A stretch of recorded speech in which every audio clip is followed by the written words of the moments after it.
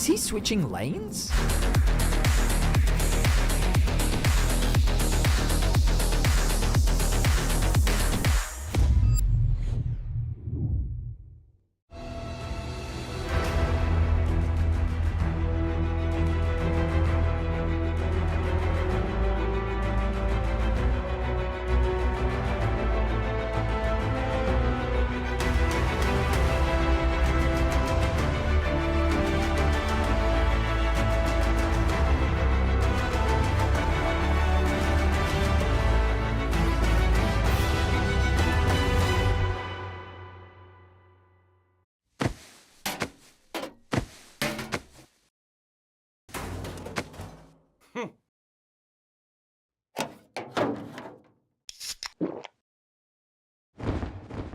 Red Bull gives you wings. Hey, Law. Yeah? I need a bit of help with styling since I'm new here, and I was wondering if I could show you a couple of outfits. Yeah, sure. Amazing, thank you so much. I'll be right back. I'm a porro snack. Get it? I don't know, man. No, not really. I don't know, Law. It's hopeless. No, it's gonna be fine. Here, let's have a break.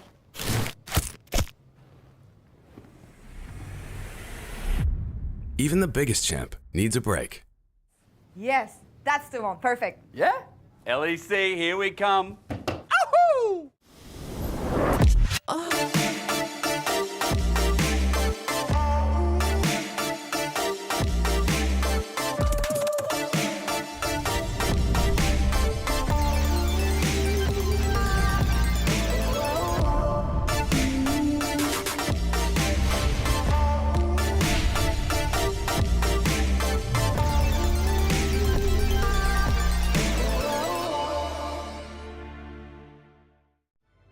There's a place where everything begins.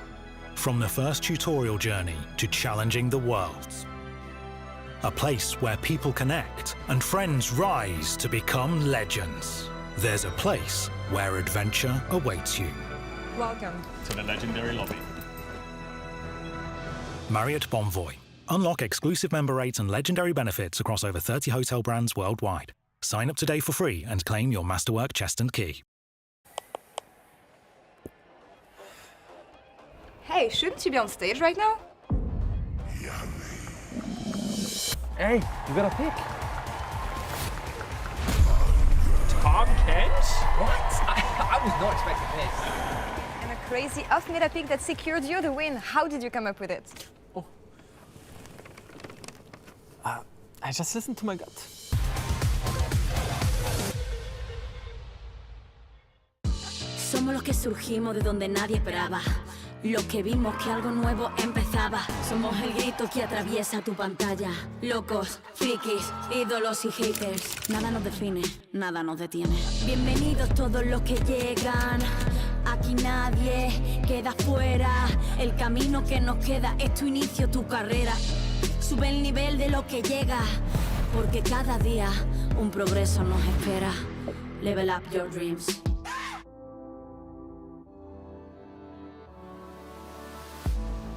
If you had it all, would you look the fall in the eyes? Could you walk away this time? Will you realize, recognize it's never over? And the flame that once had died, awaken. Will you rise above the days to come? Will you be enough? Will you walk away this time? Look to your left, to your right, leave the pain behind. 'Cause we all face the fires, and we stray from the light.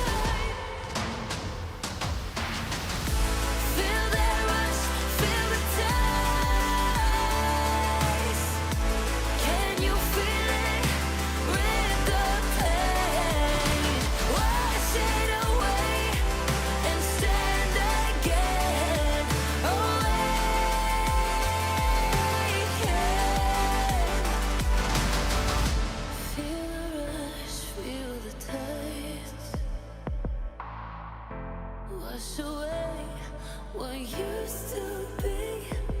Will you make your stand? The world in your hands again.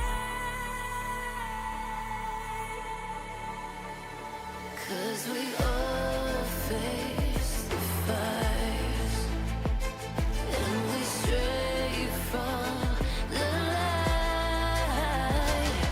Turn the page and make it right.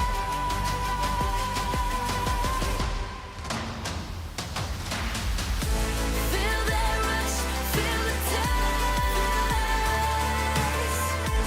Can you feel it? Rip the pain, wash it away, and stand again.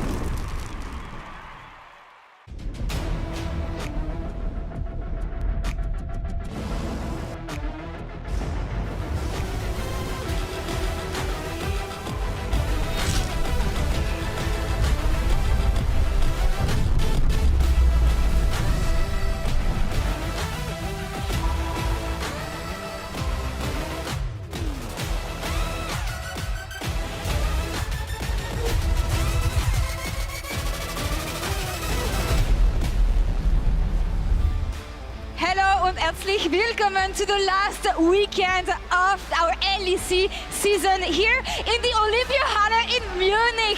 Today we kick things up with a rematch between G2 Esports and Mad Lions Core for a spot in a grand season finals. I hope you guys are ready and comfortably seated at home and here in the venue, of course, for a banger weekend ahead. I'm Law and it is my pleasure to open this weekend with GB, Broxa and Medic. How are you guys doing? Yeah, it's amazing to be here. I'm so excited. It's always a joy to be able to come on a roadshow, and Munich's been so kind to us so far with the EMEA Masters finals yesterday, obviously with BDSA winning. I know we've got Kedui coming on the desk to talk about that in a couple of minutes' time, but also, for a while, we thought perhaps there were no stakes for this weekend. You know, it's just seeding going into Worlds. But the third place team from the LEC will be going to play-ins at Worlds. So every game this weekend matters a huge amount. So you're telling me I can still be let down in play-ins? That you can, and Mad Lions are still in the running, baby. Let's go! With a surprising first match that we're gonna get ahead here of us, of course, with Mad Lions going G2 Esports. I feel like at the beginning of the year, that's not the matchup I thought we were gonna have finishing this season, GB. No, I genuinely think that the ramp up for Mad Lions, all in all, has been incredibly impressive. We all thought that this team was just out. We're not going to see them again. Even if we did, when we saw them in the season finals in the beginning, we all just thought they were going to completely get dumpstered by any other team. What did they do? They take down G2. Meanwhile, Broxa, Fnatic, comfortably seated in the finals already, waiting for the opponent. Yeah, but what I think is beautiful about this weekend is that for once it doesn't feel like we have a super clear favorite going into it. All these teams are beating each other left, right and center, and that means we have a very, very open weekend where both today and tomorrow anything can happen. I mean, yeah, given the way the playoffs have been going, it's kind of hard knowing what's going to happen tomorrow, but enough from us for now. We got an amazing audience here on stage, so let's send it over to our favorite caster in the audience, Hysterics. Take it away. Favorite caster, I love it. I love it. Yeah, okay, we like that. I'm standing by with G2 fans because they weren't hard to find. I went through asking, who are you a fan of? G2, G2, G2. Introduce yourself and why you're here for G2, why you love this team. I like them from the streams, from clips, I watched them since February this year. I just love them. Love is good. Your friend as well. I asked the same question. He's like, yeah, G2. Yeah, G2, of course. Caps. I watched him since he started at Fnatic, so yeah. And if you could say something to these guys to get them ready for the game, because I know going in, it's always trepidatious, it's quite difficult. Even with the experience they have, what would you say to them to get ready to today? If it was to Caps, your favorite player, starting with you. You got this. Easy. Play something funny in mid lane. You're fantastic. Anything you could say to your favorite player? Again? Anything you could say to your favorite player from G2? Broken Blade, I love you. Hell yeah, that's all we need now. Thank you very much to these gents, G2 fans. Again, G2, G2, G2. And then I came back and I was like, oh, surely Mad. This gentleman said, no, come with me, come with me, come with me. But this guy, give a round of applause for the Mad Lions fan, sitting amongst all. This guy, he put his thumb down. It could have been a lot ruder. Introduce yourself and tell me why Mad. So basically, I'm Mateo. I'm from Colombia. It's pretty easy. I've been following EY for a long time ago, and I feel super confident with this team, and it represents especially Spain and Latin America as hard as hell. And there is one word in Spanish that represents that much. This team is ilusión. That's basically what remembers me, this team for sure. And I'll ask you the same question. If you had one thing you'd say, favorite player first of all from Matt. So I will say El Joya, for sure. Basically, I can say to him that Destroy Jack is going to feel the dust today, and it doesn't matter. We're confident 3-0. It's going to be super simple. I like this guy. The support for Mad Lions. If you're out there, come on, cheer on the brethren. Law, the crowd is building up. It's getting hyper. And I can't wait for this best of 5, so I'll throw it back to you. Thank you so much. Hysterics back to us. I'm actually wondering what is going to be the balance in the audience between the G2 fans and the MDK fans. We're going to find out a bit later, of course, but we have a guest that joined us here at the desk. Kedri, thank you so much for joining us. Have you been able to rest? Have you been able to celebrate since last night? Congrats again on winning EMEA Masters. Thank you, thank you. It was kind of short, to be honest. Yeah. The rest and all of this and the celebration were kind of long. But I'm also really happy to be watching this game today here in the arena with everyone. So yeah, it's just awesome. I'm going to ask you about your prediction a bit later, but now that you had a couple hours, some sleep to let the victory sink in, how do you feel? How do you reflect about the series you had yesterday, the overall run you had with BDS Academy at this EMEA Masters? Yeah, it was an insane EMEA Masters, to be honest. The first one that I ever win. I think as Team BDS we had tough opponents from the start already. We already played against KC in the quarters. We played against Heretics, one of the best teams from Spain. And now against one of our rivals in the LFL, Vitality B. So yeah, we were just always playing against tough opponents, and I think we did good. I'm happy that the crown stays in the LFL, though, GB. But even if it was maybe not the most excited matchup for you guys, I do feel like the scale we're tipping in BDS Academy's direction either way for this final. No, absolutely. I mean, I completely agree with you as well. You're playing up against some super good teams as well throughout that entire tournament. But even then, that makes that final so much more impressive. Pretty much every single member on BDS Academy was just a star of their own right. And I remember an interesting answer from you as well, saying that you had to develop, not just be the star player anymore, because your entire team was filled with stars suddenly. How do you reflect on having to change that? Because you stayed together for a year. What's the process been like? I mean, it was really hard at the start, right? As I said yesterday already, where everyone in our team is individually very good, way better than the average opponent in our league. And yeah, that means that there's a lot of resources that that people want to take, and as an ADC you usually are the one that takes all the resources, and in this team it was really hard to balance it. So yeah, I had to develop into a new role at the start of this team, and at the start I had really big struggles with it, but I think I adapted really well throughout the year, and now I'm really happy with how it's going with Aaron. We mentioned it yesterday. You won Summer, you won EMEA Masters Final, you won MVP. Maybe it was the last dance for you guys with this lineup, but of course the future is bright for all of you. It feels, at least, when you win so much. Yeah, it's like the same in every year where the contracts are starting to run out, and obviously every player that is playing in the ERL is looking at LEC at the end of the year. And yeah, all of us try to prove their best, try to prove their worth in this split. So we're all just hoping to be in LEC next year. Fingers crossed. Yeah, I was about to say, there was a lot on the line for all of you guys yesterday, right? And when you're playing at the very top of EMEA Masters, the next step is the LEC. And well, if you're like this man next to me getting MVP, then I would say you definitely have taken a good step in the right direction. A lot of potential within the lineup overall, I feel, to see a lot of players being promoted in the LEC, don't you think? I mean, I genuinely agree. It's one of those things where we are very lucky with our Tier 2 system that we have. We're very lucky to have as passionate regions as we do, especially France, Spain as well, but also Turkey coming through now to the EMEA system. So I think the growth of future players is going to continue coming. Kedui, last question for you. Throughout all the success, all you guys have been through with this BDS Academy lineup, what will stay? What will you remember the most?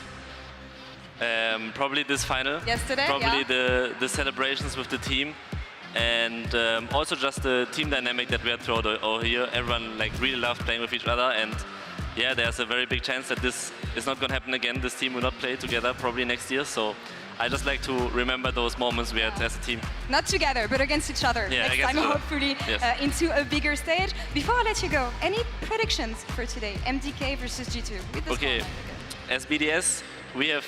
I can say that we have practiced against G2, and they have looked insanely strong, stronger than ever before. So I predict a big G2 win, maybe a 3-1.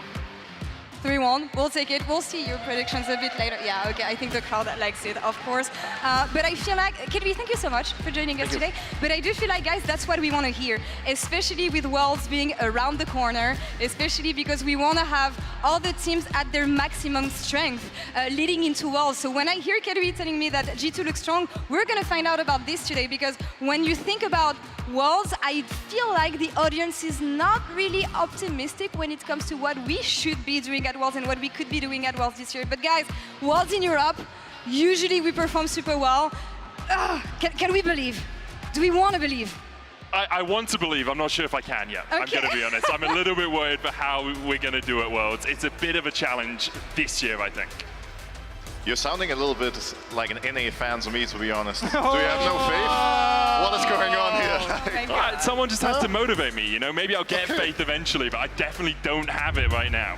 I've seen miracle runs countless times in the past coming out of the likes of Fnatic, G2, even to Splice, Misfits bringing surprises, and ultimately all these teams going into Worlds didn't have that big expectations, but sometimes things just click, and I think for a team like G2 that haven't looked super dominant in, you know, season finals so far, them finally being challenged could be what is pushing them to go the next step and actually compete with the best decent teams. And that's the thing, all 3 teams we have this weekend are going to be competing at Worlds. It's just a matter of seeding. So I'm going to go roll that a bit here and think about MSI. Went well, right? Right? Yeah, it went pretty well. We managed to beat Top Esports, right? Like, I'm happy with that. Going into MSI, I didn't have a huge amount of confidence. G2 then surpassed that confidence, you know, overthrew my expectations of them. And then in summer, they really struggled, right? And we haven't seen them really bounce back to that form. And often G2 is a barometer for how good Europe is going to look, right? So if everyone's losing to G2 and G2 don't look that good, I have to be a little bit worried. And Broxa, when it comes to this, you know that it's just about peaking at the right time. And when you think of all the 3 teams that we're sending right now and how strong they're becoming across the season and across the end of the year, where is the biggest hope here? I don't want to hear G2, I want to hear something else. Well, I do quickly want to say that there's 2 ways to look at this. I think, you know, teams looking a little weaker in regular season and struggling a bit could be seen as potential for failure, but I think more than anything it's just opportunities to grow and really improve coming into this tournament. We have GB hyperventilating. Are you okay? Are you gonna be fine? It's the LEC, Corby, I'm saying it. We keep getting told by the Doomers we're not gonna make it, and it's over. So what the hell is stopping us from throwing our monitors out the window and saying, yeah, our supports keep dying. Reddit hates us. Caps is our region. The LPL will crush us. Chovy is gonna crush us. We might be doomed. It might just be EU and me, but that's okay, because do we really need anyone else?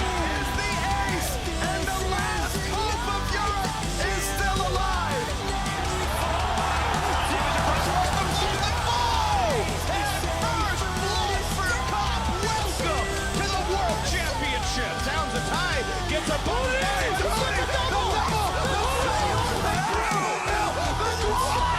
Kill for Hootie. Hurts.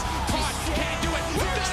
They've done it. They're gonna G2 has just dismantled RNG. This is what peak League of Legends looks like, and it comes from Europe. A world record. G2 Esports.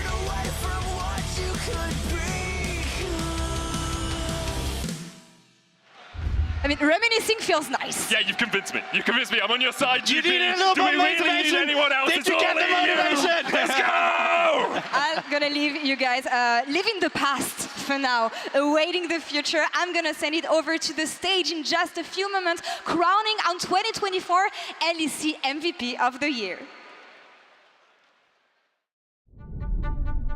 G2 moving into the bottom side of the map. Goes over the wall, just wants to try to take Humanoid out. Q dashes in. Again, ulti coming through. Q, ult 2. Is it going to be enough? Humanoid trying to flash to safety. Caps going golden. Caps! Flash, and he's out! He's out!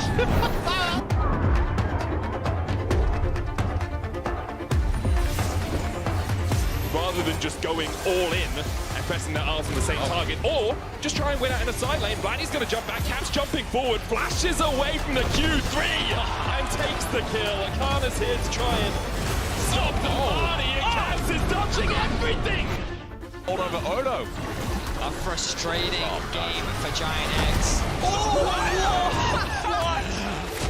The damage is crazy! As long as Ice is up, there's hope. Baron already over, but Caps! He flashed over the wall to seal the deal. That's 180 carried down. Nice. Flag drag, the timing comes back. Top left. It's clapped! Everybody, you know the story, you know the legend. And once again, let the skies descend. Caps truly does control the stars in this game. The skies now descend again. The damage is just busted.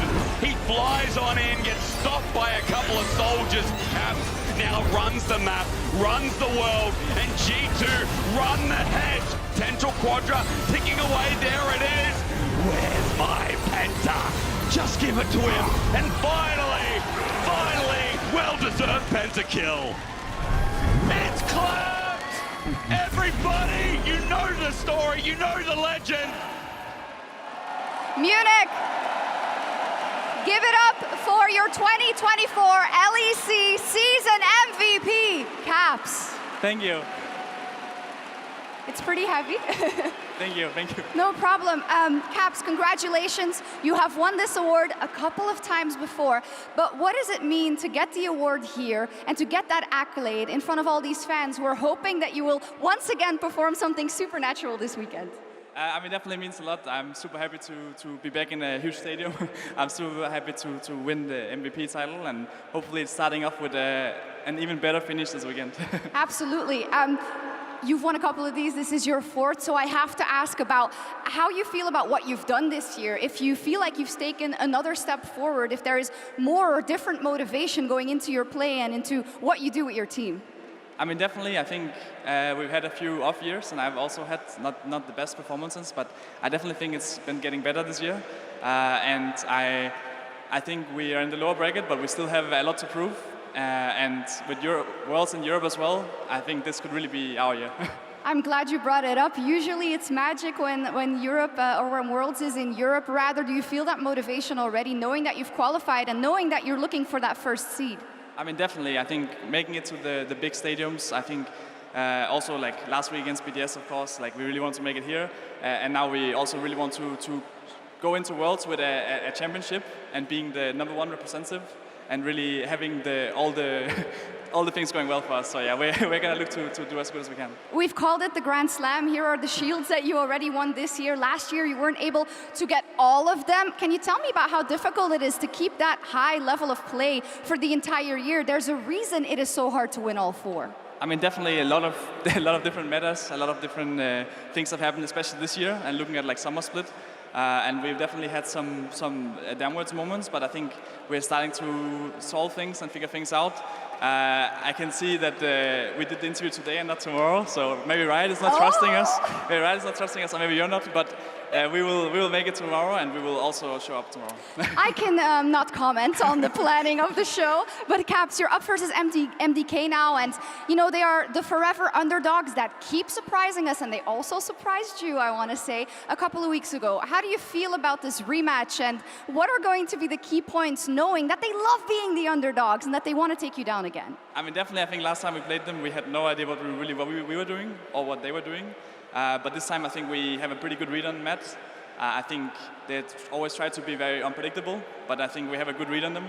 And yeah, we're just going to come in strong and show what we've been practicing the last few weeks. Awesome. Thank you so much, Munich. One more time for your 2024 LEC MVP Thank you. caps.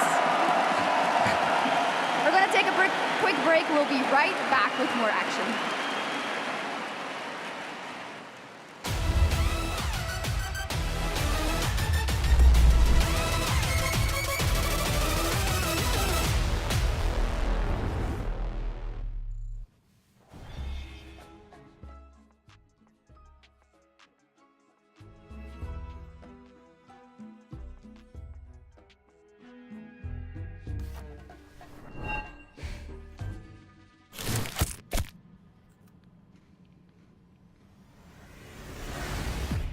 Even the biggest champ needs a break.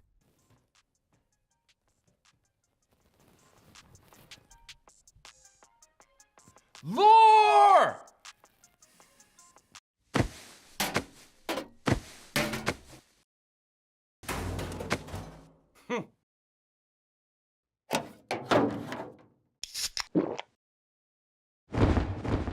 Red Bull gives you wings.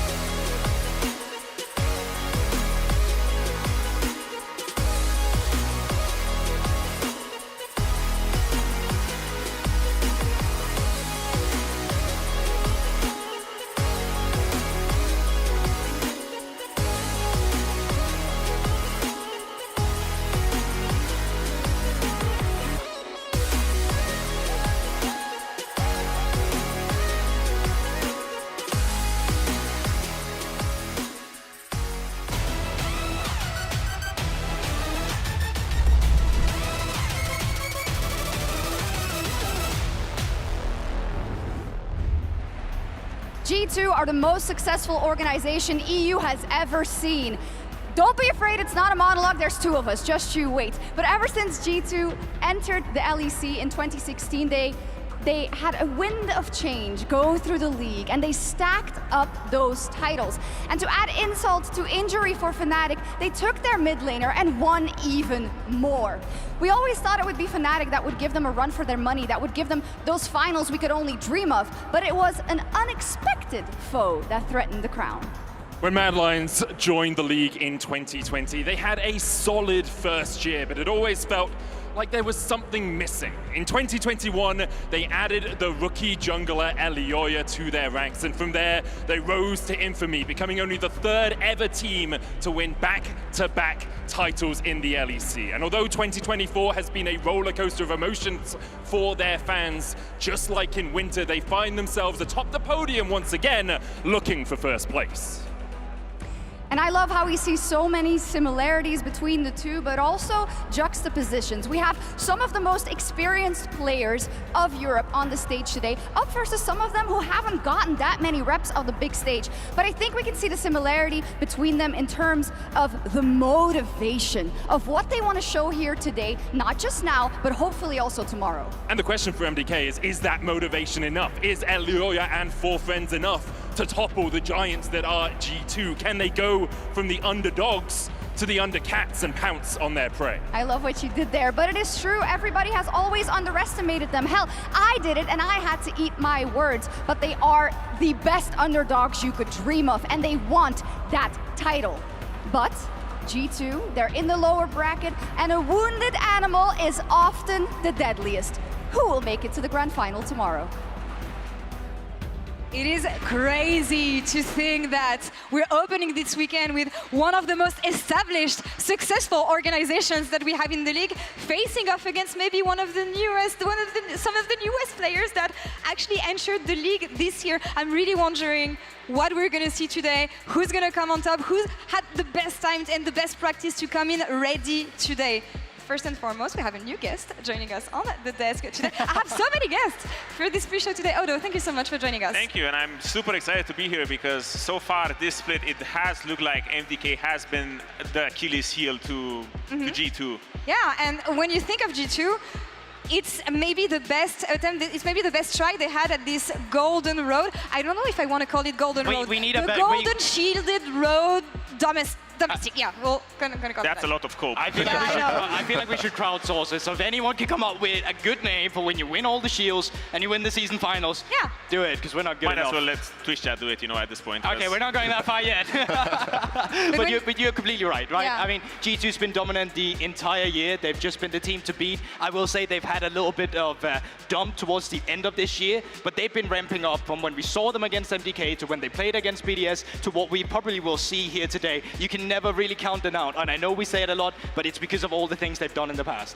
And I'm really excited because we've always looked at G2 as, the one hope of Europe. We need more strong teams in the region. And right now that we have these strong teams in the region, we're still complaining about it. I do have to say, though, everything that's happened before now, earlier this year, doesn't matter anymore because we're playing in this massive stadium. There's so many fans in here already ready to watch. And ultimately now is when these rookies from MDK are really going to be put to the test and where we're going to be able to see if they can perform under this kind of pressure. Yeah, and I mean, it's not been Fnatic who's been beating G2 when it's been mattered. Like in the past couple of years, it's been MDK. Yeah. We already saw it earlier in season finals. We saw it last year. There's a reason why G2 didn't complete this road last year, because they lost to MDK. And they're here again. We thought they were gone, but they always manage at the end of the year to rise. And Odo, you've been there. In this situation, as Broxa was saying, what you did before really doesn't matter. Is what you're going to do this weekend, the form you're going to be at this weekend, that's going to matter, and maybe in the hope of defying expectations, because maybe people got clapped by the same team all year, but I mean, you're one who knows that you can overcome your demons when it matters the most on this stage, actually. Yeah, and I was in G2's shoes because I got knocked out in whatever upper bracket somewhere, and I ended up here in G2's shoes where I have to play against the team. Well, I did play G2 in the final, so that's changes a little bit. But yeah, like, our form in that season wasn't really good. We were losing a lot. We weren't as dominant as before. But then come to a big stadium like this, a lot of things change because there's a lot of energy, how experienced the roster is, with how much nerves are you playing, and a lot can change today. And being in an arena like this, as you said, Brox, I can change a lot of things, because either you're going to have the crowd cheering for you, supporting you, or you're going to be on the other side and be fueled by the fact that the crowd is not cheering for you. But here you have one of the most experienced lineups and players who played on these kind of stages before, and on the other side you have MDK. But I feel like they have this experience because we saw them on stage last year in Montpellier against KC, against one of maybe the biggest fan base you have in ERL. So for me, they're coming ready today. They have this stage experience. They do have some, but it's always a little bit different when you go up against the likes of G2, who seems to be having a mental advantage over pretty much every single team in Europe. And when you're fighting to get, you know, those higher seeds as worlds, to become the best team in Europe, there's a lot of your mind. And I think at this point for the players, 50% of it is how good they are at playing the game, what their skill ceiling is and all that. But the other 50, it's all mental. I mean, you say that, but I'm also looking at my screen, and Super was kind of just yawning and just kind of sitting in his chair getting ready for this game. I mean, MDK, they were the first team to prove that G2 can be beaten. So in terms of mental block, they're not the one I expect to have it against them. And for me, it's a match made in heaven, because when we look at the teams and usually what it takes to beat a team like G2, you need either stronger mental fortitude or just to be this laid-back kind of gang like MDK is right now, because we even saw it before. In every game they're going through, oh, we're going to win, we're the favorites, even though they have lost historically most of those matchups. But now they're like, oh, we're going to win, because when everything gets really, really stressful here, atmosphere like that and attitude like that is what's gonna pull you through. And I feel like it makes it even more exciting when you consider the results from the last time this team faced up against each other, going in favor of MDK, as you said it, GB. What changed since then? On the side of MDK, but mostly on the side of G2. Yeah, I mean, from G2, we've been hearing it. They didn't really have enough prep going into that game against MDK. They brought out the Nocturne. That didn't really work either. I think if you take a look at the drafts that's then since then happened from G2, you can see that they've kind of changed their philosophy back to what worked for them even back at MSI. Getting caps on an AD champion in the mid lane as well, to just make sure that they're actually able to have an AP jungler play the damage stylistic that you honestly need. And I think what's really interesting is that they walked into that series not really knowing what's going to happen. And yeah, Caps' champion pool got tested in that series. And ever since then, he went away from this AP mages, and the whole G2 team had a complete shift in identity, because you walked into this MDK squad not really knowing what's going to happen. You got hit with the Lulu, with the Corki top, with the Zeri, and everything went completely downhill from that. And after that, we saw a revitalized G2 where they're like, okay, we got meta checked. Things didn't really work out, and now it's on us to innovate again and figure out what is the best thing for our team. And do you feel like this was really the big difference maker in G2's new form? The fact that we saw Caps on a different champion pool, maybe being set up by different aspects of his teammates. It brought them success, but I'm just wondering if it was the right approach, and that's what is going to help them today.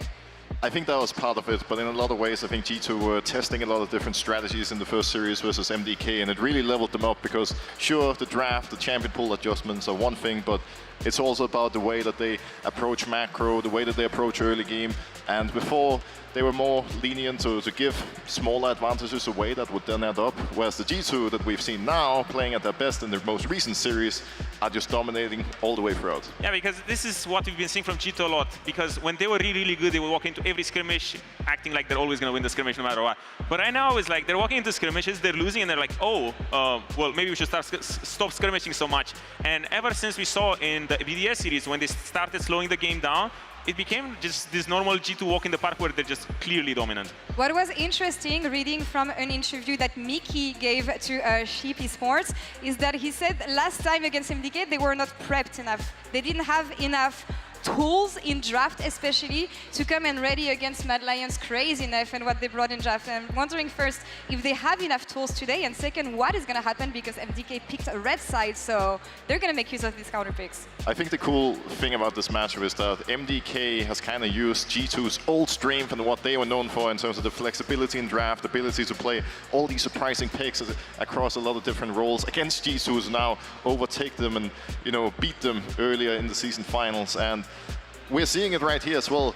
So unique champion pools across the board here in the top lane specifically. It's both sides, but generally, draft is going to be a banger. And I'm curious to see if G2 is going to bring that, you know, flexibility back and now be the one to surprise MDK. I also think this graphic doesn't really do justice to the story of these teams, because the way they operate is that they had complete identity shift. Broken Blade has been taking a step back here. He's playing more safe champions. It feels like G2 found this identity where okay, we have stronger individual components elsewhere as well. Maybe we don't have this flexibility in the top lane because of the Nidalee being a problem. But right now, they have Hans to rely on him. They have Caps making this shift in the champion pool, and he's playing really good. And Yike, back to the roots with his carry champions, AP champions, and it looks like the whole G2 squad is revitalized. Yeah, but you still can't underestimate Red Side on MDK. Like, we've seen what it's done. And even though we've seen the Nidalee to some success and some, well, the opposite of success, failure, I suppose, it's not just Mune as well who's coming in with different champions. We saw it from Friskawi as well in the mid lane. MDK is just one of those teams right now where they have stolen the G2 vibe. They are the kind of team that will say, okay, screw it, we'll lock in this pick, seems good enough, let's try this, let's go with that. They don't feel like they can make a mistake, and because of that, they're always coming in confident to the game. But I also think that now it's up to G2 again to realize, because last time they faced BB with his picks with the cannon and the Aatrox and everything that he played also against BDS and GX, he's inviting these sorts of counter picks because he felt like he can take these sorts of matchup no matter what because they're just the superior team. But right now, I feel like the adaptations they made against BDS was the right approach where, again, they let other people carry and then they just neutralized top lane because he's really good at that. One thing I'm looking forward to finding out today is who's going to do the best in terms of macro rotations, when to fight in mid and late game, because this is something MDK did really, really well the last time the two teams faced. And we memed a lot in the Nidalee top last week when they matched up against Fnatic, but I think ultimately the reason they lost wasn't so much the Nidalee, it's the fact that they were a bit lost and took fights at the wrong time with wrong setups in mid and late game. And also the front door. Well, and the front door is a thing too. That too. But I think ultimately this is the one area where you need to be able to match G2 or they're going to steamroll you. Final thoughts on top lane, Odo. I wanna know what you think about this Nidalee because Yoya clearly doesn't like it. Mirvin does. Comfort pick. Do you want to stay on this kind of champion today? I don't feel like you can surprise G2 the way you surprised them last time with this.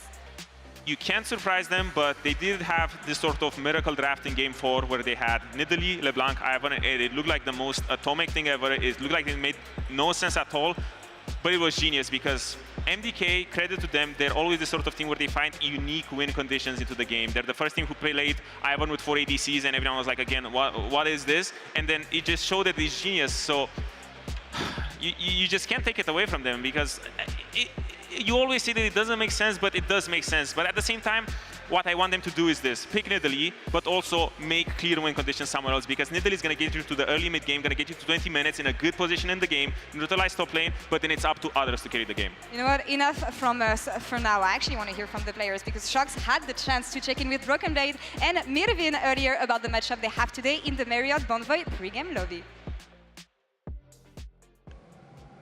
I've got Merwin and Broken Blade here ahead of their rematch, and I want to say this is the most exciting rematch. I know you're all salivating, so I just want to know first from Broken Blade, have you looked at the matches versus this guy? Have you eradicated the mistakes? What were the lessons? Of course, I looked at the matches. Obviously, we didn't go into the series thinking Madline's going to win. They showed up. Props to Mervin for that one. I hope he can perform today as well, because this time I'll be more ready. It's going to be a big stage. It's very exciting. I always love the big stage.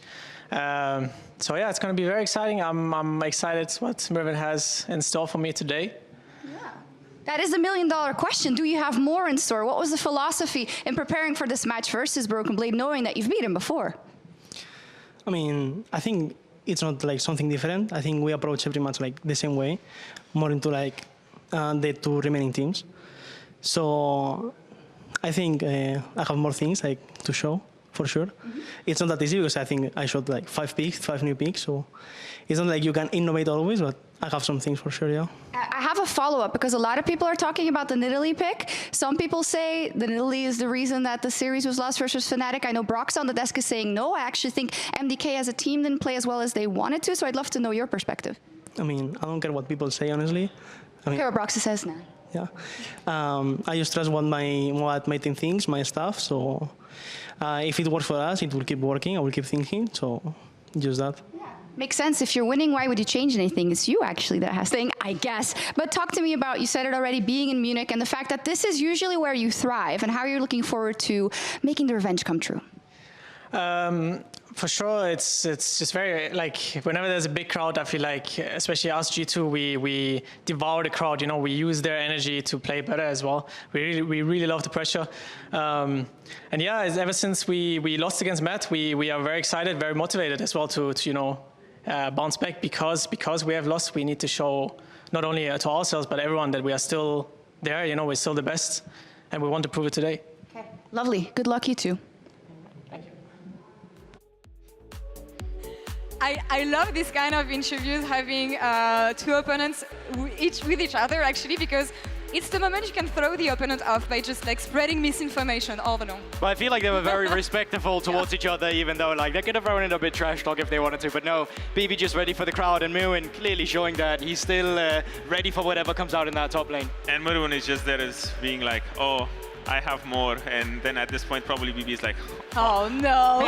How much more can this man have? Because he's already brought up and cooked so much more than we thought you would see him cook. But now I'm really excited if it's, but honestly I think it's PR answer, and for sure there's not going to be more, like surely not more champions are going to come up. Speaking from experience here, or?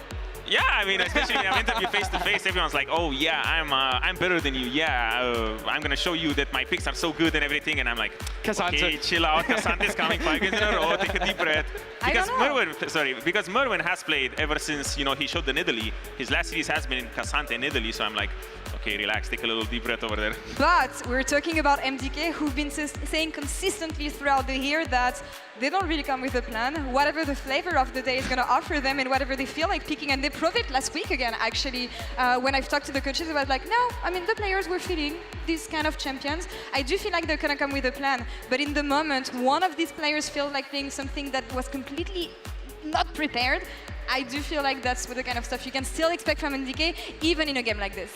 I feel like this is really a double-edged sword for this team, because it's rarely at this level with the top teams in the LEC. You see the players having so much power in terms of what they're going to draft. The coach admittedly saying that they have a lot of freedom to do almost whatever they want. And I think that makes them very, very difficult to prepare for, to draft against, because you have no clue what's about to come.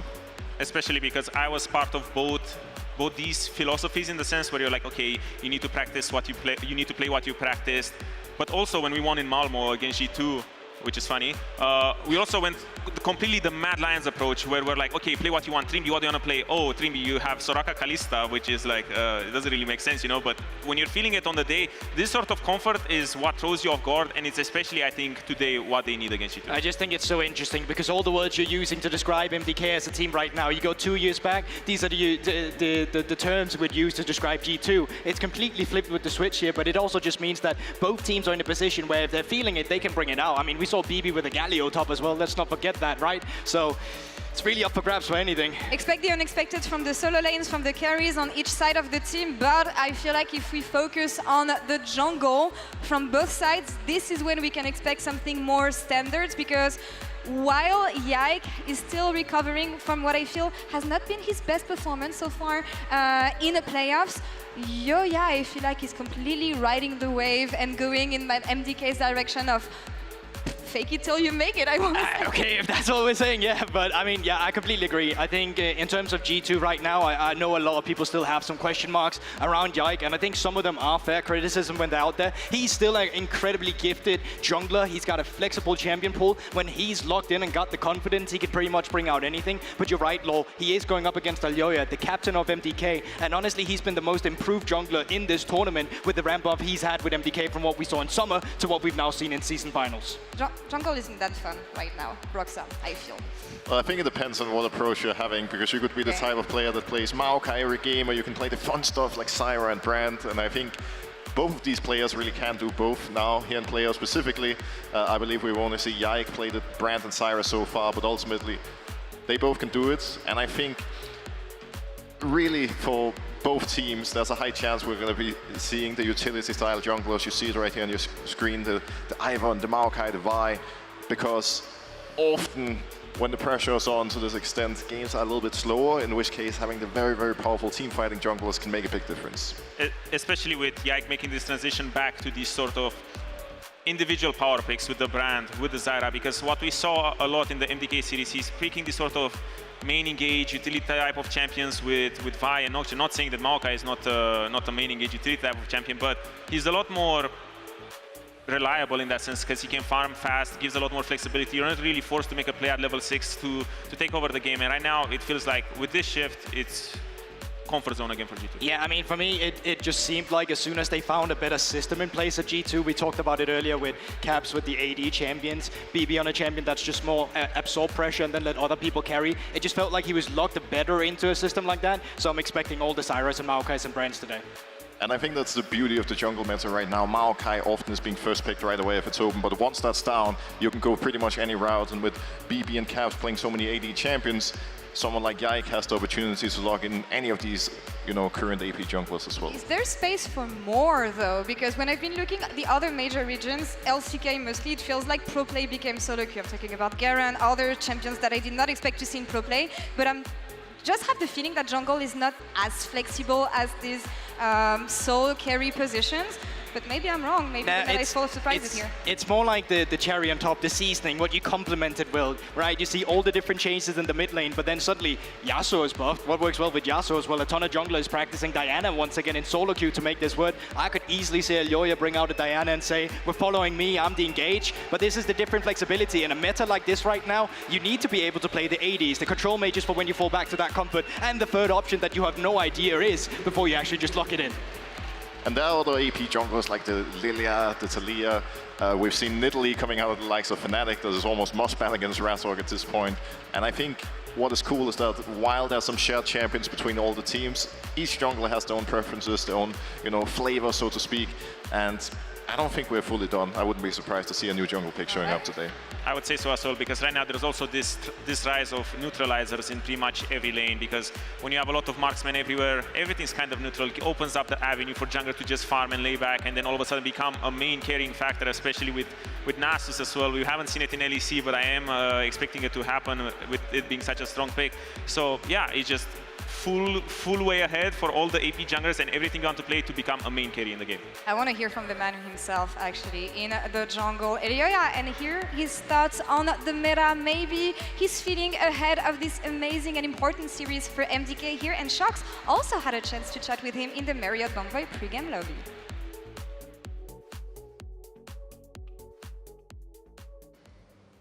Elyoya is here with MDK, about to play in front of the amazing crowd in Munich in the rematch versus G2. But first I want to ask you, Elyoya, because I feel like we didn't get much time to do it yet, but you reflect on not only the week past where you qualified to the World Championship, but also the whole year that you've had, the risk that you took with these guys, the leadership that you exuded, and how you look back on the road. I think it's been, so far, the most stressful year of my career. Also the most I have had my happiest moments this year, so I'm really grateful for all the work we have put in, and I'm really happy that it finally showed up. And like for me, we're just the finals winner already. So with all the work we have put, we have worked more than anyone else. So today we just got to enjoy. I'm glad you said that, because there has been a big topic about work ethic and the motivation of players. Can you say something about the motivation you feel that you felt in your group and the coaching staff and these players, knowing that, you know, you had hard times in the middle of the year, but making sure that you could book your ticket here to Munich? I mean, yeah, I think we had a lot of motivation, because it was not only we were doing it for us, we also have a really huge crowd behind us. So we had a lot of reasons to try hard. And yeah, I mean, we really did like this split. So yeah. Yeah, absolutely. I mean, the proof is in the pudding. Nobody can take that away from you. Now you have the rematch versus G2 though, and I know you have the Fnatic match in kind of your back pocket. How did you reflect on that? And what do you think the chances are that you can make it happen again? Because a lot of people say you don't beat G2 twice, but something tells me that you feel differently.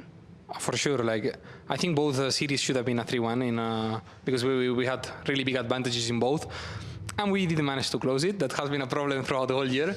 But I'm sure that the power of friendship will be enough today to beat them in a 3-0 sweep, and tomorrow too. Okay. Looking forward to it. Thank you so much. Thank you so much, Shox. You know what? I have a feeling when I hear about Elyoya and the whole fool me once with G2 but not twice, I do feel like if there's someone who can defy expectations yet again, it has to be Elyoya. He came with an insane project with a lot of rookies that not a lot of people believed in, honestly. and he's going to be here on stage tonight, playing against G2 that he defeated 2 weeks ago. Yeah, I mean, you can say whatever you want to Elyoya. That man is confident. 3-0 sweep. Yeah, I mean, Perks used to say, you have to be a bit delusional if you want to win. And I don't know how much that applies to this right here, but you need to come into every game thinking you need to win, and the power of friendship has been what's prevailed with MDK. Okay, listen. Go on, Odo. As a competitor, when I first heard him in, like winter, when they made the roster saying that they're going to go to Worlds with this roster and it's going to be a great roster, I was like, are you sure, bro? Are you sure it's going to happen? And I'm like, I didn't buy it. But now when he's saying just now that he's going to be like, oh, I'm going to 3-0 today and 3-0 tomorrow, I'm like, maybe I believe that, Because I'm like, I got fooled so many times and I was a hater, and now I'm like, maybe I'm on the hype train a little bit, but I'm not. I wonder, okay, I was going to say, I wonder if that's going to change your prediction later, but probably not. Ain't no way. I'm actually wondering, because on one side you have one man with his dream, with the power of friendship, leading his team to playing against G2 today in our first match of our LEC Finals weekend, and on the other side you have G2 with what has been maybe the pillar of Europe for the past years. Whoever has Caps has the victories. That's what we kept on saying for years. And Caps stacking another MVP trophy this year again. Is it his best year yet, though? Is it? Ooh, I feel like that's what I keep on asking every year. That's so hard to say, right? Because he's been an MVP so many times for almost as long as I can remember. He's been considered the best mid laner in Europe. There's a reason that G2 stole him from Fnatic back in the day to begin with. So ultimately, I don't know if it's his best year, but it's definitely up there. And he is not somebody that you want to match this weekend because he's real scary. Yeah, he keeps on surprising for me, Odo. And that's what's the most impressive aspect about Caps, is that we know that he can play anything. We know that he can play in any situation, but we know that he has the abilities to surpass himself every time. And I feel like with G2 changing their approach in draft 2 weeks ago, especially picking him on AD mids again, we got a new Caps, new form, and a new G2 as well. He's extremely polarizing because he's going through these ups and downs every single year, and yet when it matters, he does show up, and guess what? Today matters. So it's going to be interesting to see what he shows today, because I don't really think that he needs to show anything new, because meta shifted so many times mid lane this year. Mid-series last week, he was like, okay, the Zeri is not working, back to Tristana, something that worked before. He has been playing so many champions throughout his whole career, and he played so many different styles, and with so many different jungler styles and everything happening around him, but yet he still always remains the most polarizing figure that we have in Europe. So I think he's going to be here today to slam. What I keep on hearing year after year from his teammates, from G2's coaching staff, from everyone, is that as long as Caps has fun, Caps is unstoppable. And when you look at his opposition on the mid lane today, Frescavi, who looks like someone who's having fun as well on really fun matchups and flex picks, that's going to be a challenge in the mid lane. Yeah, I mean, I was thinking about it, and if there's anyone who want to punish Caps with a lot of AD mid laners right now with a Nasus, well, I have a feeling that might be Frescavi as well, bringing something like that out. The Garens, we are talking about all these wacky picks, and I think we are in for a treat today with the two mid laners, because while a lot of people looked at the first time MDK and Frescavi played against G2, everyone was talking about Murin and the fact he played 5 different champions in that series. Well, guess what? So did Frescavi, and he had a great time against Caps in that series. He's going to have to show up today because he dropped the ball a little bit against Fnatic, and you can't allow that against Caps. Anything you have to be careful about when you're Frescavi today, not getting caught, I think, would be one of the first ones. I think ultimately for any player, the most important thing going into the likes of G2 is just being confident in yourself and your team, not overthinking it, and just taking things one step at a time, because Frescavi overall has been a very stable and solid mid laner in the league, which is a big part of why MDK has even made it to this point. But like you just said, in the series against Fnatic, in some of the key moments, he had some slivers, he made some mistakes that the likes of Caps wouldn't have made, that could potentially have won them series if he was just slightly better. Is it lack of experience though, or is it lack of discipline, is what I'm wondering. I mean, you feel the vibes, honestly. Sometimes you're ahead in the game, you're just going with the flow. There's a good team fight. You already have a gold lead. You feel like you can just take whatever team fight. Like you kind of said with G2 as well at one point, and then suddenly you realize, wait, I still have to play the game. I feel like you can't really put it on experience or criticize as being emotions or anything, because ultimately as a player, when you play the best is when you're, doing the Mad Lions approach where you're just going with the flow. Because when you look at Caps and we're saying, oh, he's the greatest, oh, he's doing this. When he's playing Tristana, he's doing all of these crazy things. I'm like, that's not experience, that's just him feeling himself. And the problem is that he's just feeling himself all the time. So I feel like with Frescavi, that's kind of what he needs to do as well today. And I think he's set up for success just from the environment.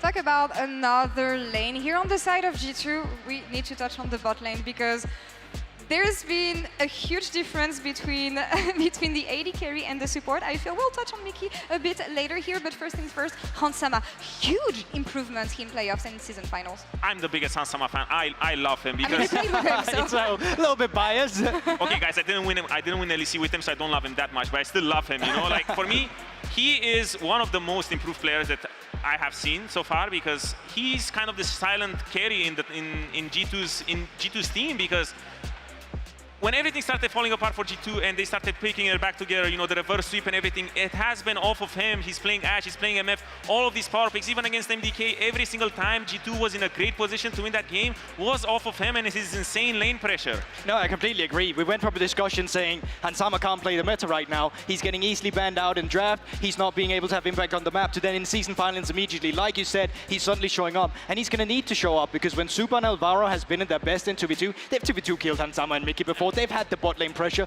but Hansama is in peak form right now leading up to this season finals. So bot lane, I mean, there's so much. And he's creating the meta, and what I really want to see today is the fact that MDK has always been banning MF, Ashe, Kalista.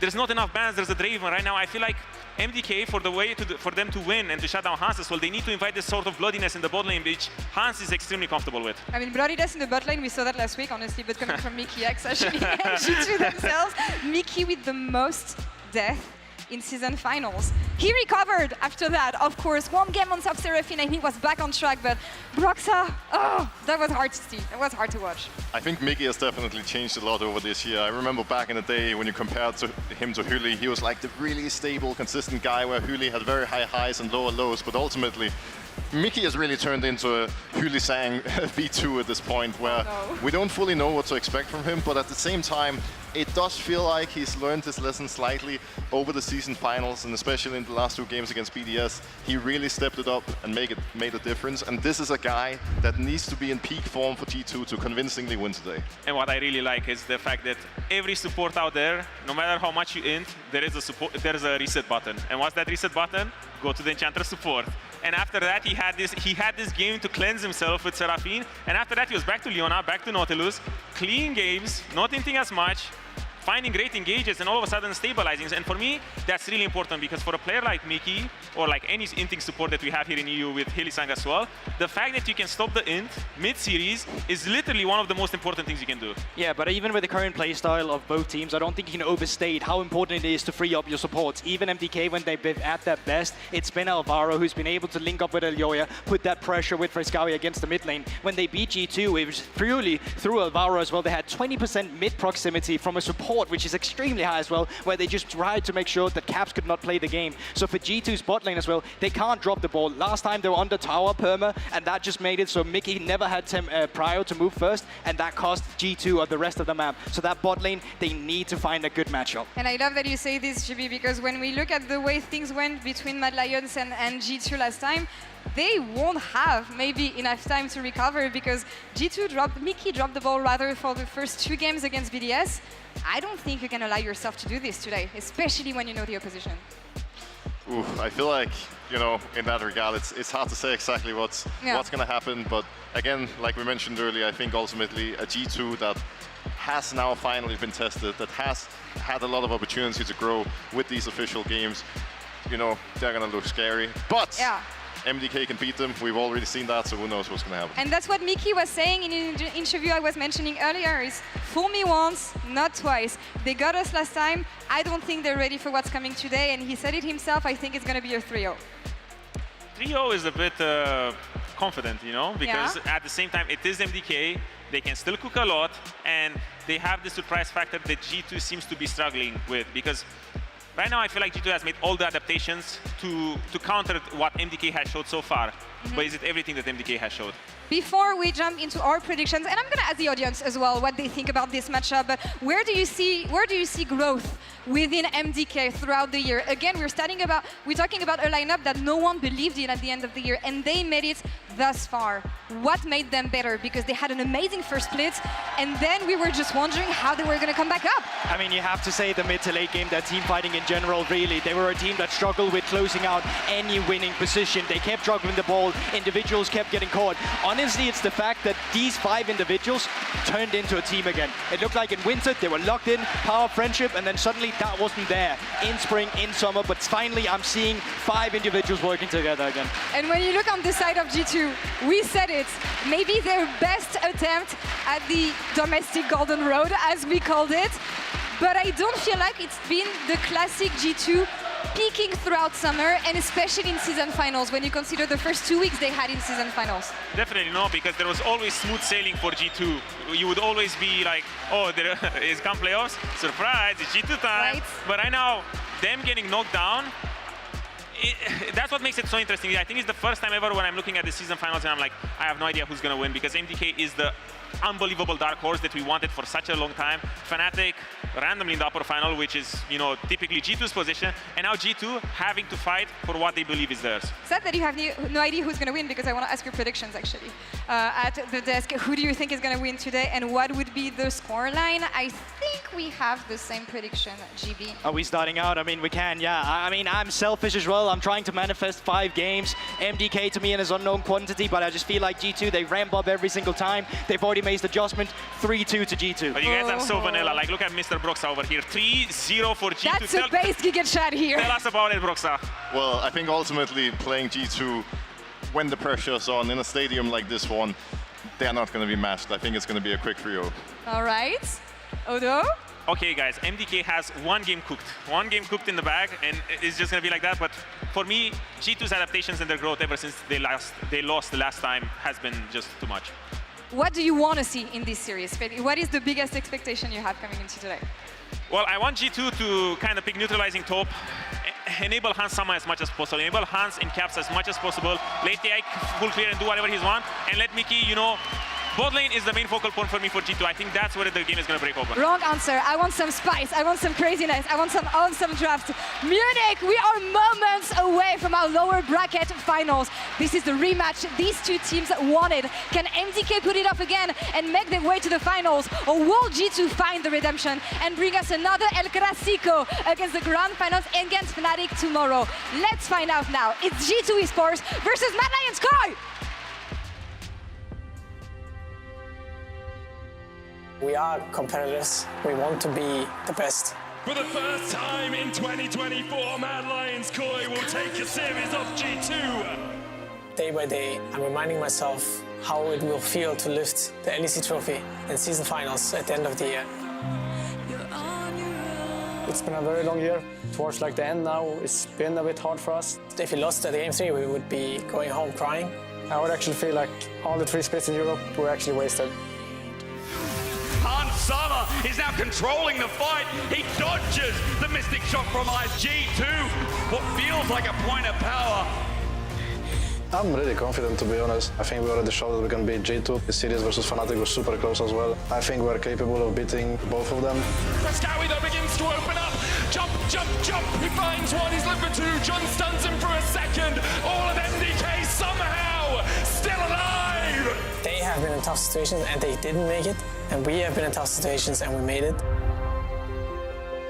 It does give you that little thing in your head. We're going to make it. They're not strong enough. And we are. Broken Blade brings himself into 3.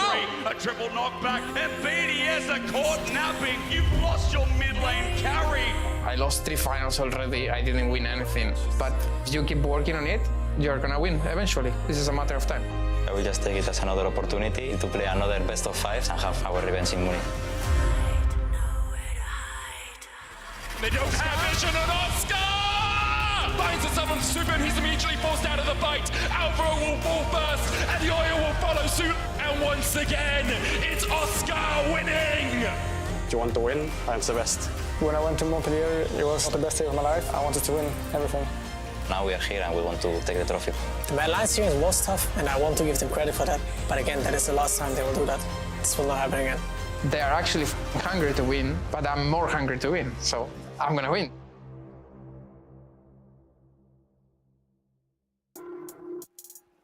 Servers Munich! Baskanov!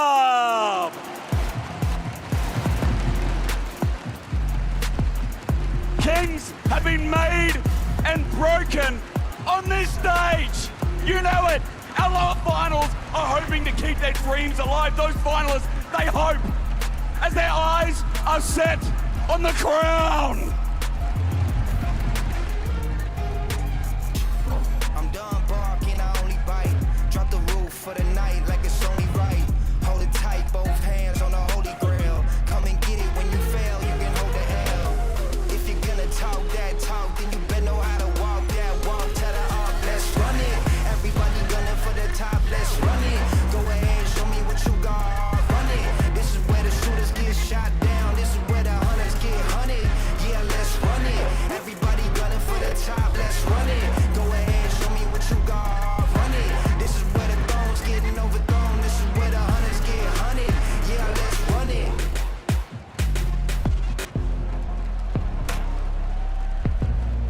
Please welcome to the arena the crown of the LEC, our championship trophy!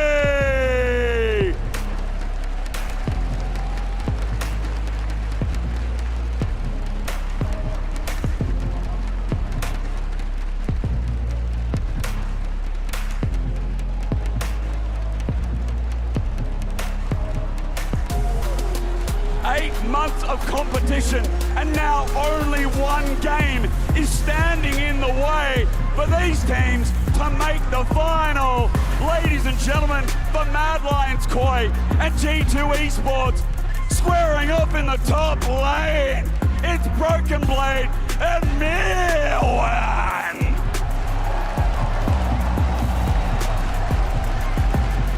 Our Jungle Kings, Yike and El Yoyaya.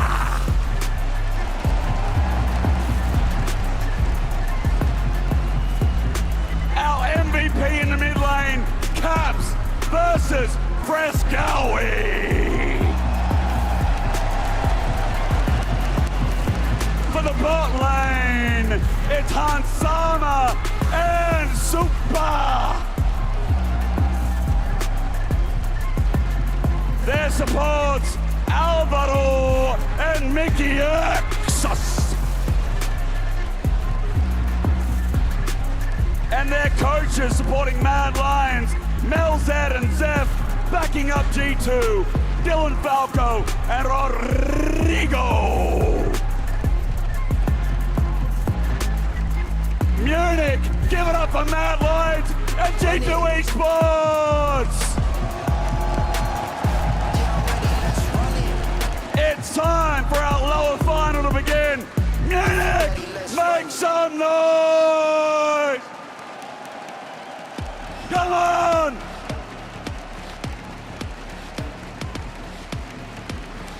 Intro hysterics, 10 fantastic players taking to the stage, backed by their respective support staffs. One best of 5 elimination on the line, the trophy ahead of them. Welcome to the Capture Desk, everyone. Welcome to this series. I'm Dracos, joined by Vedius and Dagda for what is going to be an incredible day of League of Legends. And oh my word, does it feel good to be back in the stadium. This has been sick. The energy is electric. We're feeling it on the desk. You can hear it in the crowd, and there's no doubt that they are feeling it on the stage as well. A shot at the finals and a shot at the main stage of Worlds on the line here today.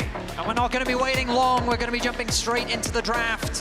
Where does the Ashe priority fall? We know that both AD carries like to get their hands on it. The Ezreal, something that we've seen as a highly contested pick throughout the season finals. G2 showcase, they don't like dealing with the vibe, but we know that they can play it as well. How have the priorities shifted? What have both these teams cooked for us coming into today? Especially when we saw the last time these two teams faced off, Organa and Answer into things like the Vi. We saw G2 going for a very different route when it came to, hey, we want to go for these AP mid laners, see if we can fight through that. They've now shifted that style back towards the AD mid laners, as we already get into draft. Some pressure on towards mid lane already with the Tristana and that Azir gone, and Vi banned away by G2. Alongside the Braum as well, already a little bit less focus on AD carries than we saw in their previous series. Poppy now taken off the board too. Seems like some development has happened since the last time these two teams faced off. And of course, gentlemen, keeping our eyes on any potential solo queue flavor that the players might be bringing out for this series especially. I mean, this is heavily suggesting a Rel first pick for G2, something similar to what we saw in their BDS series. Mad Lions Koi, I wonder if the Corki plus the Maokai priority is going to be the same. We know how effective that combo is and how reliable with the smaller taken off the board.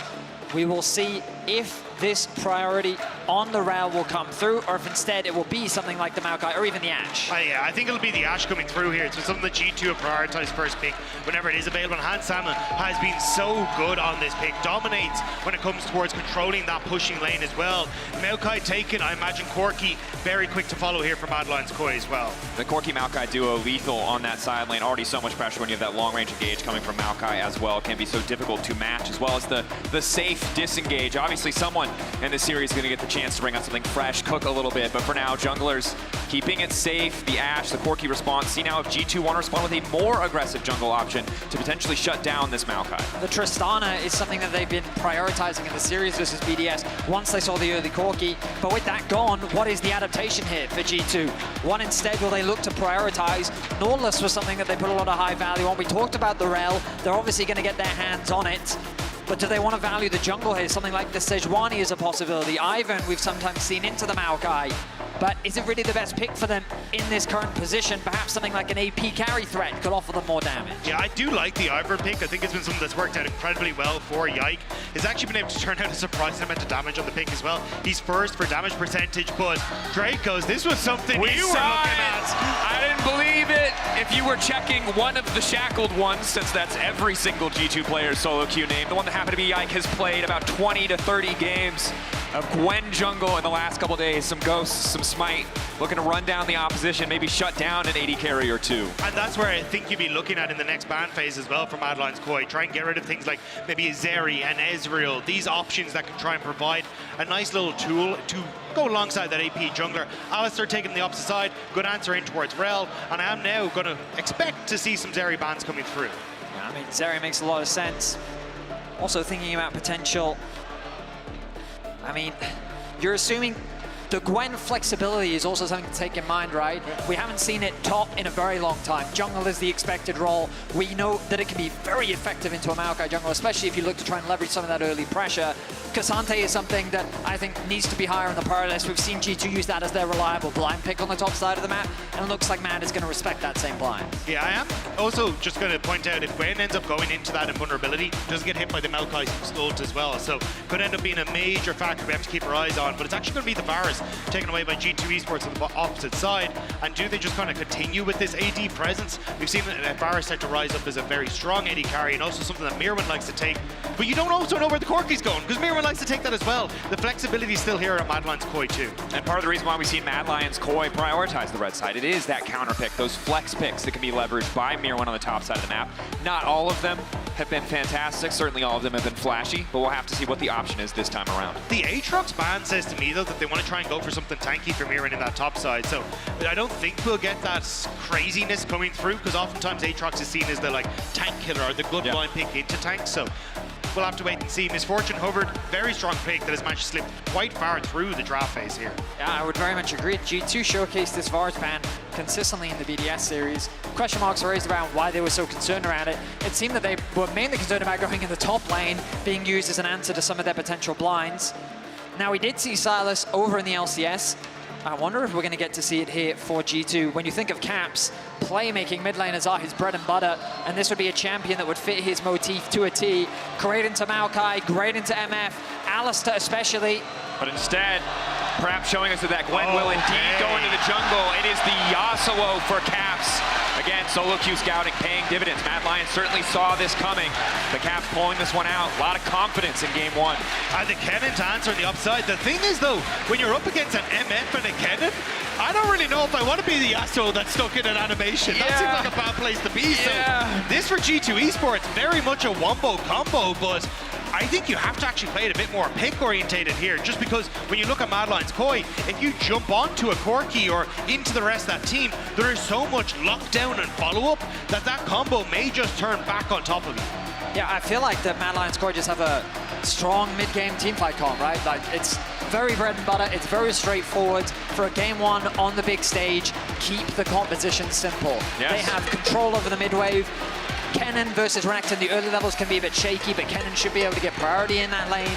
The only dangerousness is in the bot lane, where G2 should be able to get that push with the Ashe. We've seen what Hansama can do. Can G2 look to leverage that to really get this Gwen ahead in the early game? And I think that's why it does hurt that you don't have that push with the Yasuo, because it means that you can't easily leverage that into, hey, we're going to invade bot side, or we're going to look for plays, because there's always that option for Fresskowy to try and move and control that. And Fresskowy has been having some great games in season finals, so I'll be keeping my eyes on him to see how he can control this Yasuo. Because if G2 do get a lead, they've just got great side lane in a lot of positions as well, with the fact that you can try and use this Yasuo, chase down Corki in extended lanes through minions, and try and set yourself up for success. Decent setup for the Yasuo as well with the Rel. Would love to have a few more knockups, but G2 feel confident without it.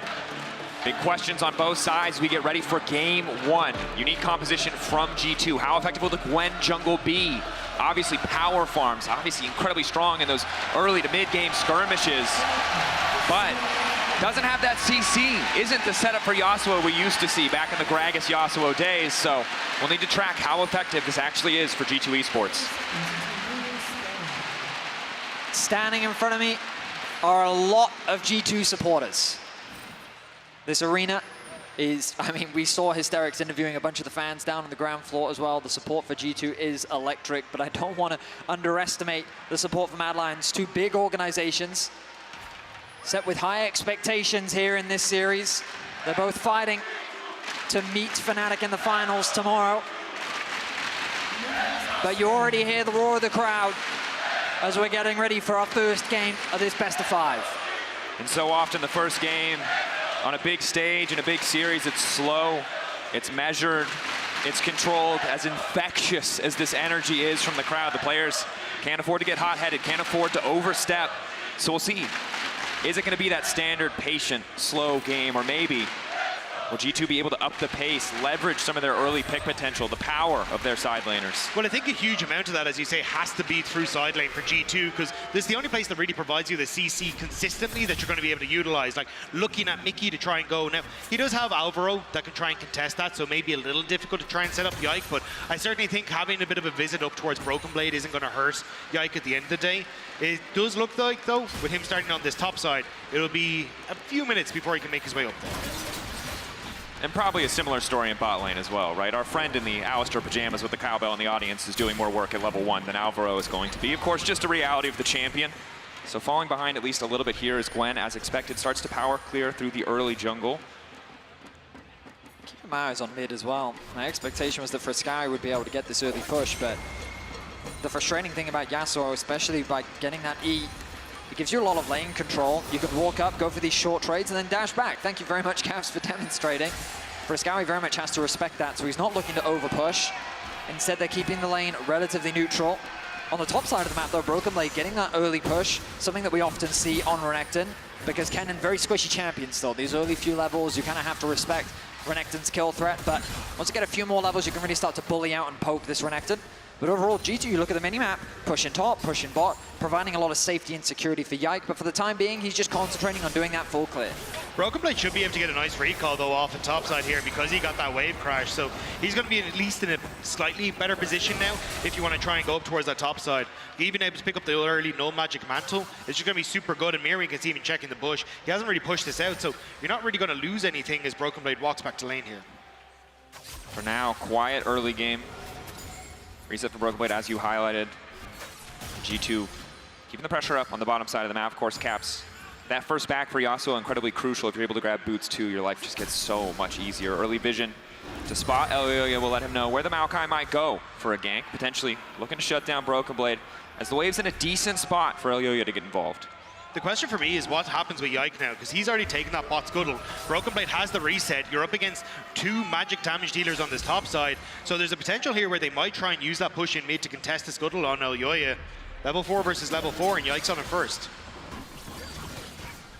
Of course, the big thing about the Gwen, she probably wins the fights, you know? You don't have any CC, but you do have a whole heck of a lot of damage, and if it is the standard Gwen build, we'll probably see a Nashers early on, which will only make her 1v1 threat that much more real, even if it will take away from any potential early tankiness. The thing that you also have to keep an eye on is Gwen is, hold on. Backing up, initial stun landing down from Alvaro, that level advantage being leveraged incredibly well by MDK to at least crash that wave in, and now seeing a quick reset. The thing that you always have to keep in mind whenever Gwen's in a game is how good her Shroud is going to be.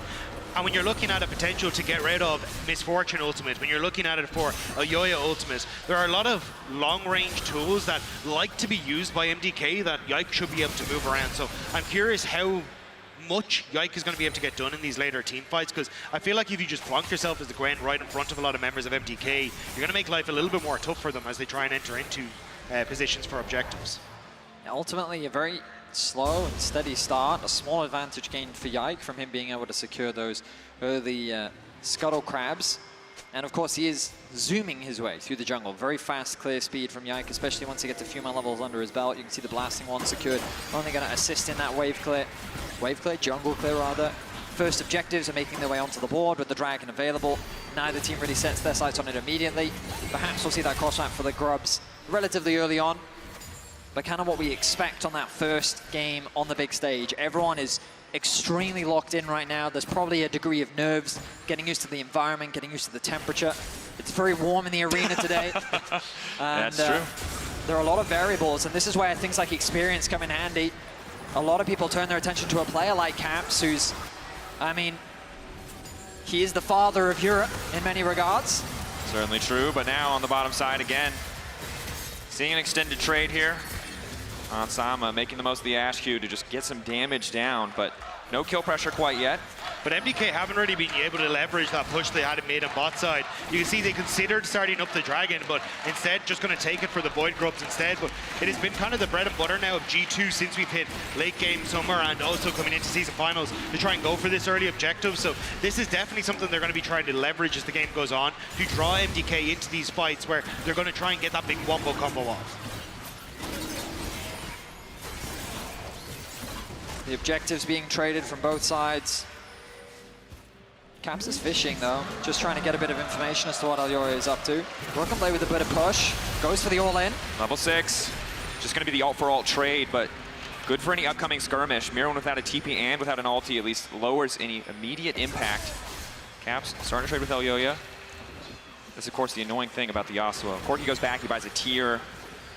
You know, Ruby Crystal, you're just not going to be too effective. Boots 2 for Yasuo early on is so effective in terms of combat stats. You are very reliant though on Broken Blade if you go for the top side skirmish. Super step forward though. And Q going to be there, shattering, strike a bit of damage back, but Mickey may have overextended the extra shield coming in from the crash down. Nice to have. And Sama just continues to auto as much as possible, but that health bar is so low, they desperately need a reset. Good sidestep from Sama on Alvaro's knockup though meant that he's able to continue the trade. And I think at this stage it's more about trying to get super low on mana so he can try and push this wave in. And he can't really go for anything where he can hard push the wave in to force you to lose CS. So it should be okay now to take that reset, but I'm still just watching and waiting to see how MDK operate, because the big focal point for me with Mad Lions Koi was the early aggression, and they might go on to Caps. Caps has the creeps to dash through, should be easy. Steps back to make sure he has the correct direction. Now has the Q3, but Alyoya just gonna flash in the Q4 with the knockup, not gonna be there. Caps flashing out the wind wall. Waiting, taking his time, blinking, 92 HP. Run, run, run, little sapperling! The damage, not gonna connect. Caps able to narrowly escape death there, forced to expend the flash, no Yike to assist him, but he gets away safely and is able to walk away with his life. No first blood yet. Frescowi crucially didn't flash and he might need it here. I think Frescowi rightfully didn't go for it. We know G2 like to play around this mid exactly like this, getting Mickey to come through, try and play for these mid ganks. So having that flash down on Caps makes that opportunity of a flash knock-up coming through onto Frescowi significantly smaller, but also keeps Frescowi safe. And I think for MDK, trying to look for these, you know, mid to late game fights we're already talking about is going to be what they're hyped about. So why try and focus on a crazy early game and making that coin flip? At this point, MDK content to just reset. As you said, happy to quietly scale. Phage picked up closer to Trinity Force, tier stacking as well. Don't need to get over aggressive. The flash means when they do finally have that repeat gank, it will be that much easier to punish. Although you can see as Caps gets more and more attack speed, very easy for him to just take these aggressive trades without really worrying about a jungle being there. But now Hansama, unsuspecting perhaps of the cow in the brush. Mickey though should be here in time as Broken Blade and Mirwan continue to trade. Broken Blade, ulti off, cooldown, wants to keep that one going, gets the flash out from Mirwan as well. Devastating. Just keep your eyes on Caps as well. He's constantly leaning up towards his top side every chance he gets the wave into a neutral position. So I think it's just putting a little bit of pressure onto MDK about, hey, are they going to go and try and look for a dive? But now for Scowie, might have to flash himself. He plays it safe. Yeah, he's able to get away from that situation. Honestly, I'm surprised. 10 minutes in, no first blood. I mean, G2, we think back to their recent performances, the early game has probably been the part that we've criticized the most, but Mad Lions Koi, a team that's very proactive on the map. They love to try and force things, but I guess they know that their win conditions are in the mid-game, those mid-game team fights, waiting for the 5v5s, and they're quite happy to take this neutral trades back and forth across the map. An interesting contrast to the last series we saw, right? It was MDK with creative counter picks, building those aggressive leads top side of the map, and while they do have a decent one on Mirwan now, it's not the same flashy composition we saw in the previous series, and it's actually G2 innovating a bit more with the Gwen jungle. We heard from the Mickey interview, courtesy of Sheep Esports, you know, feeling a lot more confident heading into this best of 5. So we have them figured out now, we're ready, we're prepared, and so far, quiet game, but MDK not finding those same early leads at the very least. But that's the thing, it feels like if you don't have this explosive early game from MDK, you're kind of playing into the hands of G2. We talked about it, you know, off stage, was a stylistic matchup here where G2 want to play for that mid to late game, and MDK are kind of the ones who want to bring that explosive early game and turn the game in their favor. They had the highest first blood rate in season finals, but they might just get a turn around themselves here as they're setting up for Void Grubs. A lot of members of G2 in the area. Mirwan coming up river, but that ultimate's still not quite off cooldown. MDK would be happy just to have the 4th, but it looks like they might be able to grab all 6. Hansama off to the side, Ash arrow up and available. Initial stun decent. Yike still hovering. There's really not much they can do here. G2, of course, with so much side lane threat, would have loved to have that buff, but weren't able to grab the earlier spawn. Will not be able to grab anything here. Conceding 6 grubs is incredibly rough, but at least they have the side lane champions to somewhat limit what MDK can do with it. I don't think they're too concerned about it, though. If we think about how an MDK want to play this game, it is very much about team fights, right? I think G2 have great side lane threats. The advantage of Yasuo is your ability to win out 1v1 on the side. And your ability to find these skirmishes with things like Gwen and Yasuo in particular. You have the pick potential with the Ashe to set that up. One of the advantages of finding these early dragons is that you can then avoid dragons for a while. While MDK is setting up for the 3rd, 4th dragon, you can look to try and cross-map, make a play elsewhere on the map. So I think that G2 willing to make these trades, sure, the losing of the grubs means that it kind of hurts their side lane threat, but ultimately I think they're still in a fine position. Knock up there from Alvaro, just trying to zone out, be happy to grab that 3rd plate for the side of MDK as they slowly extend a gold lead. That said, only about 400 gold in exchange for the 2 Drakes of G2. Oh yeah, off to the side now. Ulti there, excellent combo. Hansama rooted up as well. The arrow now going down, but it's only onto the cow, and he doesn't take any damage. Caps here is the Osmo, looking for the angle, looking for the knock-up onto multiple members, but just has to back away. And MDK, they get out. It is the latest first blood of season finals, but they do manage to get the kill, nearly getting Hansama in the mix as well. And now if they continue to push here, might be onto something, but they've reset. Supa has run away though with Oyoya just there waiting on the wings. A lot of other AD carries would not have made it out of that alive, but the strut from MF really paying off for Supa. Caps fishing with the tornado. Isn't quite able to find the blind, will not connect, and difficult for Mickey, right? The problem is early on, Alistar a little bit weaker, but post level 6, those tower dives are just so easy. This is the type of play I was expecting from Mad Lions Core, right? Their ability to set up on these dives, just their tendency to be proactive. Elgoy is a player that's always looking for opportunities on the map, and they do finally find one. They get it onto Mickey, and they'll start to build a lead for this MF. We think back to the series against Fnatic, and Supa on this MF was able to really dominate when he got his hands on the pick. It was a very decisive champion.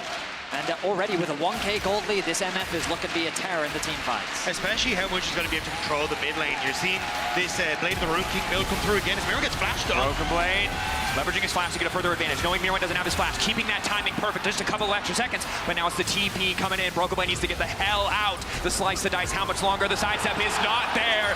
The Gatling gun, the final auto as Frescowie gets the kill. Alvaro going forward.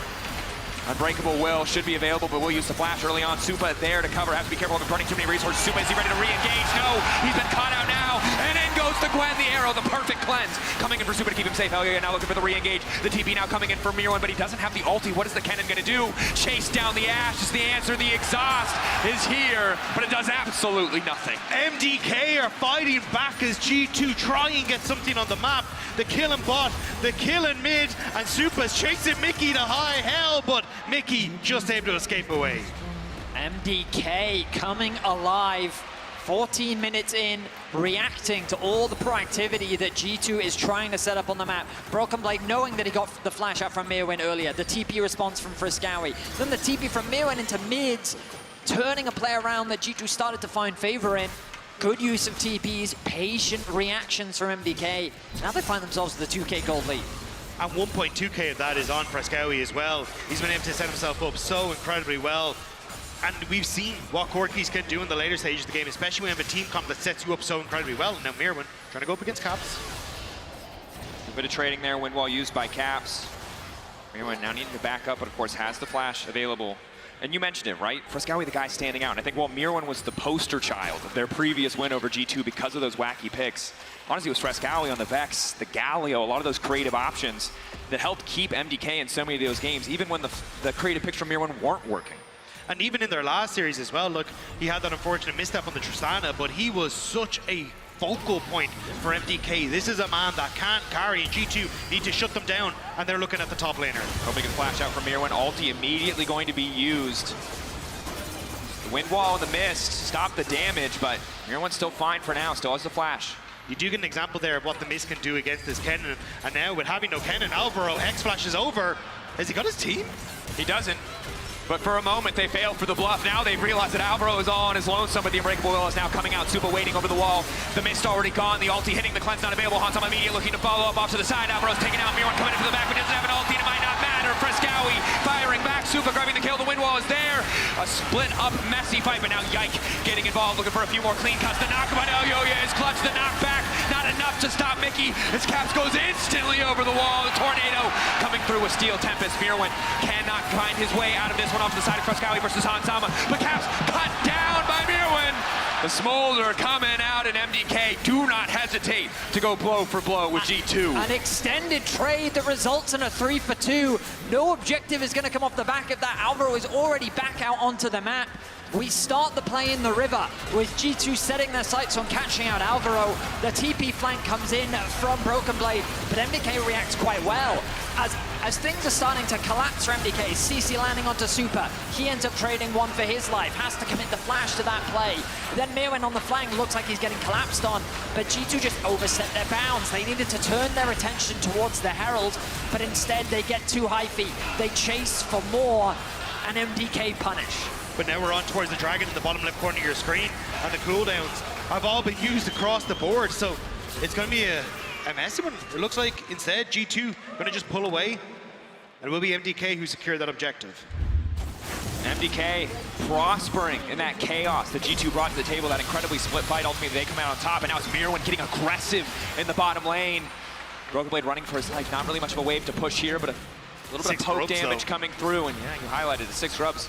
Keeping this push going for just a little bit longer. I think it's able to grab this. Longer, yeah. Off of 2 caster minions? And a dream on that one. That was the easiest 650 they have ever made in their lives. 6 grubs looking very powerful in that context. I mean, yeah, if you've ever wanted to see the value of grubs, that was a great example of they it there. Spawned and saved those caster minions for so long. I mean, meanwhile, on the top side of the map, G2 is looking to try and cross-map. They did secure the Herald. That's sitting on top of Yike, but Caps really can't push much more than that as MDK make their way back out onto the map. No neutrals ready to play for in the immediate future, so these mid towers become a much higher priority right now. Perhaps G2 want to set their sights on the bot at a tower, but of course MDK easily able to cross-map that one top given the structural damage they'd already done. I feel like the map state definitely favors MDK right now.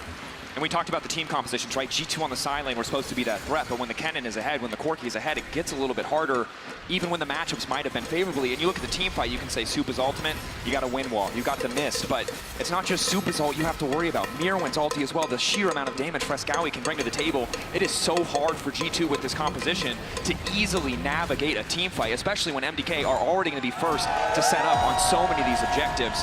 But Broken Blade doing his due diligence, getting that tower traded back on the bottom side, trying to keep the gold close. I think the only saving grace for G2 is that they did manage to pick up 2 dragons from the get-go. So there are moments here where, as these dragons start to spawn, they can play for mid-turret, they can play for a top tier 2, and look to try and break up the map that way. It looks like right now, though, with that push coming through and the TP nearly available for Broken Blade, it may be G2 trying to play for that mid-tower and trying to just open up the map that little bit more for themselves before that dragon in 3 minutes. Outer towers falling. The mid towers remain strong. The Herald's still available for G2. You can see the collapse starting to come down into mid. Top has been pushed out. Alvaro, though, working with jungle and mids to gain control over the topside river. There's so much vision for MDK, though, that's in behind G2. You can see when it Raptors down bot side of river in this topside jungle as well. I think G2 need to try and clear this out before they try and make any sort of play, because double TP available for Mad Lions Koi. Caps can't join as quick, but Mirwin might be close. The arrow, but Broken Blade in the perfect position now to follow through. This is Predator, he's trying to ult, but Hansama, a nice backstep means Mirwin's not going to be able to get much of anything. Cannon taken out of the equation, crucial for G2. An easy pick as Mirwin takes the aggressive way through the jungle, perhaps over-trusting this ward on the Raptors. Broken Blade found a pocket of vision in the jungle with the Ash arrow set up. These are the type of picks that G2's composition can be very good at. And you can see the sweeper spotted the Renekton. It was so close to being the level of awareness that he needed, but just not respecting the enchanted crystal arrow. But now, MDK, access to the mid lane, probably going to be able to break down this mid lane tier 1. And that's what I was going to say, even though you get the pick as G2, hang on, MDK going for us. Yike over the wall, what can the Gwen do? 1.5 items, full AP, the option now. Double needlessly large rod, decent damage coming in from the ulti, but not too much yet, just onto Alvaro, but now he's just getting instantly deleted. 1 pop, no defensive stats, but there goes Caps. Hansama now looking to follow up the wind wall there. In the meantime, trying to box as much damage as possible, but there is the MF, the bullet time. Alvaro with the re-engage, and Mirwin is here. The pick so damn long ago. Hansama! Oh my God, MDK in Munich obliterating G2 in the fight. Mad Lions Koi are actually playing the map better. They set up the wave, so G2, even though they try to go for the collapse, even though they get the pick, Mad Lions Koi get the push in mid. They force the overextension from G2, and with that TP from Mirwin, they turn the fight around. The coordination just wasn't there for G2. Yike goes in, committing a lot onto getting good damage down onto Alvaro. Broken Blade on the side, but look, he gets 1 shot. Then G2 still commit to the play as the TP comes through. The ulti only connects onto Fresskowy, who's able to flash into the safety of his tower. Broken Blade doesn't quite find the angle. And with a beautiful MF ultimate, MDK shut down the team fight from G2. Super showing why that MF has so much value. An incredible play, and now with Baron, they get to shut down everything on G2, and this is what we're highlighting, right? If G2 don't get their coordination down, if they don't get that big wombo, MDK can turn it around so well, but now G2 trying to defend bottom side. Alvaro just gaining control of the jungle, but you're right. G2 gonna struggle against the Baron push. Elyoya already setting up with his ultimate. Gwen immune, but Hansama very much not. Elyoya instantly going in, now looking for a little bit more, but it seems he is overextended. Yike and Broken Blade looking to double team. TP now coming in, Alvaro with the punt back onto Caps. Caps now locked up, the flash dash through. Mickey escaping. Elyoya taken out, the Baron buff delayed. Crucial for G2 to trade 1 for 1. But I'm running out of win conditions for G2 now. They need to find picks. Maybe they can play through side, but ultimately this game is going to get closer to just these bigger team fights, and it's MDK that's going to be dictating them. The only advantage that G2 has is that they can maybe stall, maybe they can wait for more dragons, maybe they can wait, but this game is very quickly completely falling out of control. Mickey looking for the engage. Fresskowy off to the side. A quick stun might be enough. They're trying to get over the wall, but Supa doesn't have the ultimate, and Fresskowy now able to cut down. Huge shutdown for Caps, but it'll be traded back now. Attention spent on the objective, but Yike is here. Yike with a smite to take this one away. The knockback, but they'll just burst him down. The Gwen doesn't have any HP! Supa is just feeling alive in this series. 7-1 and 5 on the MF. He shuts down Yike.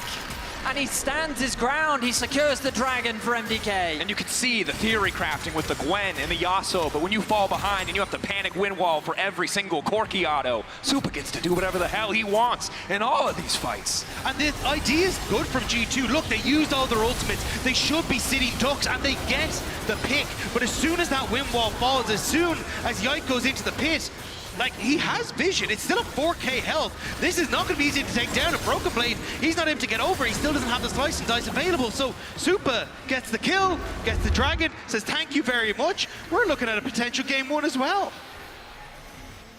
MDK playing with nothing but confidence and patience, crucially. They don't allow the excitement or the hype of the arena to get to them. They're playing calmly, they're picking their fights smartly, and Dagda said it earlier, they're just playing the map better.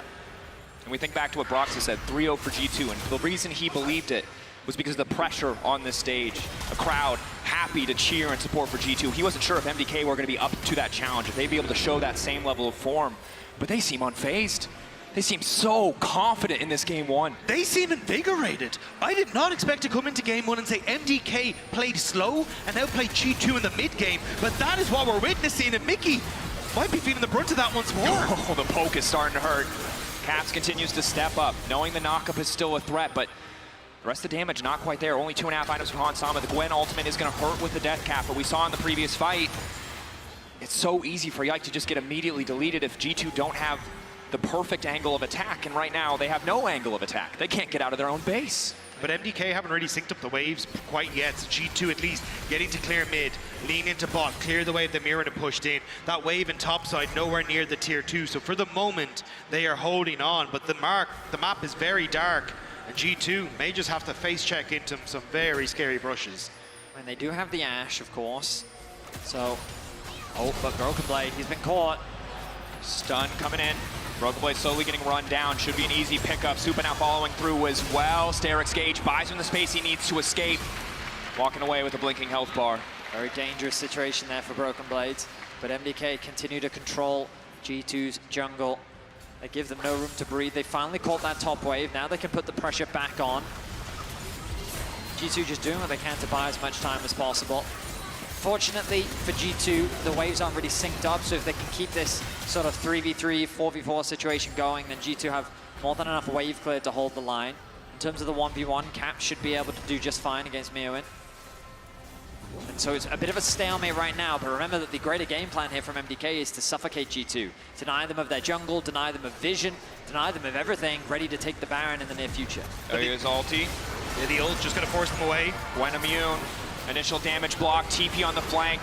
But they've been spotted out by the sapling, but Frescowi crucially has been cut. Now Yike gets to unleash as the Gwen, the needlework, finally going to work. Supa now isolated, but he's used the cleanse.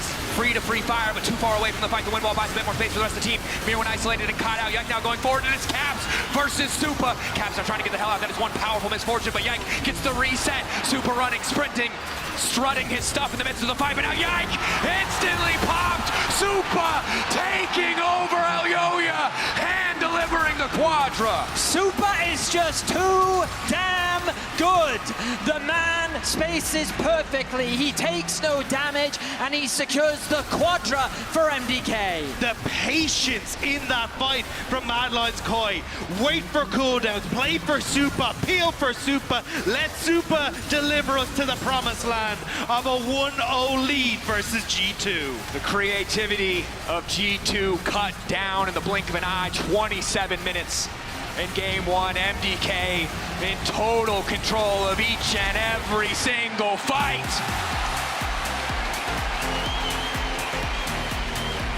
Game 1 goes to a convincing MDK victory. And look at the smile on Elyoya.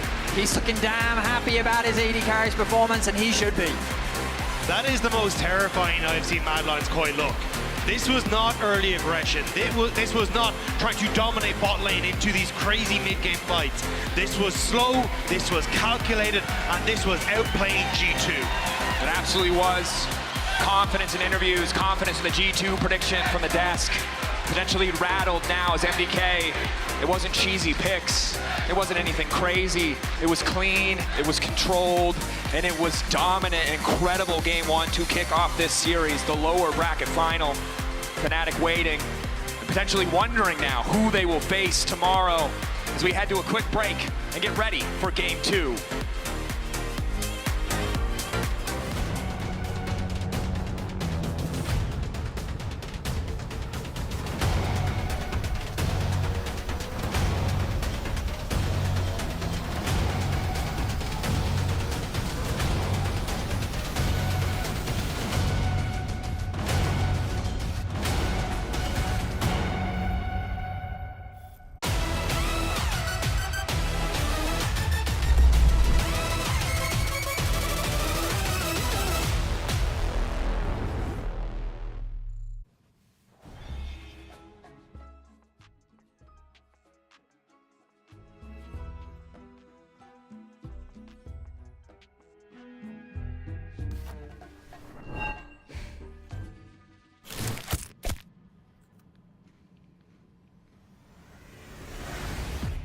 Even the biggest champ needs a break.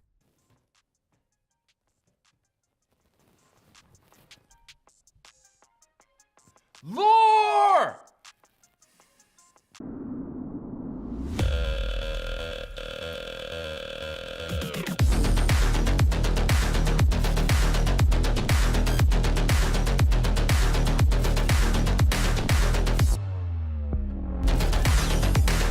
Wait, is he switching lanes?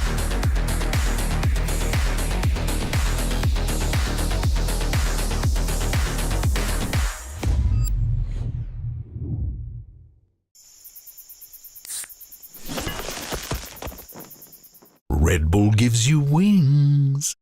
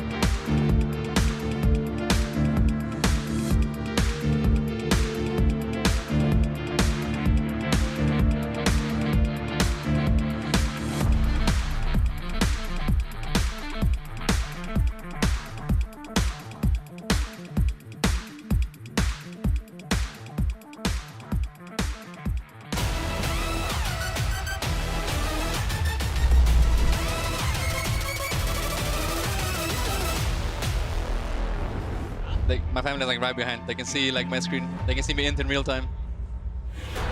I slowed him. Yeah, nice.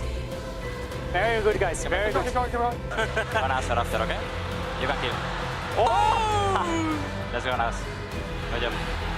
Venga. Oh, misfortune, but Yank gets the reset. Super running, sprinting, strutting his stuff in the midst of the fight, but now Yank instantly popped. Super taking over Alyoya and delivering the Quadra. Super is just too damn good. G2 thought they would not get surprised again, and MDK said, we'll see about that, and open up the score here 1-0 in this best of 5.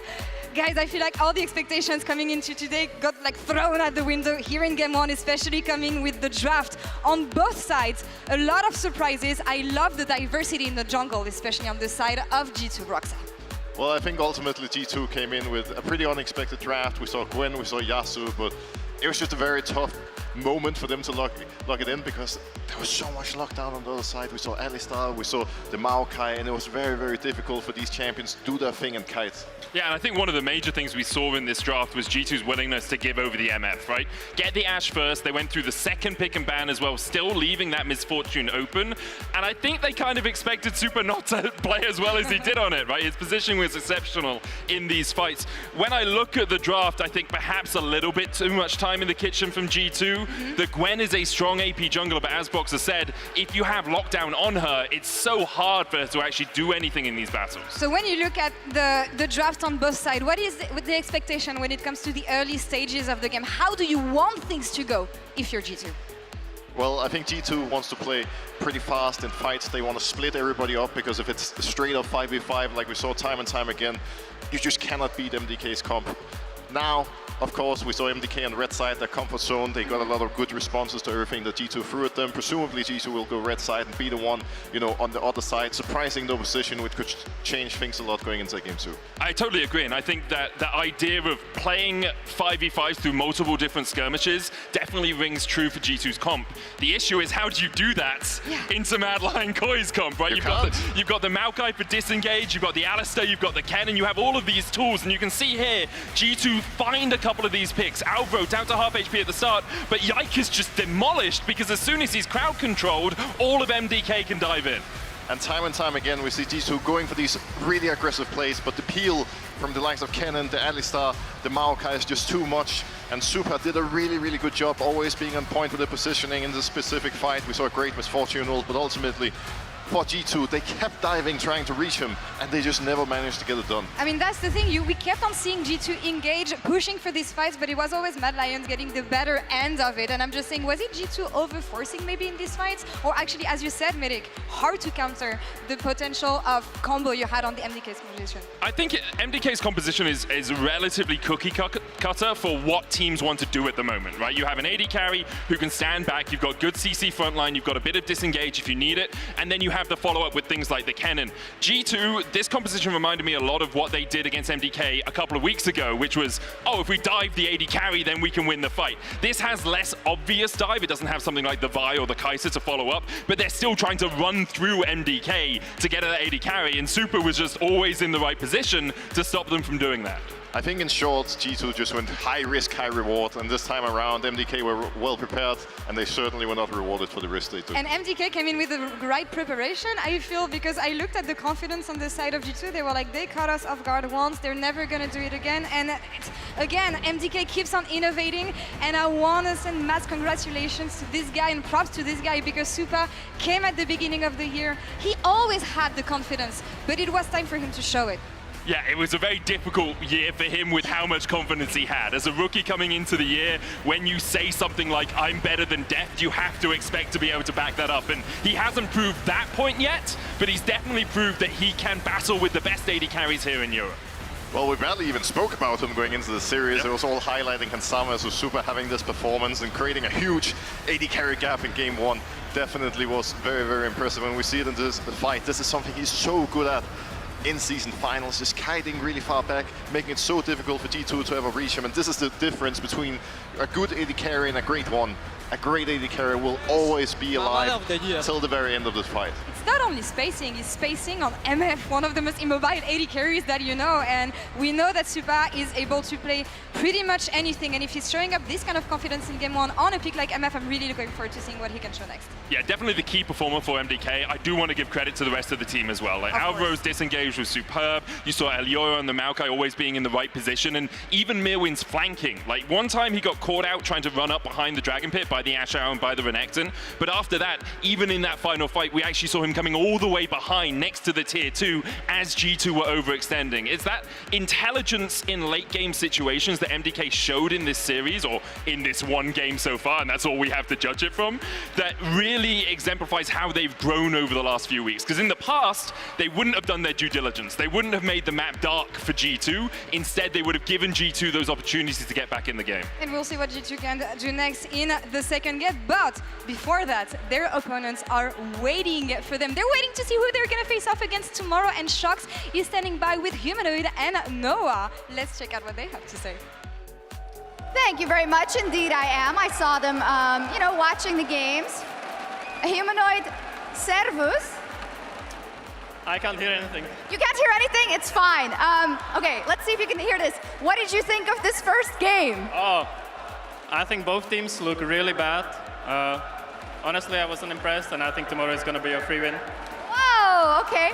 Noah, what did you think of the first game? I think Marek is lying, and I think Supa was very good, so I think he's going to carry this one. Supa is going to carry the whole thing? Yeah. I got to ask, how's your support doing? Is he okay? Is June okay? Is he ready for tomorrow? I mean, I think he's fine, yeah. Yeah?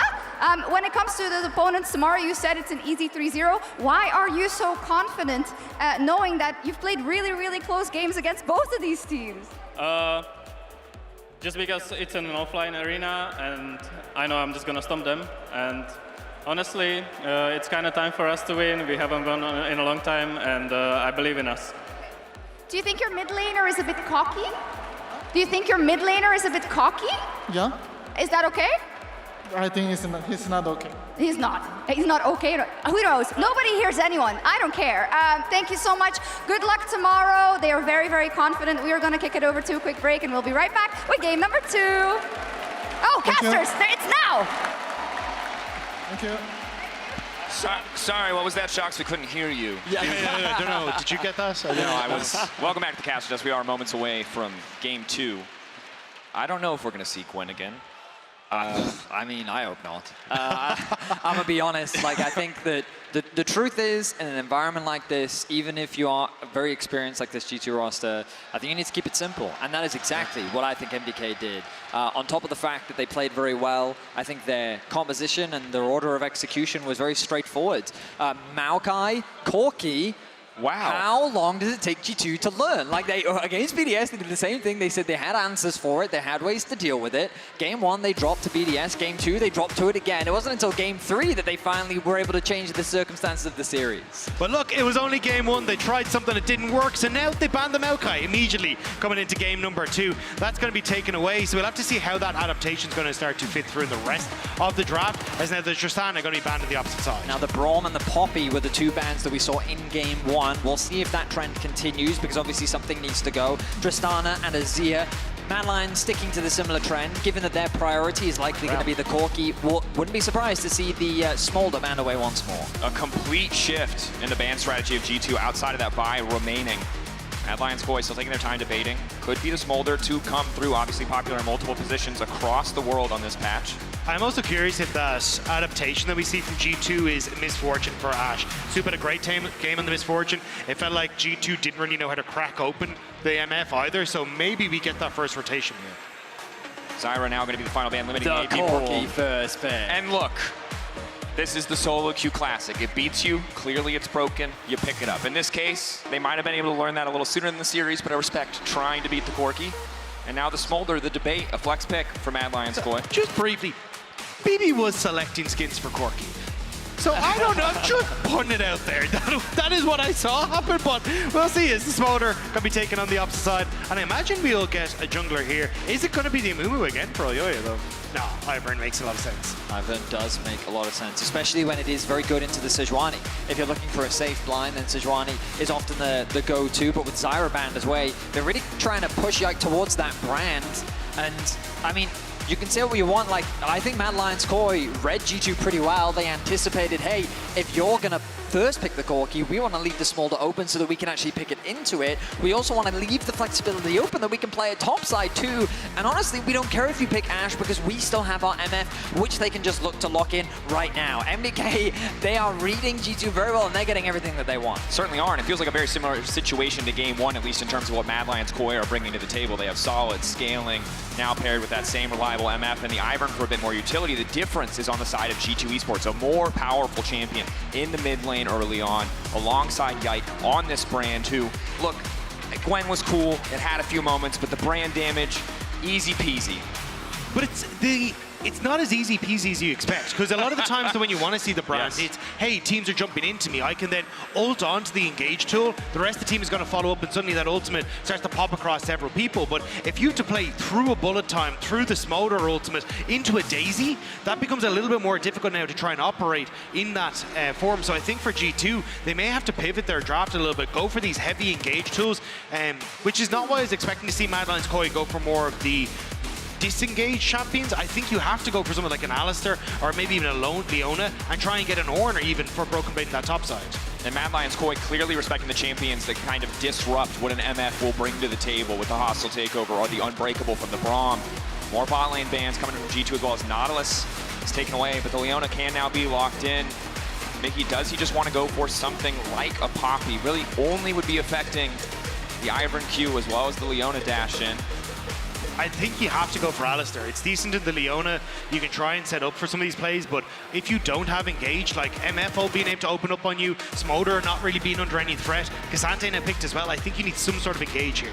And remember that Supa was scary in a game with a Gwen and a Yasuo wind wall on this Misfortune, and now G2 do not have those tools, but they do have a bit more proactive engage. Rakan, obviously much more rapid, much longer reach when it comes those quick fire engages, and a bit more stability from Broken Blade in the top lane as we go later. Renekton obviously a reliable pick, but the Cassante late game, the potential to take one of these 80 carries out of a fight completely should have pay off for G2. This works out really well. Here we are. So I actually love this. So one of the things that we were just highlighting was, hey, if you can play from range, you get a ton of damage. And a combo that I've really started to like that we've seen over in LCK and LPL is Smolder Ezreal, because you get this strong ultimate combo that you can look to pair, chunk out a backline before the fight even starts. And then you add an MF in over the top of that as well to already blinking health bars. Mad Lions Koi have a devastating team fight that you can set up for and a ton of poke. And it's super frustrating to play a champion like Ashe who's immobile. When you get slowed down and there's a Daisy chasing you or an Ivern trying to run you down, it's so hard to get space in those team fights to do what you need to do to hit those priority targets. I don't know if G2 have enough engage to deal with triple AD carry with an Ivern. I agree. I love the fact that they kept the Smolder as a flex pick. I was thinking about it in the back of my mind that in the event that you blind pick a tank, they were always going to do it. That's why I made the comment about the Nidalee. I thought they were going to keep the Smolder mid and put something like that up top, but they were saying, you know what, no, Smolder has been shown across the world to be an effective answer to the Cassante. Not that you win the matchup, but just so you get free stacks. Cassante can't kill you ever. So you're just chilling, you're farming. The same's going to be in the mid lane. It's a farm matchup on the bot side of the map. You expect that Ashe MF, that back and forth concentrate that we've seen so many times before. But the constant team fight threat that MDK is going to have, the range, man. Range has been such a big point in this current meta that I think MDK have so much of it. If they keep this patient playstyle, if they have a similar laning phase to the previous one, I think MDK is looking to go 2-0 up in this series. Setting themselves up for success in the draft. Triple 80 carry composition once again, leveraging the flexibility of Mirwin and G2, simplifying a bit, but lacking that reliable engage that is so often the core component of strong team comps here in the LEC. A lot of pressure on Mickey specifically in this game. He's had heroic Rakan performances in the past, an iconic champion in our region to be sure, in any of our top supports' hands. But for Mickey as the sole reliable source, that much more on him to make sure they find those angles to fight.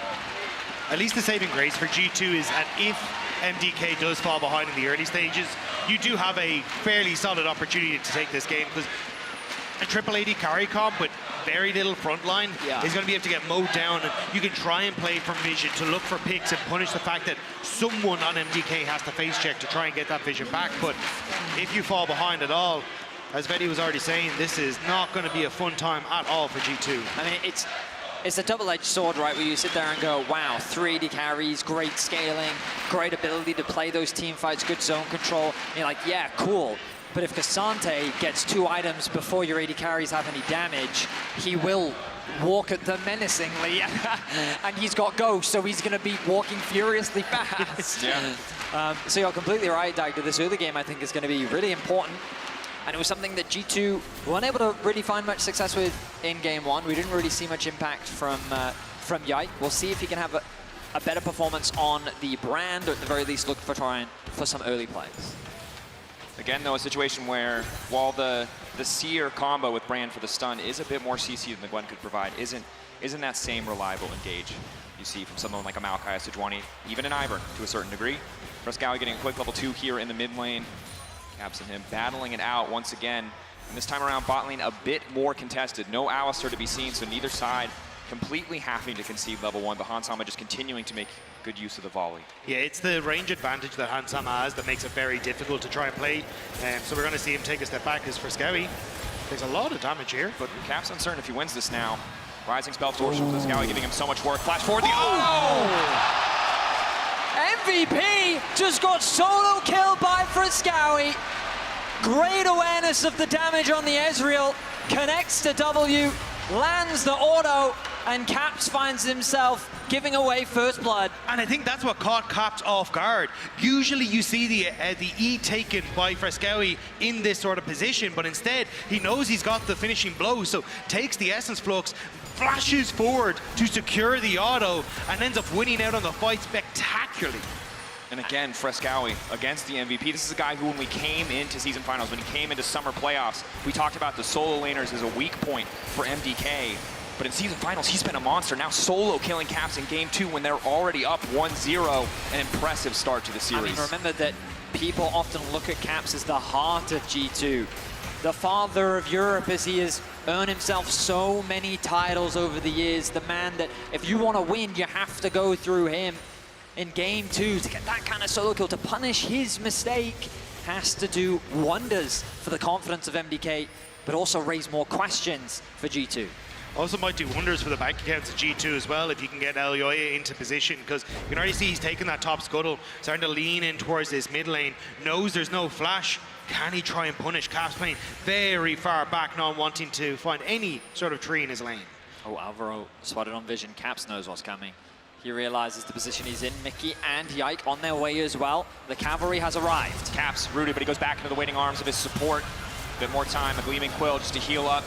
And the play gonna fizzle. Supa here first as well. MDK with a man advantage, but Hansama rushing that wave forward as quick as he can. Caps is still losing out though, because look at where the wave has been positioned. It's frozen against them, so unless he's able to step up and actually clear it, it's just Frescowi who's getting time to get that experience lead for himself, and also just get, well, at least start growing that farm lead as well.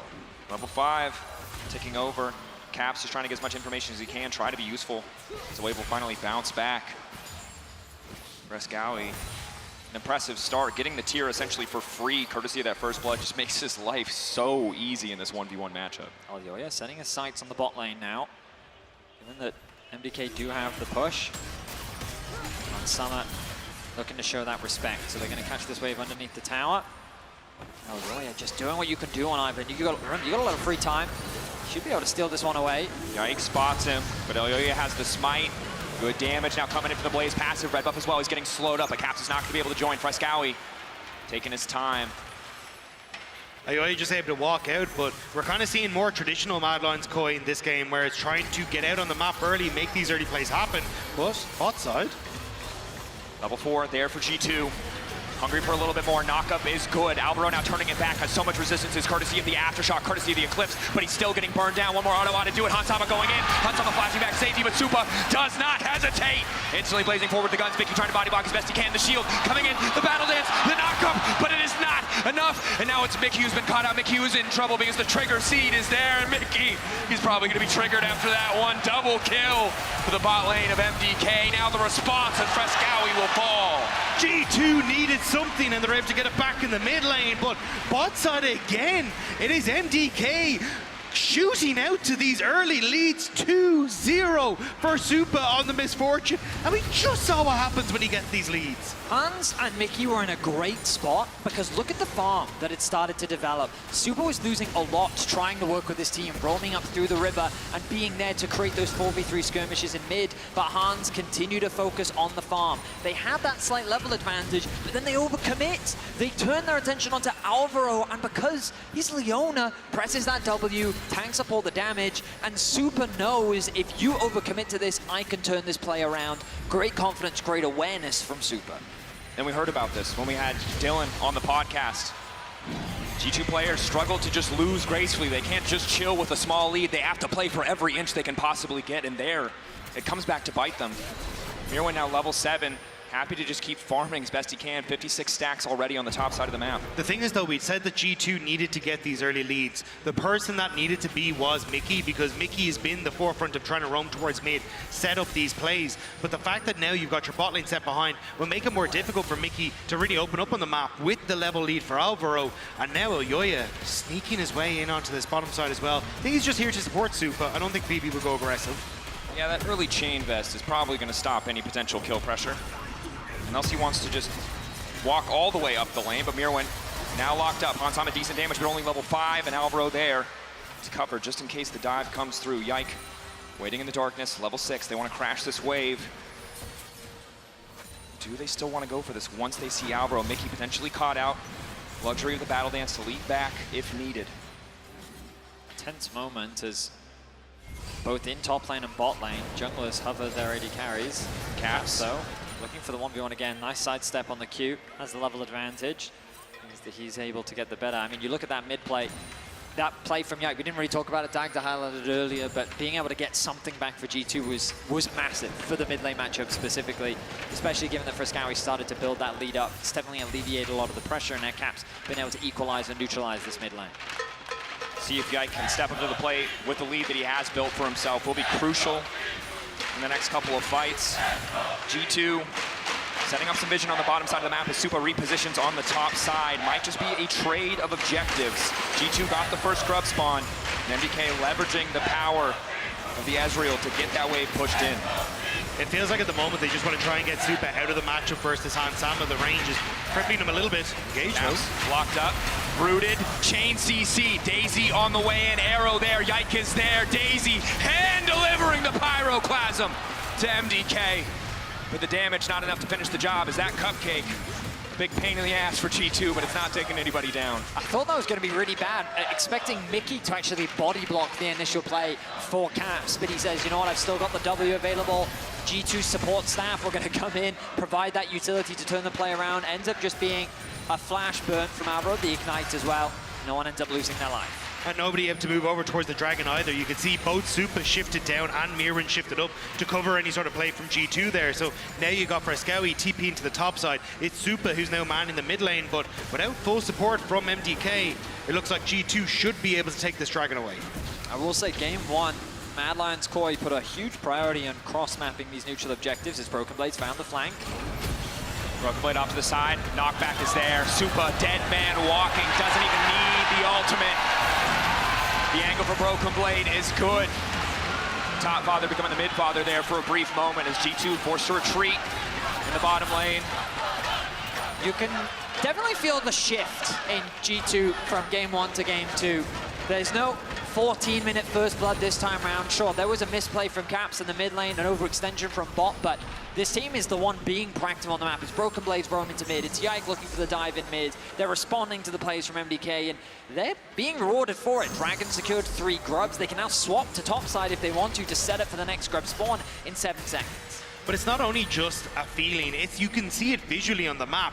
If you look at the vision that we were talking about in the last game, it was everywhere littered for MDK. This time, it's been shut down by G2. They're controlling River. They're denying Elyoya access to these vulnerable points on the map.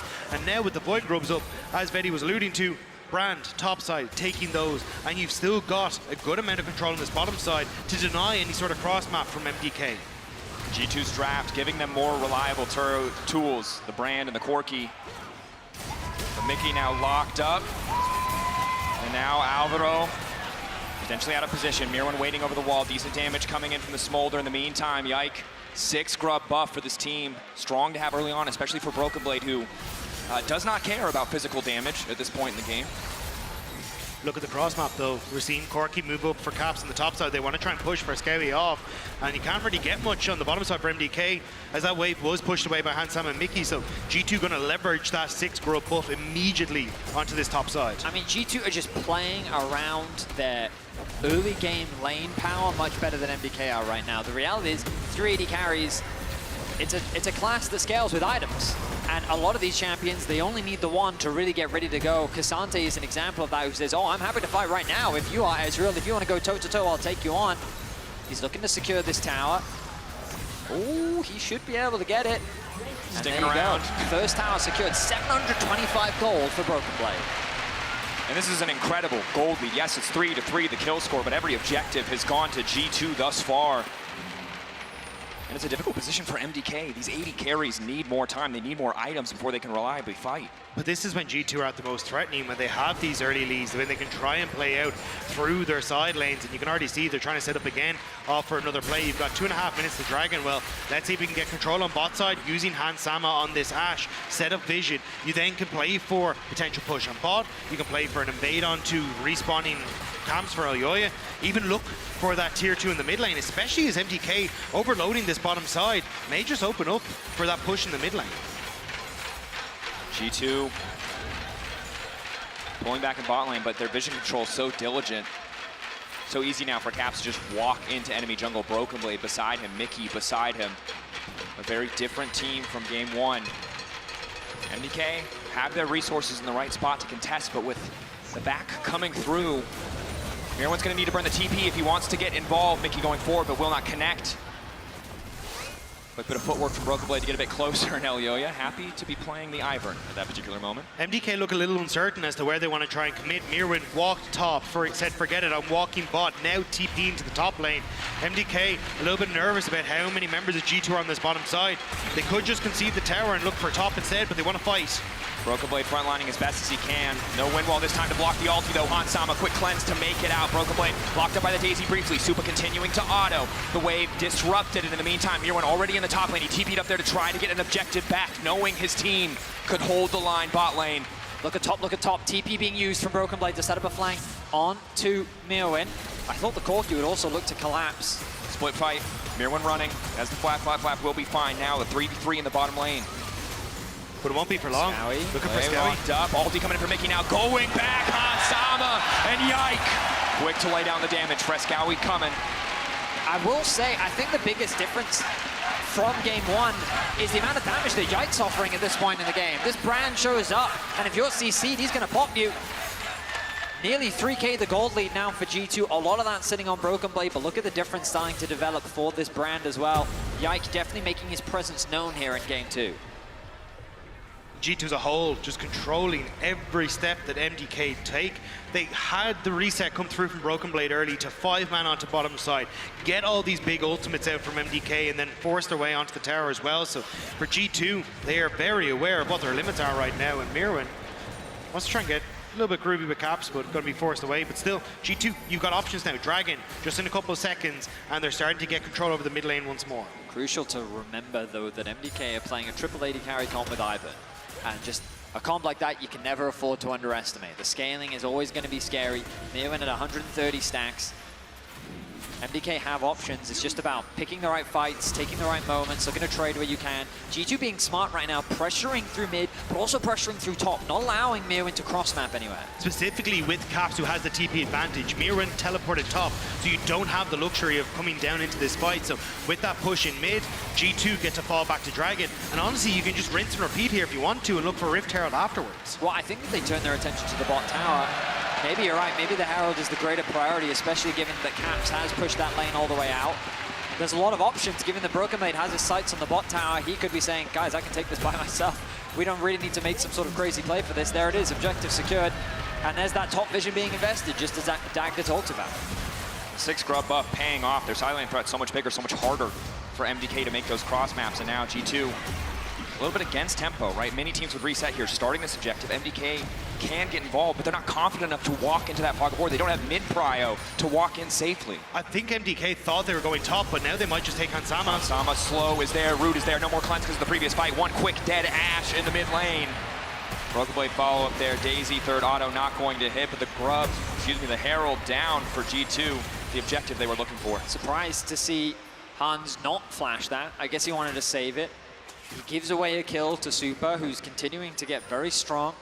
Ultimately, you could argue inconsequential, given that G2 still secured the Herald, but your point about tempo earlier, Dracos, it's fascinating because MDK's reset meant that they immediately had to catch waves. G2 overstaying after the Dragon meant that they pushed in mid and top was still pushed in. So even though MDK was able to reset and come back out onto the map, they kind of had to fix the map, giving that window for G2 to actually secure the Herald. So just good awareness, and also arguably MDK needed to push those waves out before actually going into the reset. And this is the problem with having all that pressure on side lane, the free pressure of having those towers knocked down. It only gets harder, and Caps himself, of course, incredible side laner. One of his big strengths for this team is he just has the ability to build a gold lead out of nowhere on a lane like top lane. As Mirwin careful to face check that brush. And that's why we see so often G2 giving him this Rift Herald. It gives him not only the big threat of being like, hey, if you step away from this lane, I can take a tower, but also give him the safety we've seen time and time again to escape if MDK overextend onto the top side to try and pick him off, and suddenly you can take a mid tower, suddenly you can take a bot tower. But Caps might need to be careful here as MDK are coming through. Running away, Yike, zoning with that Pillar of Flame, but you can see Mirwin already. He needs a bit of time to do damage, but the poke with the sneeze coming through as the wave instantly cleared by Hansama. Bit of poke onto Supa, does not want to drop that tier 1 mid. Void Grubs are going to come through though. This is the 6th Void Grub like we saw in the last game. It is so powerful in these moments. Just one minion survives and G2 are able to take the mid tower, and now they get to establish that vision once more on top end, leaning towards Caps and just keeping pressure continuously onto MDK. It's a tricky point in the game now for G2. It's hard to extend gold leads from this position. MDK trying to hold on, trying to farm up as best they can. 172 stacks for Mirwin. No Baron yet really for G2 to threaten. No objective on the map for another 2 minutes. Baron could go for a 20 angle, but they don't have the most immediate threat. I mean, you're completely right, Dracos. The game plan moving forward now definitely becomes harder. This is where the Rift Herald becomes valuable. Whether they use it on a side, it's kind of what my expectation is. Maybe commit it top, maybe they hold on to it for a little bit longer to use it to gain mid control ahead of the Dragon. But given that there is no mid tower to stop them, I feel like G2 aren't too concerned about it. MDK kind of overstacking on one side of the map, hoping to find a pick. They hover around bot lane, also providing the safety for Frescowy to push out this wave. But again, look at Caps. Top lane, he finds himself with a full level lead over Frescowy, and he's going to continue to push in the top. And he knows he had at least 20 seconds free to push out that wave because he spotted 3 members on the bottom side of the map. All 3 members from MDK walking over that single piece of vision in the tri-brush, limiting the threat of any potential fast play. And MDK know they have to try and make this sort of pick play. They go on towards bottom side. Now they look at Caps on the top side, but that's half a health bar gone on Mirwin, and he's not really getting any help from Oyoya. They're looking at mid lane instead. But again, just vision for G2, spotting out where these members of MDK are. And I gotta say, a bit of a bold call from Mirwin. He E'd forward there, ready for a fight, with no jungler nearby. Caps just believed the bluff and walked away. They're just denying jungle camps as much as they can. Yike chipping away at this bot tower with Broken Blade once again. Grubs. Broken Blade's damage on the tower. Another objective secured. I mean, we thought it was going to be hard. This looks damn easy for G2. Pressure into control, into objective. They make it look clean, they make it look easy.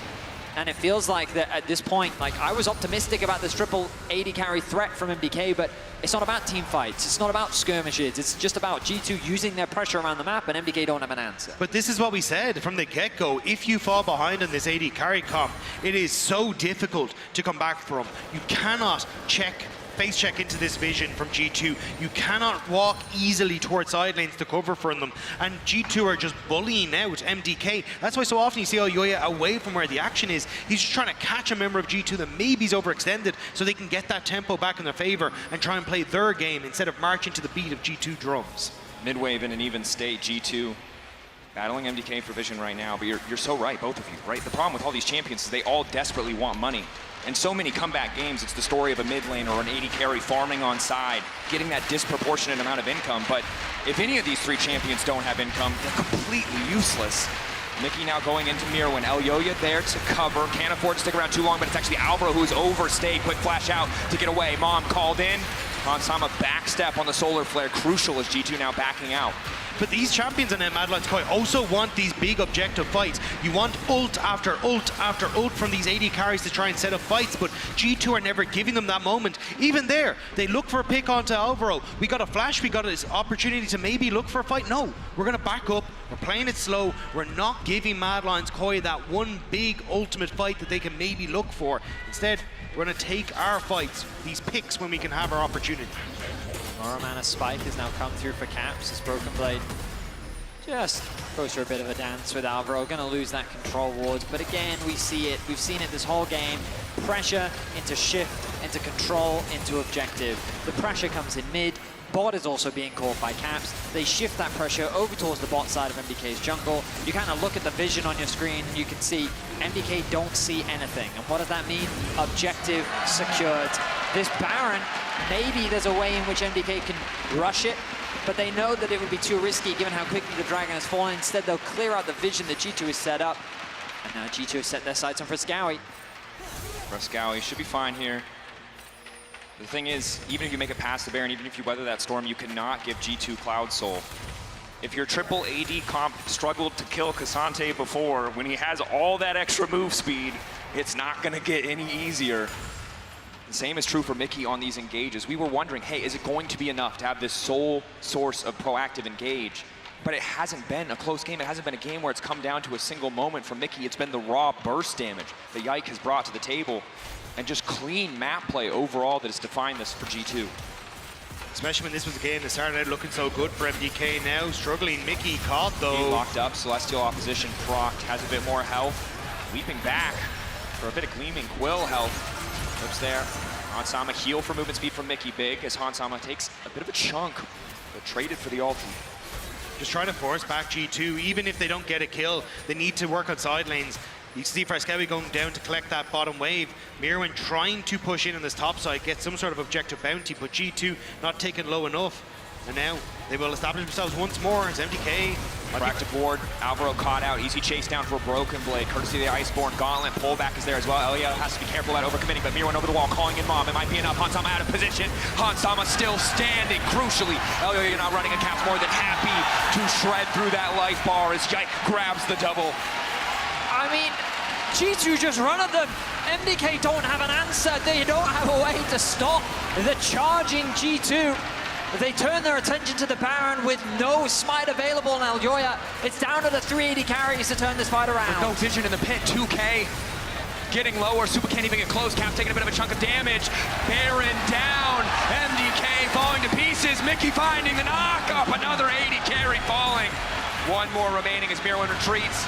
251 stacks, not enough to make the difference. It's a double kill, it's a Baron, it's a double kill for Yike. And Mirwin may be sandwiched in the middle of that as well, as he's gonna just barely escape. But I don't think there's anywhere for him to go. Mom not here to save him, but the TP is. Caps on the way in. The Krogs! The Krogs get Mirwin to safety. It costs him his TP, but at the very least he lives. We turn our attention back to the play, and again, look, Broken Blade just walks at them. They're investing so much into Alvaro, the front line of MDK. But what can they do? Through the shield, through the aftershock, the ultimate comes down, but the positioning of Mirwin and Super just isn't there. Frescowy isn't in a position to fight back. And G2, they just catch MDK unawares with no options, and now the Baron is secured. And there's so many times you see these Ivern compositions where they absorb that initial engage, and the turn is so powerful. But MDK just aren't strong enough. Mom call, trying to clear the wave, trying to zone G2 away. Bot wave needs an answer, but because no one is on it, MDK just happy, maybe not happy, but have to concede that goal, concede that money, let it be deleted to the tower as Supa does what he can to catch mid. Broken Blade walking up, getting lower though, a bit of a misstep, still unstoppable for a brief moment. Solar Flare connecting, ulti, still not enough. The Smolder execute, fading away in the final moments.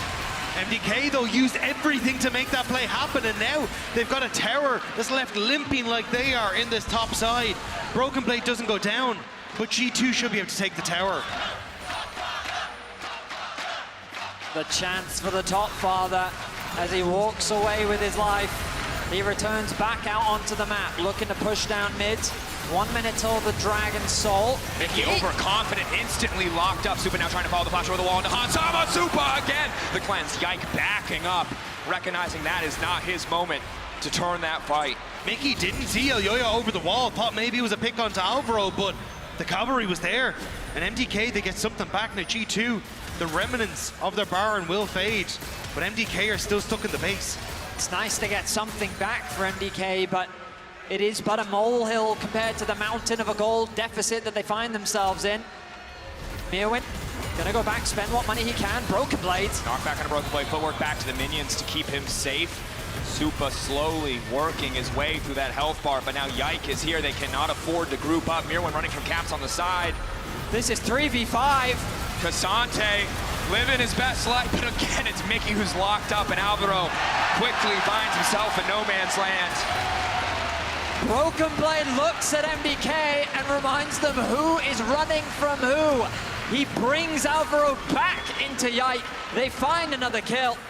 And now the Dragon is easy pickings. Soul likely for G2. Broken Blade can walk at you menacingly, strut at you menacingly, stand there menacingly, it turns out as well, and you cannot kill him. He's just a menace. It's just a menace all around. And G2, they are cruising in this game. I mean, I have to apologize because after the draft, I looked at this composition from MDK and I thought the range would be too much to handle. I thought that the scaling was going to be too strong. And I thought that G2 wouldn't ever really be able to close the gap, but this game hasn't been about the team fights. It's not been about the 2v2s or the 3v3s. It's been about map pressure, objective control, vision control, and G2 have just played better, and they've leveraged their early pressure so much better than MDK. They certainly have. And for MDK, finding themselves in that hole with this composition, it's put them in dire straits now.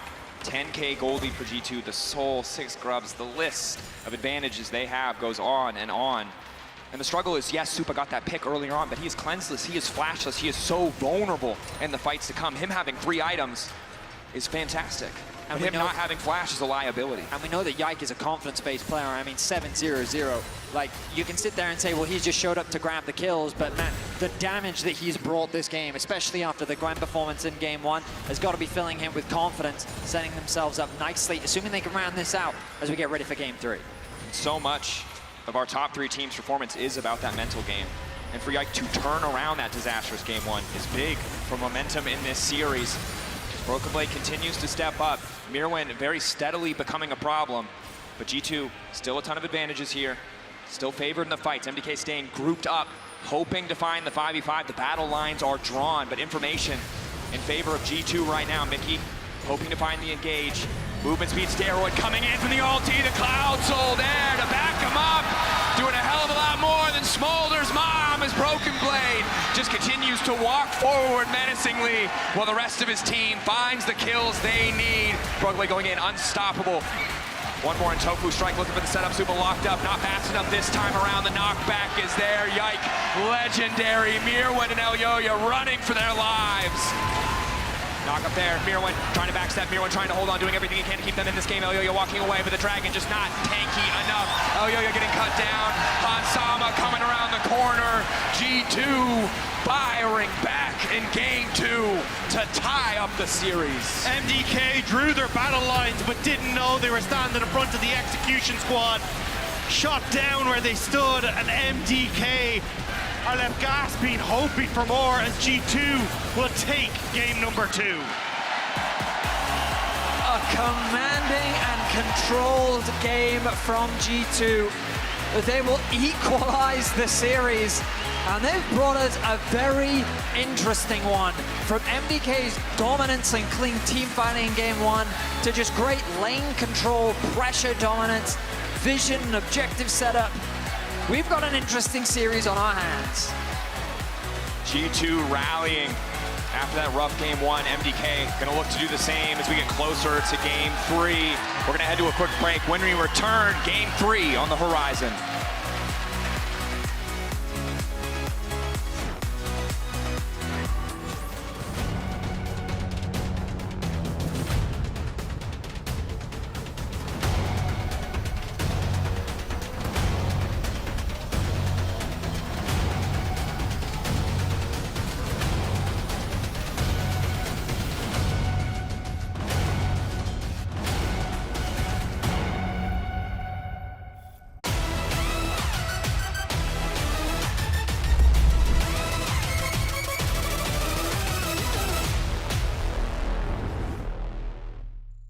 Hey, Law. Yeah? I need a bit of help with styling since I'm new here, and I was wondering if I could show you a couple of outfits. Yeah, sure. Amazing, thank you so much. I'll be right back. I'm a porro snack.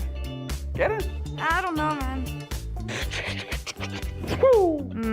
No, not really. I don't know, Law. It's hopeless. No, it's gonna be fine. Here, let's have a break.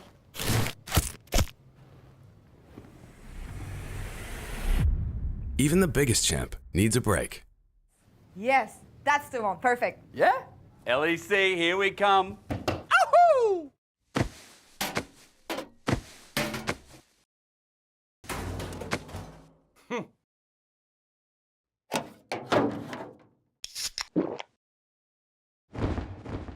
Red Bull gives you wings.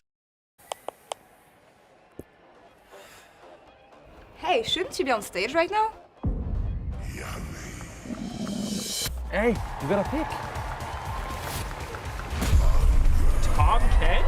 What? I was not expecting this. And a crazy off-meta pick that secured you the win. How did you come up with it? I just listened to my gut.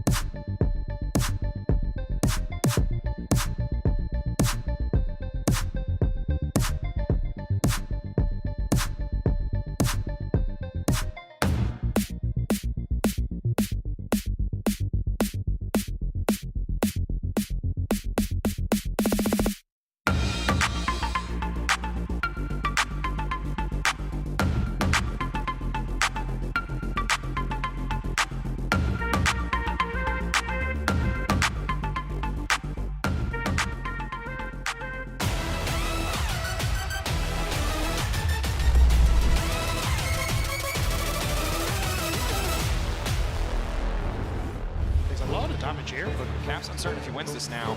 Rising spell torsion to the Scout, giving him so much more. Flash forward the oh! And now it's Mickey who's been caught out. Mickey who's in trouble because the trigger seed is there. And Mickey, he's probably going to be triggered after that one. Double kill. Just kill Leona, kill Leona, kill Leona.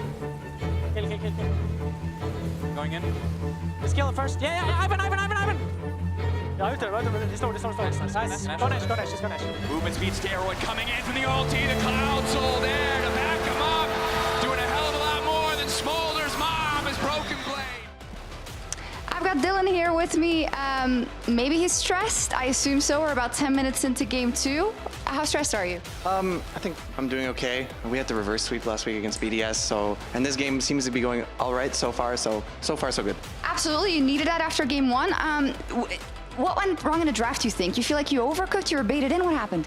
I think a lot of what we tried in game 1 actually has some goodness to it, for sure. I think like Yasuo Gwen against MF can be very good. We can block the ulti, we can win a lot of fights. I think when we really overcommit on a mid fight and get aced into Baron, the game suddenly becomes very difficult. So we're more looking at that decision making and going into the next games. Okay. Are you surprised at the level of MDK coming out of this game 1? I think a lot of people thought that they would not be able to replicate what they showed versus you a few weeks ago. No, I think they can definitely win a game against anyone in Europe if given the chance. They played us in a close series and won. They played Fnatic in a close series and lost.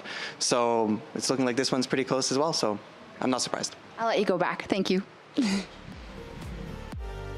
A lot of confidence here on the side of Dylan Fanco, and rightfully so, honestly, with G2, as they come back here in Game 2 against MDK, a better approach, an easier one as well. I mean, we were actually a bit confused with it in the beginning when we were going through the draft, because we were looking at how they could make adaptations for the first one in terms of what their priority was.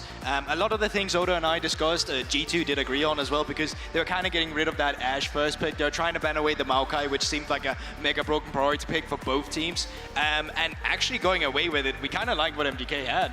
I was a lot more on the side of MDK, because I do feel like G2 made some adaptations to the draft where the trades were a little bit more balanced in the terms of power picks.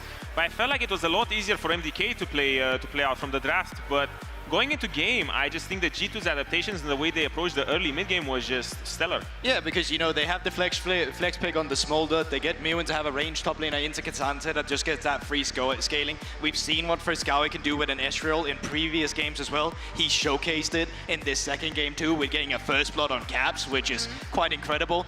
But it's really the thing that happens later into the game that then really just makes G2 as good as they are. Then talk us through it then. How did it happen? Because it feels like G2 took quite a bit of time to get the ball running, but once they did, they never let the game go, and it came through map movements, setting up objectives, auto, and they did that phenomenally. Well, it starts with this mid-fight, because even though Caps is getting chunked, right now, Ezreal is the one who has to reset, and now MF is coming over to take over this lane.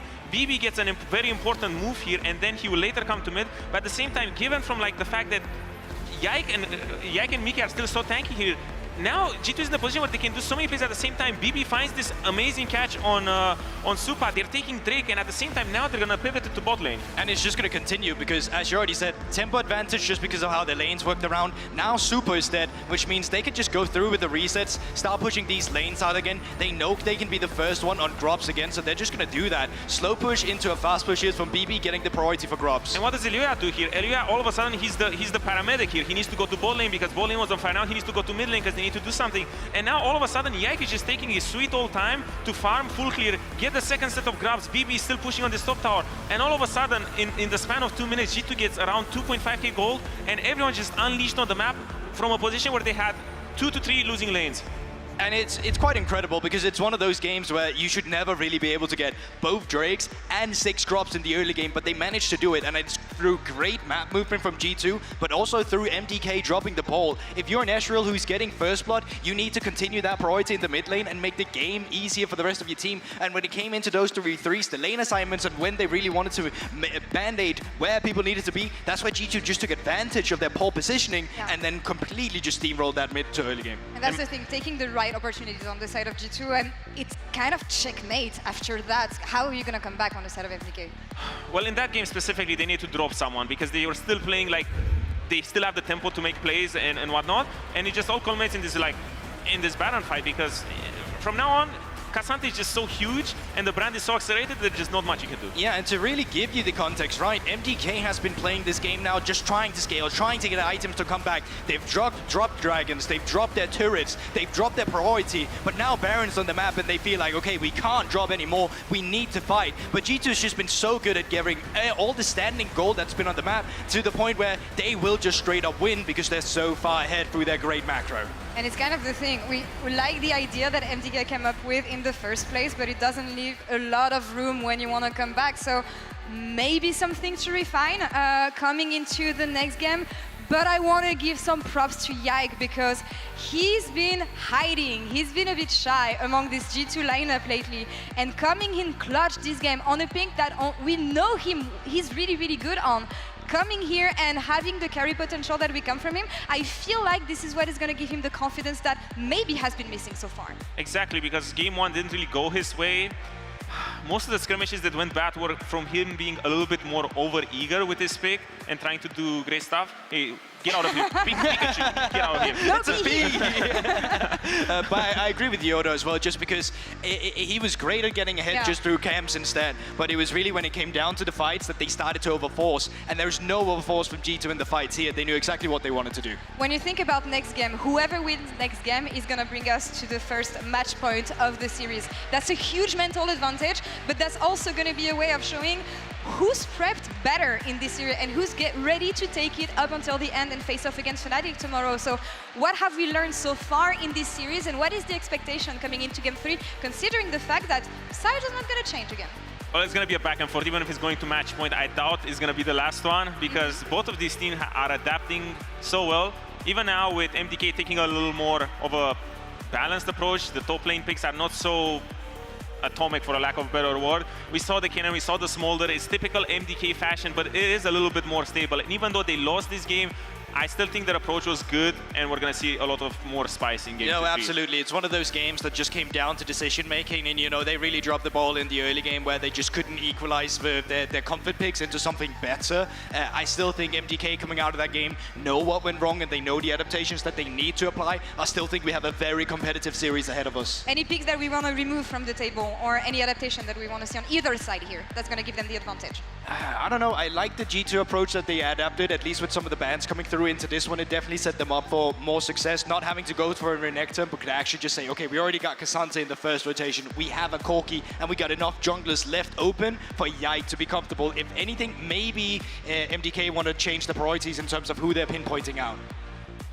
Anything you want? Sorry, I don't know to add something up. No, I like G2's approach, because I do feel like they can still kind of throw a little oddball here and still go for the first pick Maokai, because I feel like it's still in their comfort zone in that sense. It's just, I really like that they took it out of the park by taking the 2 picks away, even though it was their picks, and now just spicing it up. I would still like to put Hans a little bit more on a more defining role, because trading Ashe and MF is okay, but I think that taking one of them out will give them a lot more leverage. And this evening is young and full of surprises yet, as G2 comes back 1-1 in this series so far against MDK. Let's send it over to casters for Game 3.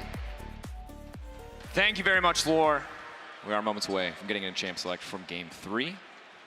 And look, at this point, I'm ready for all-out arms race. It's not a 3-0, gentlemen. Like, you know, I'm excited about that. Like, EU has been very bad. I mean, you're not supposed to have a prediction as a caster, but I guess we know what it was now. Well, it's more that around the world, we've been seeing a lot of 3-0s, you know, and I didn't want a 3-0 weekend, you know what I mean? So, the LPL was a bit of a Take that, LPL. Now, excited to see how things shift. I don't expect the Viban to disappear. I imagine that Tristana is going to stay on the boards. Azir likely to follow that with the Maokai. So G2 going to replicate what they did in Game 2. Mad Lions, I imagine the Azir is next. Now, will the Rel come through once more? Yes, it will. Okay. So this will be the question mark. This is the part that I expect to change the most. Are they going to stick with the Zyra? Are they going to shake things up? They're going to stick with the Zyra ban. So Corki first pick. I wonder if they less aggressively pick the Ivern early. We saw in a lot of those early fights that while Ivern can provide a lot of utility, the brand damage was just a bit too much. And now instead, the Lilia going to be locked in for Elioya, looking for that more high damage AP option. I also still do like the Smolder here. Smolder is a decent option into Corki. 7D just going to get to farming up into that late game.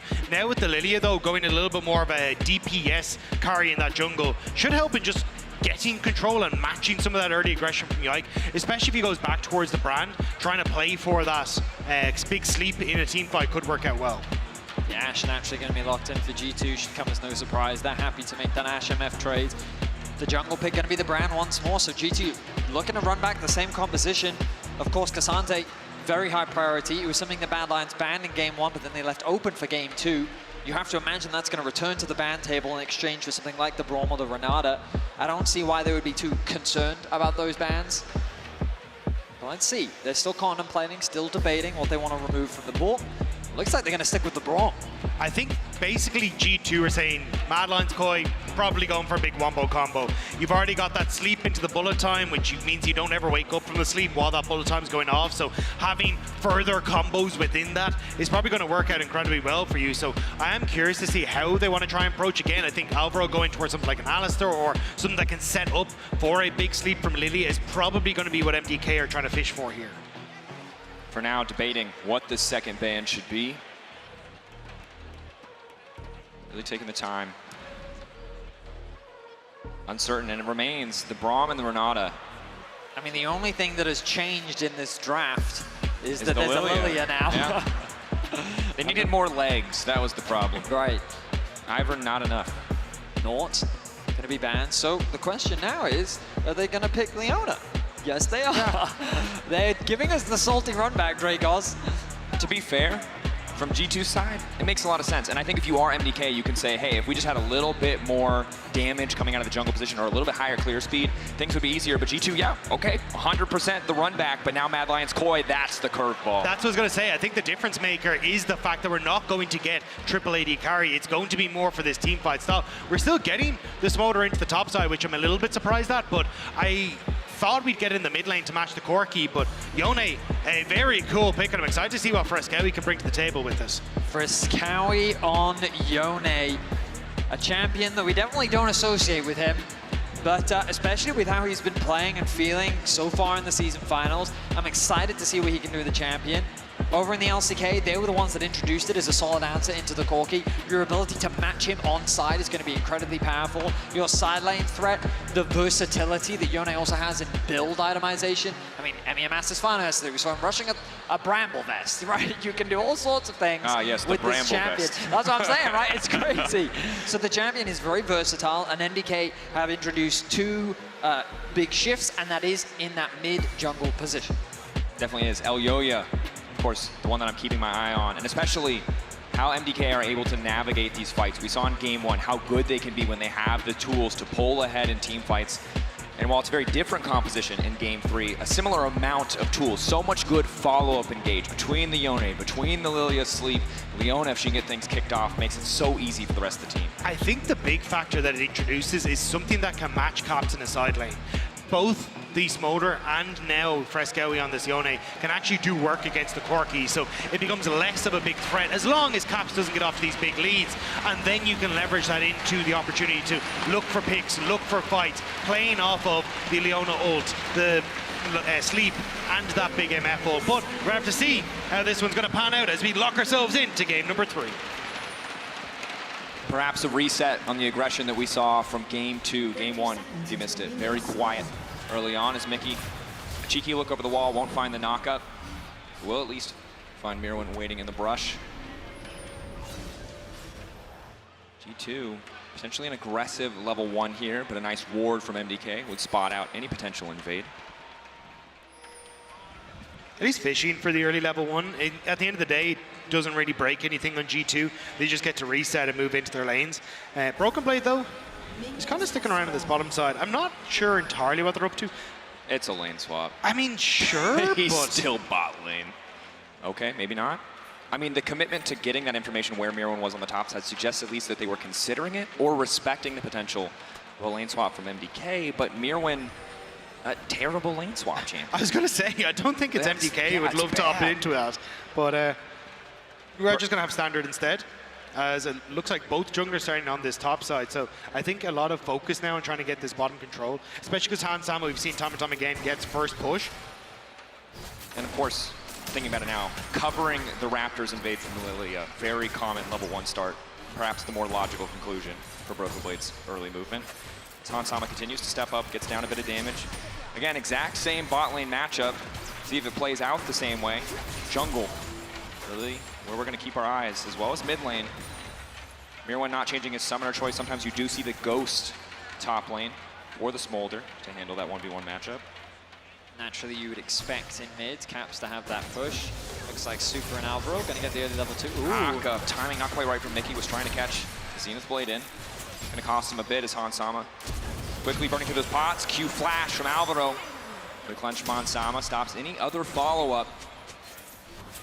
You can look for MDK on the bounce back though, and I think that's where you're going to be in a little bit of trouble here as Hansama, as both summoner spells already burned, and Alvaro can still look for that Hex Tech flash, but you have Yike moving down to this bottom side, so should be able to match any sort of play. It's more going to be about that early scuttle for the junglers that should go to MDK with this bot pressure now. Caps taking a decent chunk of damage, trying to poke back.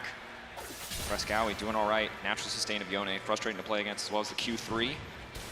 And the bottom lane you highlighted, Rob, the heal and the cleanse gone. Alvaro packing Ignite and the Hex Flash as well means G2 might have to play a bit more passive for the next few minutes in the bottom lane. He's gonna look to sweep out Vision, maybe even set up for an early Yike game. Super can't really do much to stop Mickey. Because level 3's now gonna tick over, should be very soon for Mickey as well. There it is. All right, so both junglers hovering around the bot side of the map. Mickey. Slow hits onto Supa. A little bit extra movement speed from the strut active as he walks right out of the knockup. Yike now spotted. Continuing to step up. The Hex Flash from Alvaro onto Hans. They're going to try to body block any further damage. Guardian proc is there, but Supa can't quite get through the minions. Alvaro, on the other hand, can. Looking for the knockup. Extra healing now coming in from Hans. Doesn't have the range. Battle dance again. Not enough there. Barely Hansama's able to escape away, but I thought the burn from Elyoya might have been enough. He hits him with the bowling ball through the minions, but the shield just enough from Mickey. The wave is in a great spot for MDK's bot lane, though. Slowly going to push towards them. Frescowi with a nice trade onto Caps. Sets himself up well in terms of the 1 versus 1. And immediately Elyoya, notice he's gotten the bot crab, turns his attention towards the top one, knowing that Yike has to go for the reset. One of the big advantages of this champion is just how quickly you move through the jungle and how much mobility you have on the map. And a lot of farm now being lost for Hansama. Difficult situation to be in. The bot lane matchup in every single game, regardless of who won out in the end, has been incredibly tense, incredibly bloody. Early summoners consistently traded back and forth, and Hans now, as you highlighted, losing out by a decent margin, not able to go for a luxury item like the Cole, instead forced for some early boots just to try to retain an advantage in lane. But again, you've seen how aggressive Alvaro has been in this Leona, so I think the main factor is going to be, hey, what does Elyoya do after he clears his top side, moves into bottom and starts to put pressure on towards Hansama and Mickey once more. There will be a slow push building, and you're going to have Frescowi go for a reset. I could easily see this be a dive in the next 2 minutes that MDK are looking to try and set up. Hans, frustrated, obviously with 2 members showing and a level advantage. He just has to sit here and wait for the wave to eventually come to him. MDK, how do they want to use that lane cryo? Not even going to drop ward, super close to having it, but instead just going for an easy reset. No action yet in the bottom side of the map. Level 5 for Frescowi, about to tick over to level 6. Difficult to land that Yone ult reliably on a player who is ready for it, but with the potential sleep from Lilia right around the corner as Elyoya ticks to 5. Could be an easy setup if they can find the angle. Especially if you have Alvaro starting to get that setup as well. He's hovering around the mid lane. Caps just ticked over to level 6 as well. MDK, I think, looking for a dragon, but could also still look for a play on the bottom side. Mickey trying to put a bit of pressure on towards Supa so he can't get this wave contest. Caps pulling the wave away, hoping to at least set up a freeze, maybe bait a bit more jungle pressure out from Elyoya, or potentially force Frescowi to overextend. Both teams probably feeling pretty comfortable right now. We think back to previous game and G2, there was a lot of scrapping, remember, within the first 10 minutes of the game, kind of trades, kills back and forth. Caps ends up dying 1v1 in the mid lane. There was the overcommitment in the bot lane, 2 versus 2. And Elyoya really couldn't contest any objectives. It was super hard for him to really do much with the pressure that he had with his lanes. And that means that they conceded a lot. This time around, though, you're seeing the difference. Frescowi continues to do a good job, even though he's a bit behind in farm. That's kind of what you'd expect in this matchup. But Elyoya, at the very least, is able to secure the dragon. Good control over the mid lane now for G2, though, because Frescowi, under a ton of pressure, I don't think they are. I think they're going to look maybe for the top side instead. Mirren going to reset, because I think G2 could have looked for a potential play on towards Smolder with that reset and lane swap coming through for Hansama as well. Elyoya covering the bottom lane. Supa might be able to get level 6 quickly here. Yikes, zoning. Really nowhere for Frescowi to go. Luckily, that blast cone perfectly placed to take him out to safety as G2 happy to grab a plate, leveraging the power of the 3 grub buffs they picked up early on. But as you gentlemen highlighted, this game a different story because G2 couldn't take every objective on the map. Alvaro trying to make his presence known in mid. Quick flash, quick response. The Caps now out of mana and still in a situation where the wave is just about even. Still a very dangerous game that MDK are playing. Frescowi is not very healthy, and if you end up going for some of these fights, he can easily fall. You've got push for Hansama in top lane, the arrow available as well. Mirwin is sitting duck, so if you invest all this time onto the bottom side of the map, you're giving a lot of control on this top half to G2. Hansama now put up against Mirwin. In the meantime, Supa matched up against Broken Blade. Of course, the swap happened a few minutes ago. MDK have not opted to swap back, but Supa finally able to reset, might change it. 8 minutes into the game, and the fan support is still very strong for G2. It definitely feels like a G2 favored audience. It might be because we're sat directly in front of a lot of G2 fans.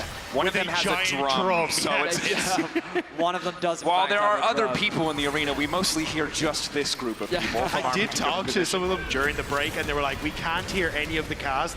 All we hear is drum. So, I think it's a little loud. Sounds like they're having a good time. Drum, the original coast. The cowbell was with them earlier too, ready for the full. They're just making a band over here. Yeah, let's get Don't Fear the Reaper going. Someone will be scared of it. Now we are kind of waiting for these neutrals to respawn. Both teams quite happy to just trade across the map. Part of the reason why you move Hansa. Oh, Mickey locked up. Frescowi. Battledan stops any follow-up angle there. Didn't have the Q3 either, however. But part of the reason why you do this is to start funneling experience into your AD carries. So Hans now gets solo experience, and Suki's in the same position. They're not really in any kill threats. Mirwin's unlikely to kill Hans, and the same could be said for Broken Blade into Supa. It's just this trading back and forth. Instead, what you see is the jungler is also now being opened up to move with that support jungle combo and start setting up that deep vision. You already saw it earlier from Alvaro pinging out on the red buff, and now you can see G2 responding like, hey, Alvaro was on my red buff earlier, I don't know if it's still there, so he's asking for support, and this is where this mid-game dynamic becomes a lot about vision control, pressure on the map, and this is something that G2 really got the better of MDK in the previous game. Definitely did. The setup now for the dive. Broken Blade can go unstoppable, is already ghosted, but so much damage coming through. Watch out, eat, baby. Broken Blade going down quick. Mickey not able to lock up Alvaro, the person tanking the tower. A clean dive from MDK. Yeah, Mickey flashed in, I think, to get some sort of shield, but was way too late. Didn't even try and burn the heals, so just a summoner down now for the G2 support alongside the top lane dropping as well. It's a big win for MDK, because when you look, a minute and a half until Dragon, 30 seconds until the next set of Void Grubs, a potential fight with no summoners on Mickey could help out massively. And that's the kind of play that might not have been possible with the Ivern in the previous game, right? You're getting a lot more damage out of that Lilia. The setup is much easier to pull off that kind of play and punish G2 for putting that Ashe on the top side, for leaving Broken Blade alone in a lane where he's going to lose the push. I was honestly surprised to see a Cassante CC'd for that long. I was expecting the Unstoppable to come through, but it didn't happen until after all of the chain CC had landed. So credit to MDK, very clean dive. So Void Grubs are now up. MDK lack the ultimate from Supa though, so have to be a little bit careful about how they approach this. And I think G2 trying to play off that timing window, and MDK might just have to respect it. Also with the push on bot lane for Broken Blade, it looks like MDK going to be pulled away from the objectives. I mean, TP available for Broken Blade. He's going to go straight back to that lane and grab himself some plates. You can see the farm not quite as close as it was in the previous game. It does largely help the fact that MDK was able to find that dive on the stacked wave, but G2 still in a very comfortable position as Caps continues to build his lead. And the staggered respawn of objectives means that MDK aren't really able to grab a cross map quite yet. They might go for the re-dive onto Broken Blade. Mirwin, luckily, despite the man advantage G2 have brought to the top side, is able to clear the wave. 6 grub buff, we saw it so many times in game 2 and game 1 as well. Can make the push very easy. Mirwin may be forced to ult, and he does so now. The Yike is here. Mirwin's in trouble. Mickey trying to chase. Quick flash out. Not able to find the charm. Bit of a split focus. And while Mirwin has to deal with a couple of mites, he's still standing for now. TP now coming in though. TP in. Immediate CC. Mickey does not have the knockup. One more on it from Hansama's going to do it. He gets the kill down. In the meantime, TP into the bottom lane from G2. Desperate to cover that, but it's 3 members coming in. That might have been a little bit too much, Caps. Not ready for the surprise attack from MDK. Thought he could keep that tower standing. It's hits all over the place. G2 successful in top lane. MDK on bot, but Broken Blade is here. But they just hit the tower. And then all right, setup is there. Trying to go in onto Alvaro. Everyone's dancing.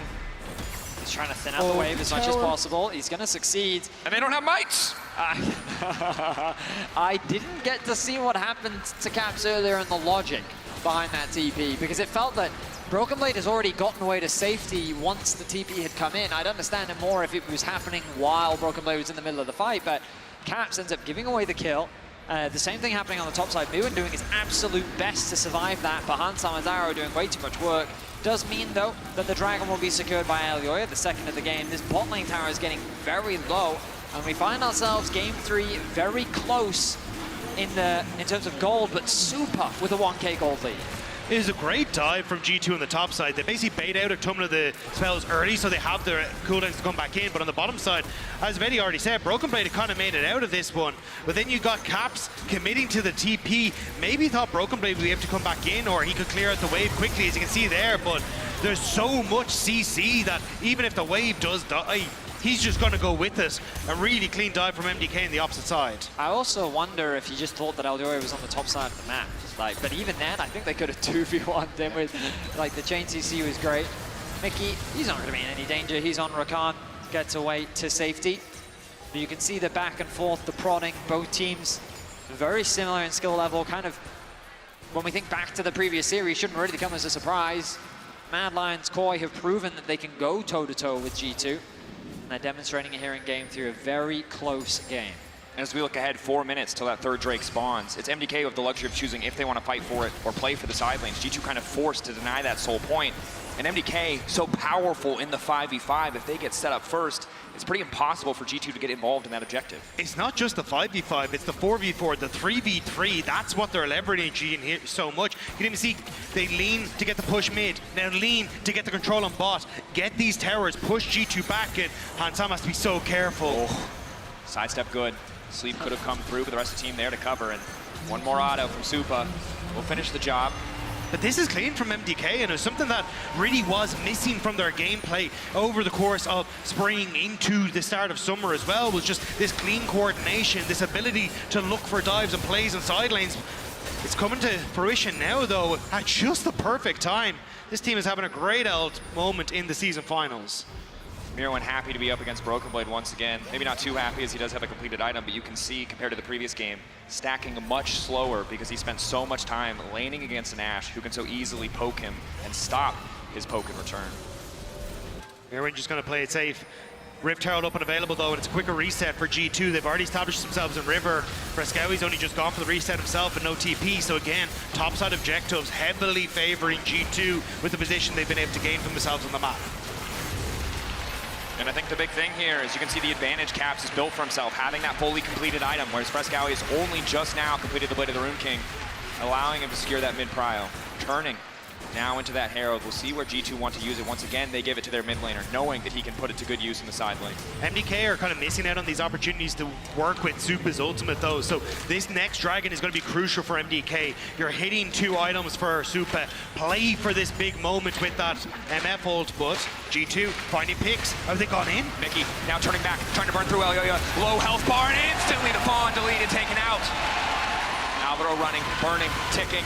Broken Blade off to the side, can lock up Supa effortlessly. Now going to try to ult him back into his team. W comes through, he holds it, he waits, he takes his time. Going all out against Supa. Supa, the lifesteal now coming in. Ulti is there! Anticipating the move from Broken Blade. He gets a kill back, but it's still G2 on the mid lane tower. In the meantime, Mirwin in the top lane desperately wants to get something back. Broken Blade, he was a little too overconfident in that play, but G2, they still find 2 picks, and they secure the mid tower. The Lilia was the big change that we see from MDK, giving them more power in the early game, but it's still a very squishy champion, and getting caught out in the river thanks to Hansama and Mickey made for an easy pick. G2 find themselves a big advantage in terms of map control. And it was just great play from G2, understanding, hang on a second, we don't actually have to position ourselves in top wave. We can pull in 4 members, make the play happen, and find that pick. But Mervin, find a bit of Caps damage here. You do have to be careful, Mom is available, and you know, we trapped underneath the tower with it, but Caps going to clear out the wave and move back. But we see it as we come into this fight, they don't have to actually deal with top wave, it's in a neutral position, which means that Caps is able to come down. Mirwan's only walking back, and we already said you've no TP available for the One, so quick pick onto Elyoya. Sam is able to flash away, and Broken Blade, we don't really talk about what Broken Blade was up to, but at the bottom of the side of the fight, Alvaro is able to get picked off as well, so G2 making a 2-for-1 on the trade. And I think the big thing here is There's one 80 carry in the meta who builds Bloodthirster first, and it's that 80 carry, and it does make the difference. Supa prancing his way back into mid lane, strutting his stuff. Supa is very strong, though. Yeah. I mean, giving a kill over, even if... Oh. He's rich. Thank you, Santander. He's rich and strong. Yes, what a combo. I think this game is going to come largely down to Caps versus Supa. His positioning is going to be crucial. Oh, ulti from Alvaro. MDK just trying to hold on to control of the Dragon Pit. Mirwin will lose one tower, but won't have to give up much else.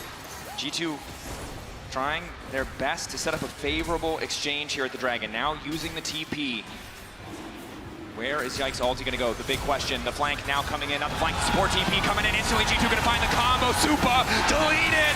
You said if any, it comes down to him, but now it might have to be Frescowy instead. Everybody's taking a nap on the side of G2, but the follow-up is not there. A split fight from MDK costs them so much, even as Cap's health bar burns down. G2 will take the Drake. They were trying to set up, but there was no one in position to be that tank. No one to deny G2 access to River, and they will happily take that fight against MDK, catching everyone off guard, and they get the Dragon as well. There's just no one to stop Mickey's engage. He finds the angle, and he's gonna take it. Keep track of Mickey as he locks onto his target. Supa near the front line. Alvaro standing in his way. Goes for a bit of a poke, and that was the mistake. Flash in from Yike, the immediate follow-up damage. But this return damage from the Yone plus the Lilia was massive. Oh, and Mirwin as well. Like, MDK clearly have the damage. They just weren't set up properly for this fight, and they weren't ready for the collapse. Oh my god, what an angle. But that's the thing, if you got an auto from Supa, anything from that 80 carry, that could have been enough, but G2 find their moment, and now they're looking for one more potentially on this top side. MDK, have they caught out Caps, overloading the side lane, but the blue trinket comes through, and now it's G2 on the hunt. Arrow, X-Flash from Alvaro. A good catch to be sure, but this ain't a game of baseball, baby. League of Legends means that's gonna cost him. Now Broken Blade going in, finding the knockback onto 2. Yike, then a follow-up. Domination from G2. It's a home run from G2. Alvaro gets smacked down with the arrow, and now they will turn over to the Baron right as it spawns. It's the perfect moment for G2. Absolute devastation for MDK. They thought that they were creating a collapse onto Caps, but instead it was they who were collapsed on. 3 members down, the Baron secured, and G2 looking to take firm control over Game 3.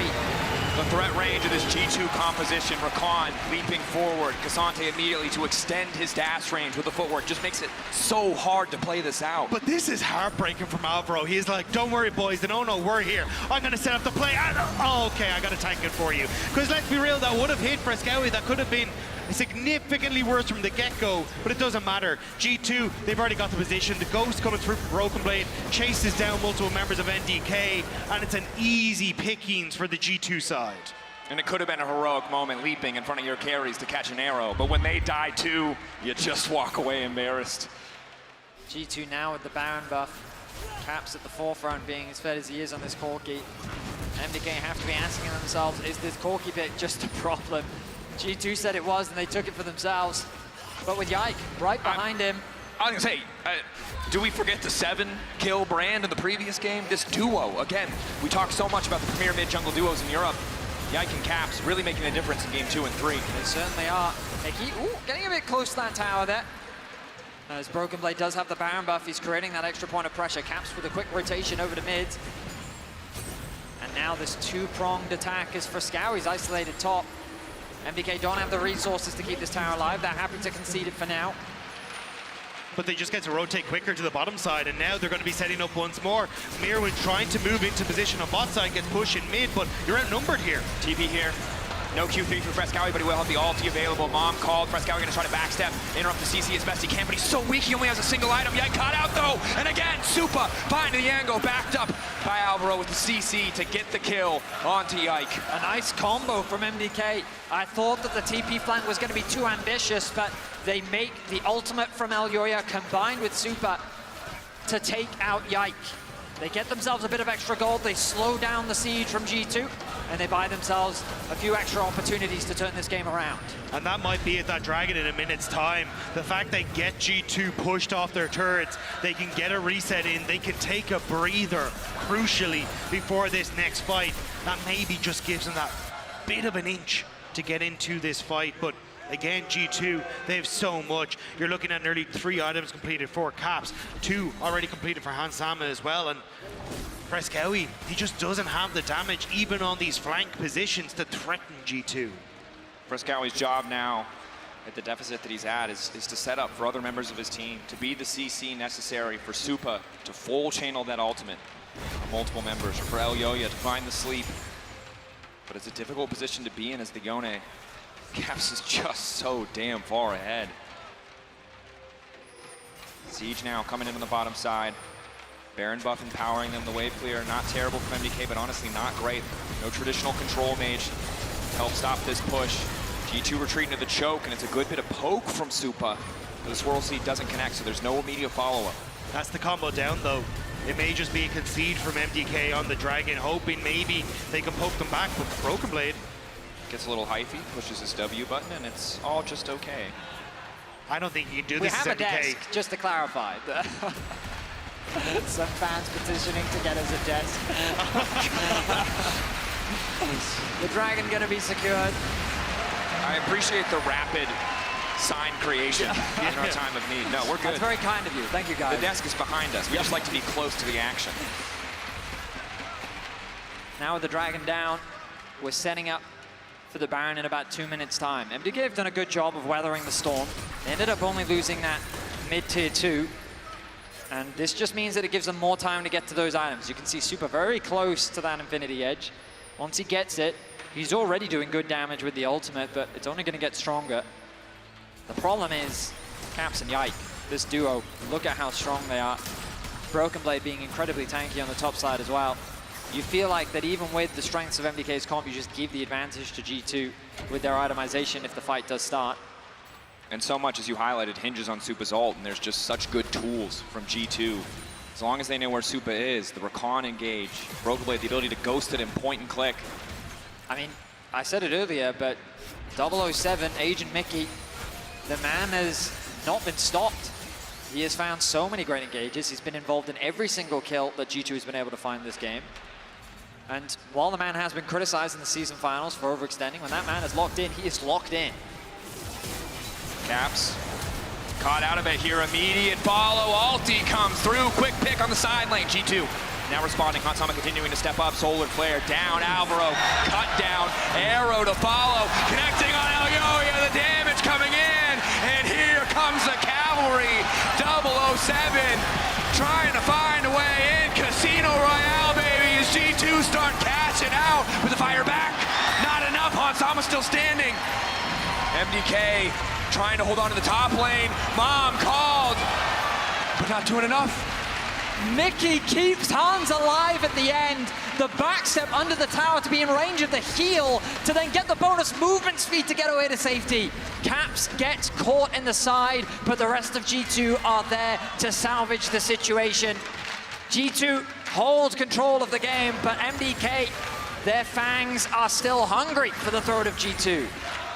They certainly are, and on the side of G2, Mickey continues to have an all-star performance. He said himself in the interview with Sheep Esports, everyone talking about him, the criticism overblown, the narrative overblown. He's still the same player. They got MVP last year, and here you can see it when he saves his support, even if he couldn't save his mid laner.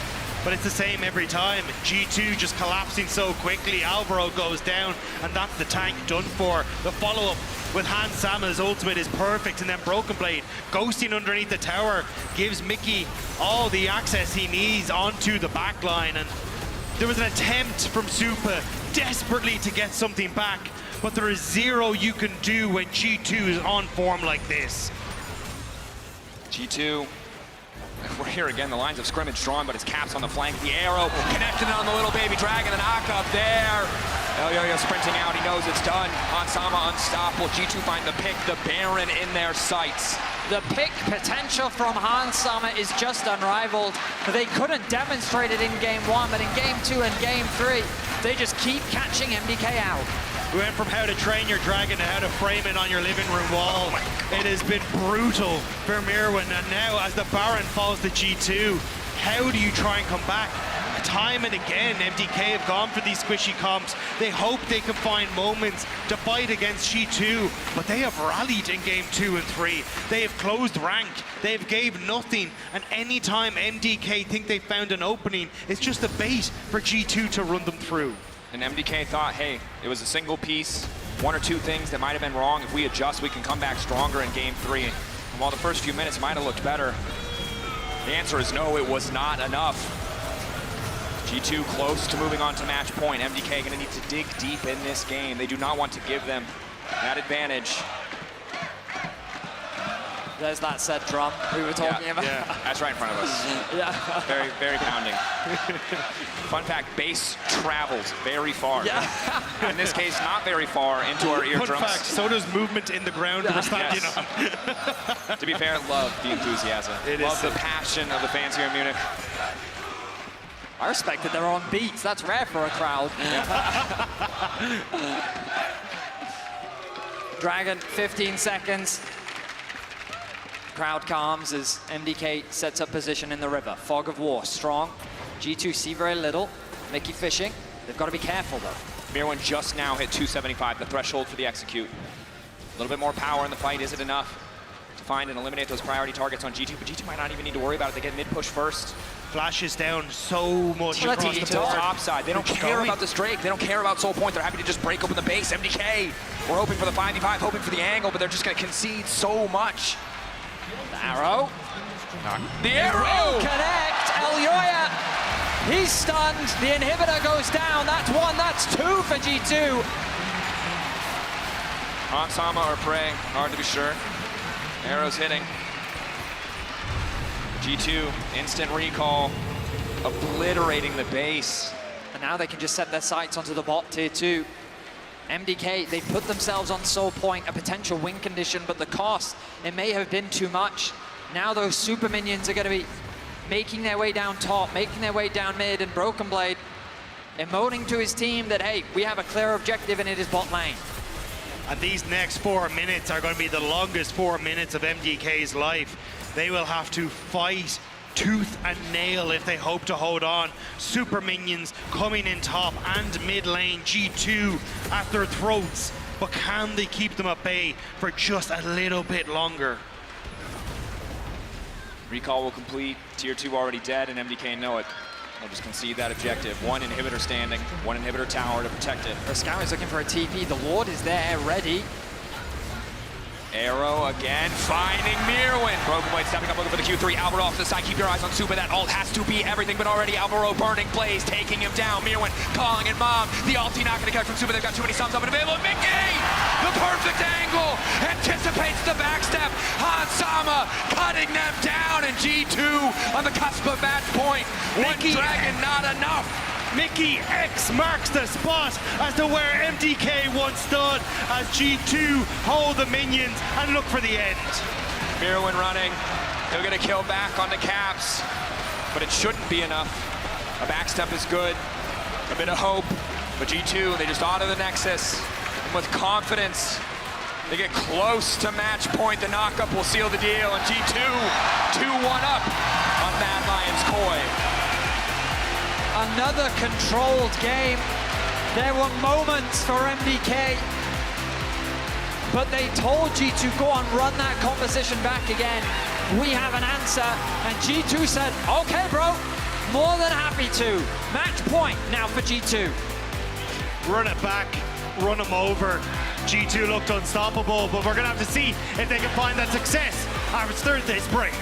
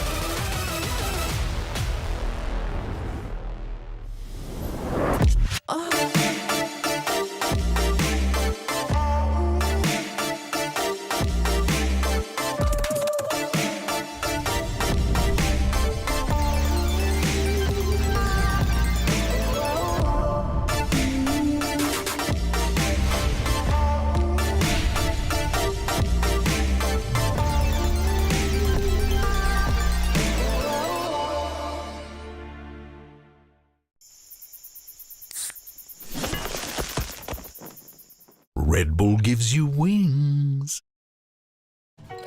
Can't believe we lost to NA. We'll be fine. Yeah, we always are.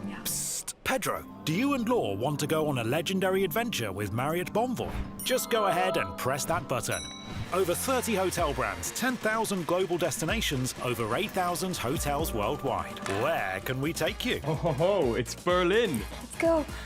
Marriott Bonvoy. Unlock exclusive member rates and legendary benefits across over 30 hotel brands worldwide. Sign up today for free and claim your Masterwork chest and key. Somos los que surgimos de donde nadie esperaba. Los que vimos que algo nuevo empezaba. Somos el grito que atraviesa tu pantalla. Locos, frikis, ídolos y haters. Nada nos define, nada nos detiene. Bienvenidos todos los que llegan. Aquí nadie queda fuera. El camino que nos queda es tu inicio, tu carrera. Sube el nivel de lo que llega. Porque cada día un progreso nos espera. Level up your dreams.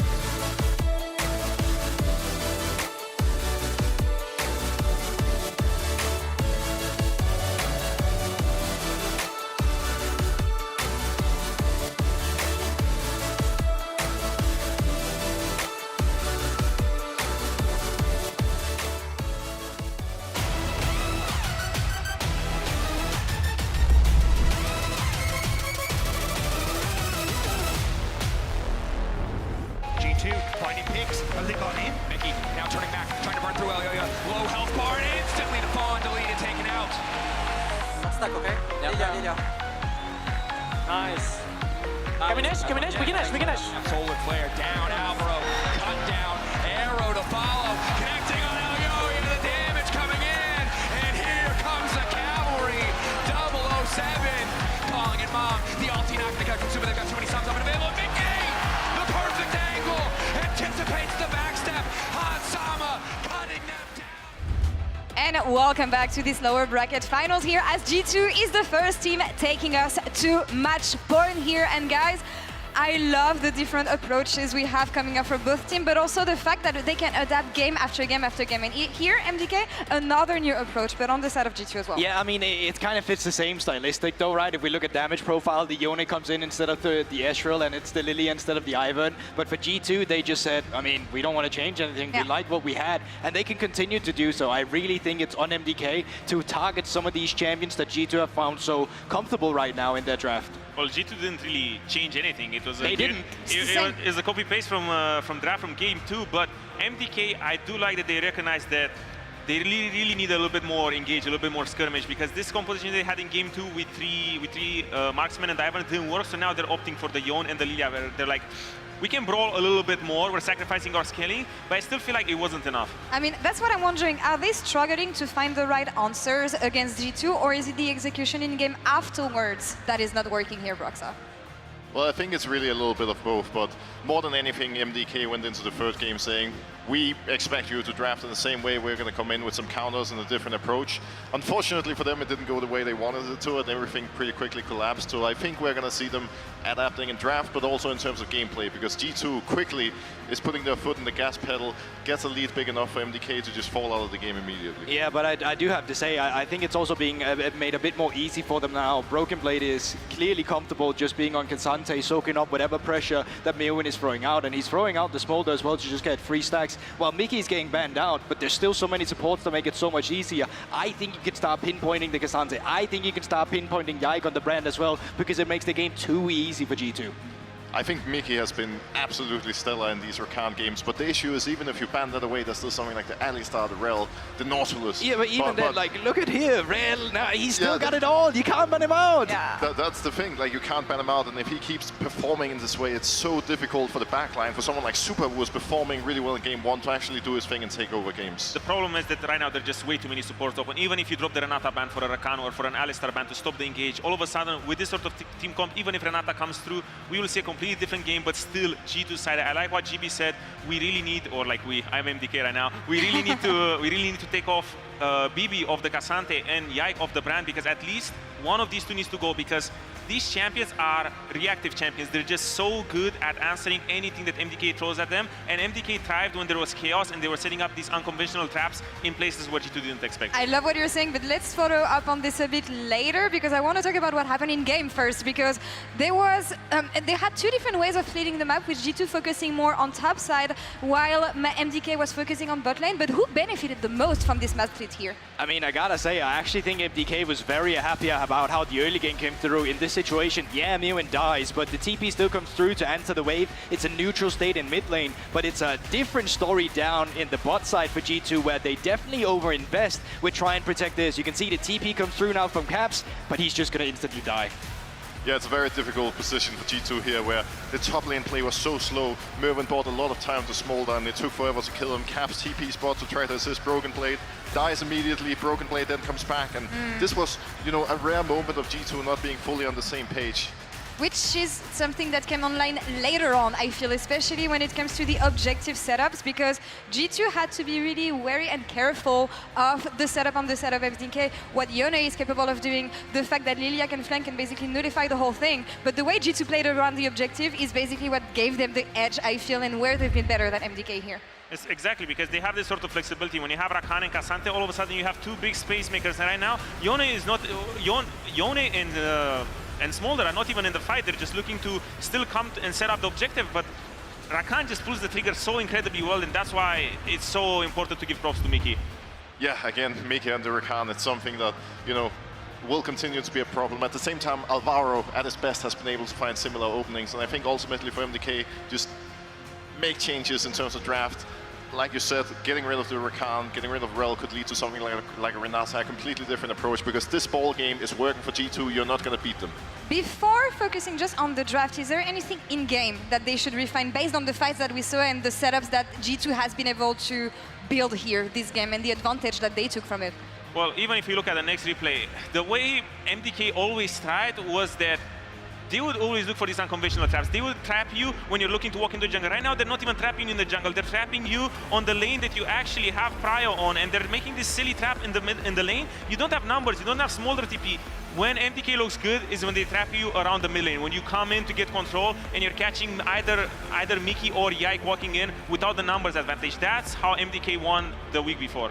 Another issue is that the frontliners are often forgetting to take Super's position into account. So often this misfortune that was hard carrying in game 1 is being flanked. In this fight we just saw, she was dealing with the Cassandra. Like, Super can't actually walk off without being engaged on the flank. And this is a massive, massive problem, because at the end of the day, if you keep taking fights where your strongest member can't freely hit, you're just not going to come out on top. Yeah, at the end of the day, there's also just a lot of the decision-making going into it from the drafting perspective, but also to how they actually then get themselves ahead, because 2 times we actually have found MDK in a semi-winning condition that they could translate better into the mid-game, but they failed to do so, and it's been G2 that's just winning out on the macro. So it's so difficult right now to sit there and say to your team, we need to do these things differently, because you got your ingrained habits from scrims, you got the things that worked for you until now. You might have to change everything just to make it work against G2, because when it comes to the macro, G2's just been coming out on top. Yeah, and that's the thing. Are they going to change everything? Because they trust their approach. Sticking to red side in the next game, I feel, is what they need to do here, especially kind of when it comes to G2. But you got to cut some stuff in the draft from G2, as we said, but also hoping that they have a third trap card here, because this approach so far is not working at all. Definitely not, because, yeah, everything they've thrown so far hasn't been really good, but you can go ahead. Nidalee top. Ooh. It's time. Is it time? I think so. Is it time, GB, for There's Nidalee top? There's a big red button, and I wonder if it says Nidalee top on top of it. You never really know, but I don't even think like it's that good into the Cassandra, for example. So I think it's about finding that perfect spot for it, where you know you can get ahead in the laning phase, and then actually utilize that to bleed your priority into the rest of the team, because the Nidalee can't carry late game. It needs someone stepping up with it as well. And looking at G2 here, on the verge of getting yet another final against Fnatic here. Do they stick to the same approach? And what do you want to see from them if MDK ends up banning the champions that we mentioned here? Well, that's a little bit tough, because the Cassandra for me is the wonder pick right now. The Cassandra and Brand are both great. So in game 1 we saw the Renekton blind pick. It didn't really work so well, and I feel like it takes away such a huge power pick from G2, so that's why I'm like, G2 will for sure stick to the same thing, because they get a lot of scaling right now with the Corki Brand and Cassandra, so I'm like, why change it? Ball is in their court. Let's see what MDK can come up with as we're gonna head to the casters for the next game. Over to you guys. It's a good question, Laura, if anyone can cook on this stage. But it's MDK. We'll see if the big red button does indeed say Nidalee top. It could say something else. The best and worst part of scouting both these team solo queues is it could be troll, it could be just for solo queue, or it could be a meta revolution. You know, and anything in between. But now, again, G2 returning to the blue side, MDK again choosing red. Thus far, the ban's the same. What will MDK change this time? G2 under no pressure yet to adjust their strategy. We're seeing the exact same stuff coming through. Vi, Maokai, Rel, more than likely going to be the last one. And now, is there some sort of mix-up on MDK's side? Or do they just continue with the same bands and say, look, we're actually just going to try and prioritize different picks coming into Cassandra, taken away? Okay. I like it. It removes that safe blind from BB, gives Mirwen a better opportunity to get that counter pick, potentially Nidalee top, depending on how he's feeling, but the Corki priority unlikely to shift away. The Ezreal is, of course, still available. Oh, but they're just going to go for the Yone. And they're going to deny the Ashe away from G2, taking that away from Hansama. I think this is a good play. A lot of what we've seen is that G2 have been able to opt out of team fights because they've had this Ashe to look for picks. So saying, hey, look, we want to try and take that tool away and try and see if we can make that a little bit more difficult to play for these side lane controls that G2 have been going for. The vision control you get with Hawkshot as well is incredibly good at stopping any of the fast plays that Mad Lions Koi were very comfortable with in so many of their series. But now the Jhin coming out for Hansama, not the MF as you'd expect, opting to match some of the utility Ashe brings to the table with utility of his own.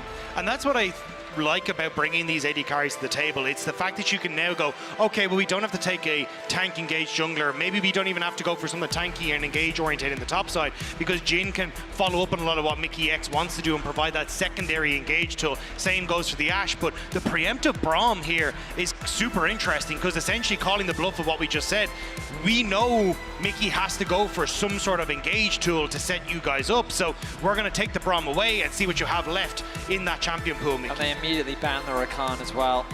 It's been a great champion for Mickey. I mean, even historically, when we think of European supports, Hylissang Rakan, Mickey Rakan, they're always champions that these players were able to find success on.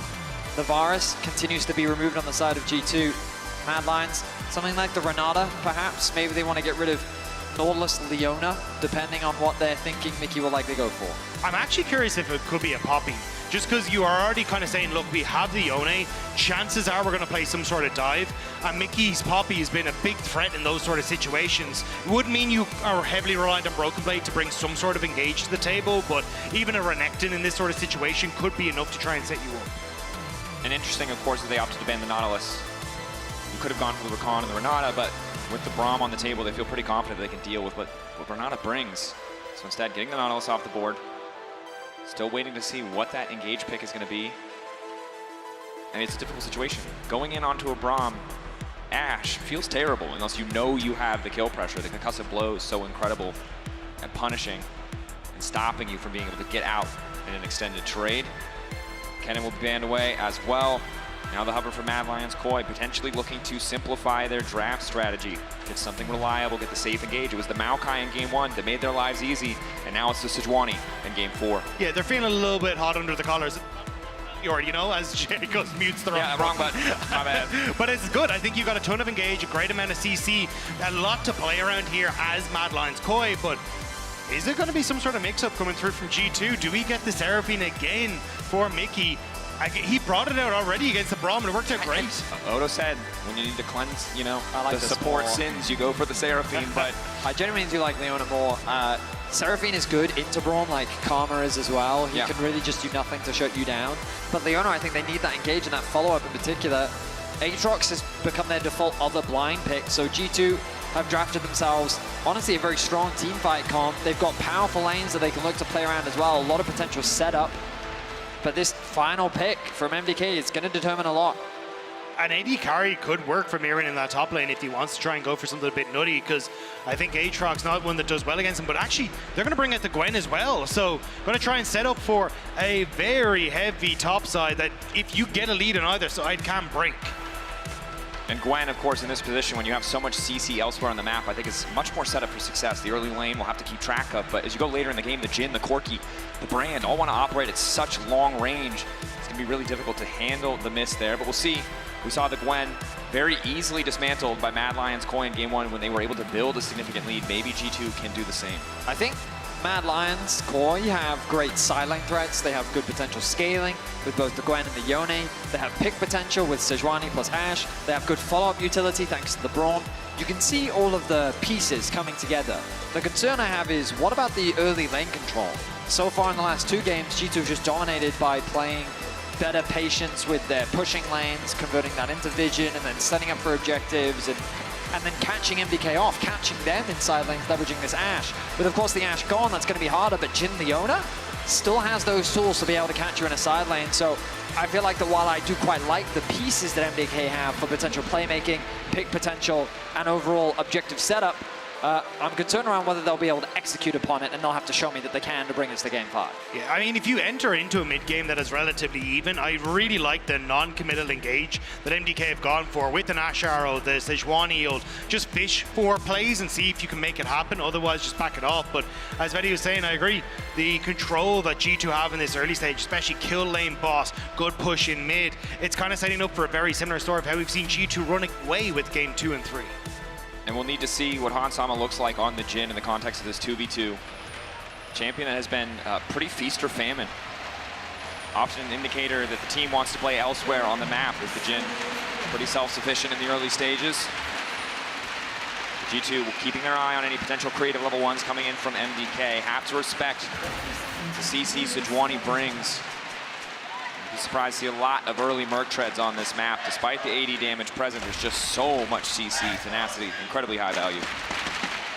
I do think there is a world, though, where G2 do actually try and play around this Jhin a little bit, just because you are so aggressive in these early stages with the Leona. A ton of kill pressure because of that initial damage. So there is a lot to be concerned about if you're Super and Alvaro. You have to make sure you're playing relatively safe here.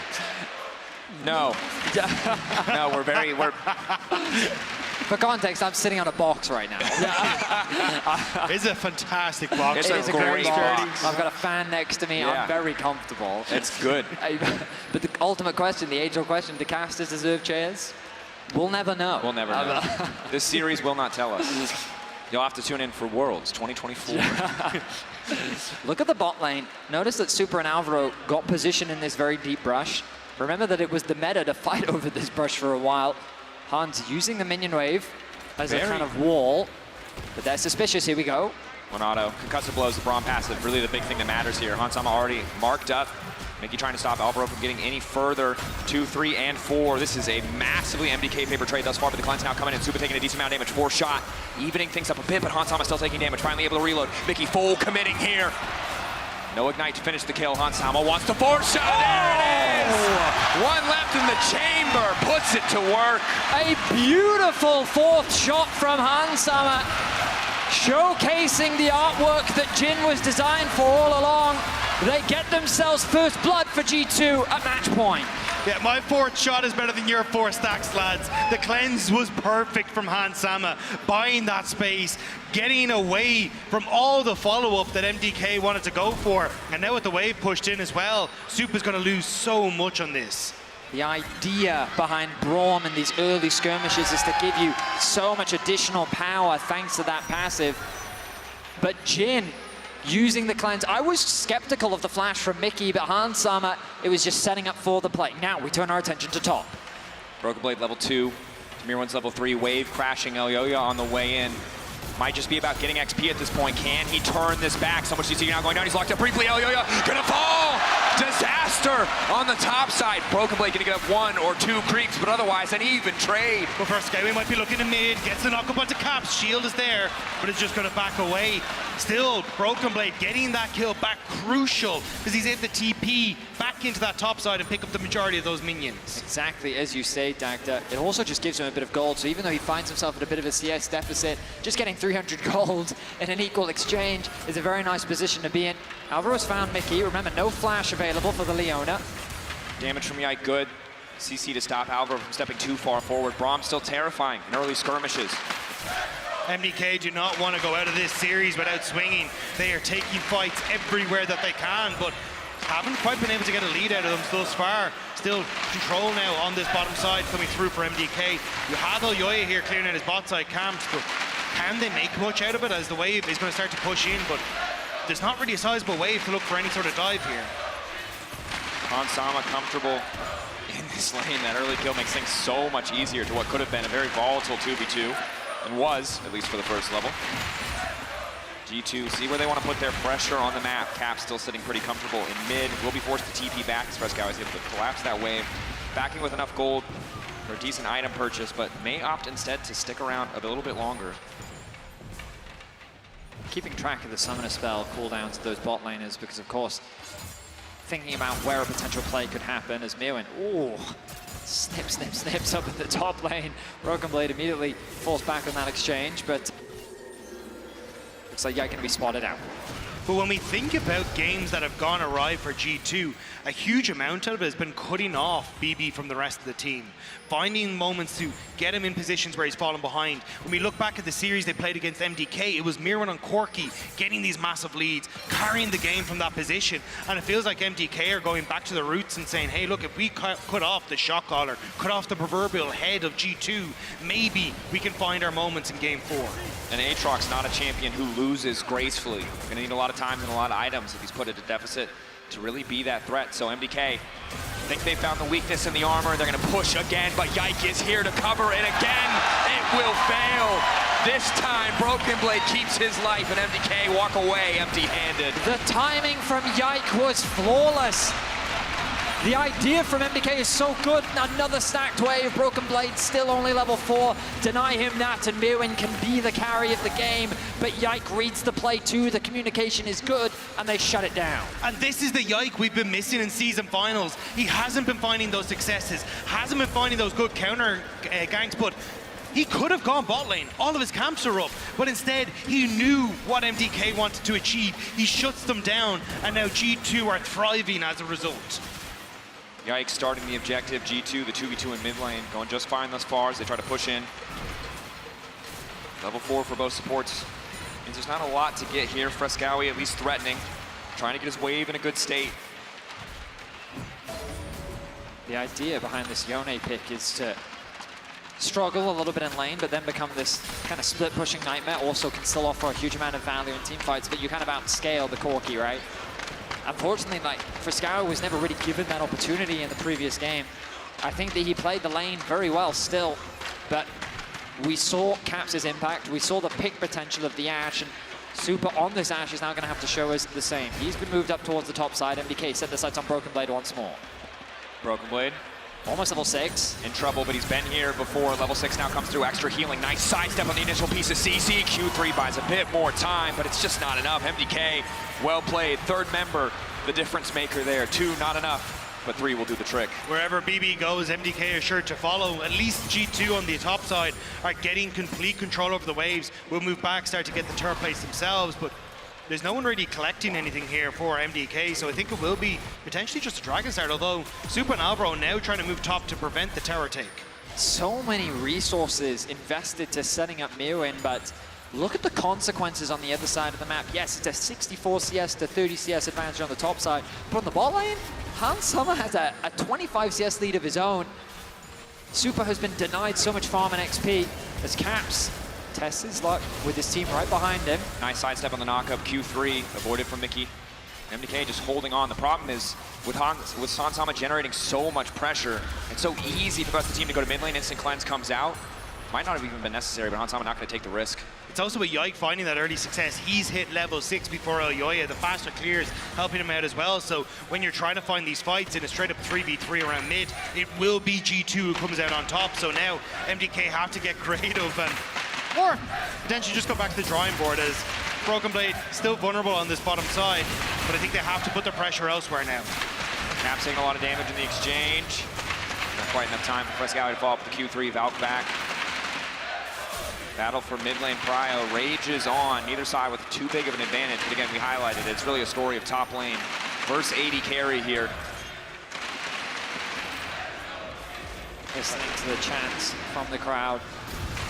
Strong support for G2 as they find themselves with about a 700 gold lead for now. A lot of that advantage coming from Hans Sommer. Dragon looking to be started by MDK. This will be the first one of the game. And it is MDK who have the better setup. Mirwin with a good push. Mid control as well. Caps doesn't have TP as he looks to base. Seems like a difficult contest for G2. MDK, potential now to try and shift this into bot side. See if they can find some pressure towards Hansam and Mickey. Otherwise, you look at the top left corner of your screen, a minute until those Void Grubs, a potential 6 grub buff, and actually, they're just going to go for the reset now. So I imagine Hansam and Mickey are going to waltz their way up towards top side. This is the goal that G2 have in mind. Again, continuing how strong that 6 grub buff has been for both these teams in this series. You can see Frescao wants to be the guy to step up to try to win these exchanges. Takes his tower shot in the process. This is the pressure of the Yone, right? No real mana to worry about, can just consistently step up and threaten. Decent amount of sustain in the kit as well, but Mickey here to cover Caps as the wave resets. May force the TP out from Caps, just a couple of seconds away, but all of G2 now ready to punish Caps. Just a bit of tasty bait. Mickey not in a great position to follow. Albro there to cover as well. I think they need to get the push in mid so they can get a reset on Caps. He's so low, you cannot contest this top side of the map with the position that Caps is in, and Super is fishing for that arrow. Broken Blade finally has a little bit of time alone as Mirwin tries to leverage his lead in the mid lane, but there's just nothing there. There's no play to be had. So has to concede a couple of plates. And this is where the 3 grubs that they've already picked up start to pay off even more as the gold lead shrinks a little bit on the top side, or the bottom lane now, I suppose. Caps gets that reset though, crucially, and MDK haven't started it. Now they go forward. Caps going in, Frescao getting chunked out. Q3 used just to escape. Confident in his power on that reset, gives him a bit of light, but Frescao has no TP. And that's all that G2 needed. Chunk out the mid laner, now move across. It's 2 members of MDK trying to delay this, but Supa's resetting. Mirwin's bot side with no teleport, and it's 6 grubs with a patient game from G2. Certainly is, Dagda. I mean, you called it out clearly. Each step, G2 handled well. 6 grubs secured for G2 as Broken Blade just continues to play on the bot side of the map, doing what he can to weather the pressure. Jin, not the fastest at taking these towers, but he's going to be able to get himself another plate. I think this is the G2 a lot of people wanted to see come into this series, though. It was a ropey get-go in season finals where a lot of questions were raised, but coming across the last 2 games of their series and now coming into this series as well, it feels like G2 have found their stride again. They understand how they want to approach the game. This Corki has been massive for Caps, and Hansama continues to impress. A man who didn't get a huge amount of praise over the course of the year, but this season finals has been instrumental to the success of G2. And G2, we saw in the game 2, they can be that macro team. In this game 4, the confidence in that level 1 to build that early lead now leveraged across the map. The only one still suffering, Broken Blade. The rest of the team sitting pretty, feeling happy. Pressure on Hans to leverage that lead even further in the fights to come. But MDK rapidly falling behind in a match point situation. Means it's kind of all eyes on Mirwin to see if the Gwen is enough. Has the Shroud to deal with the AD carry, the range threats. But it's a tall task. Sometimes you do just have to be the great attune, though, you know? Everyone is riding on your back and no one really realizes you're there. That's kind of what BB has to do right now. Just be the guy that can support from flank positions, TP in, draw attention. Just try and find some moment to give G2 to continue on this, what's been an onslaught in the early stages apart from himself.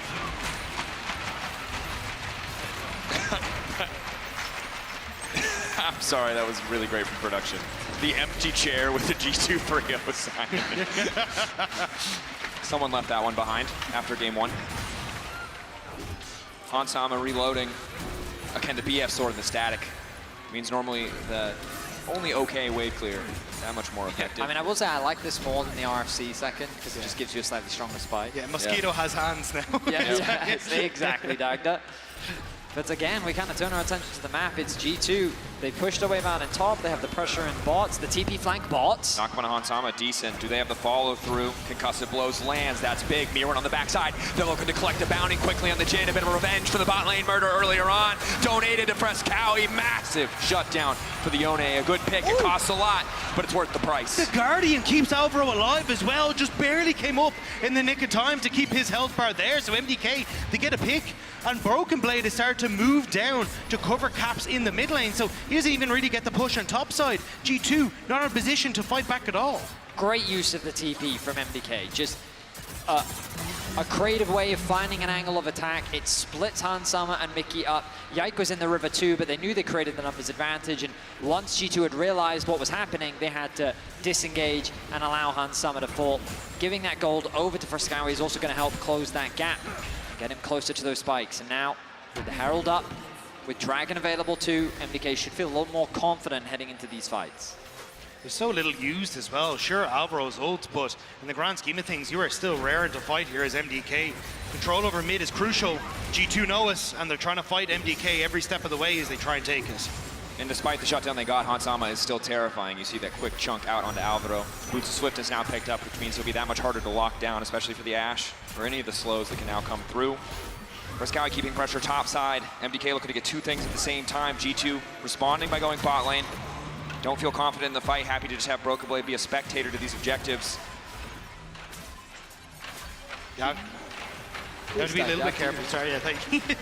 You have to be a little bit careful here as MDK, though, because yes, you're going to end up taking this top side, but there's still moments where I want to see if they're able to control this play on mid, because even though you have Rift Herald, it's very easy for G2 to collapse on you incredibly quickly. They already burnt the TP from Irwin on towards this spot side play.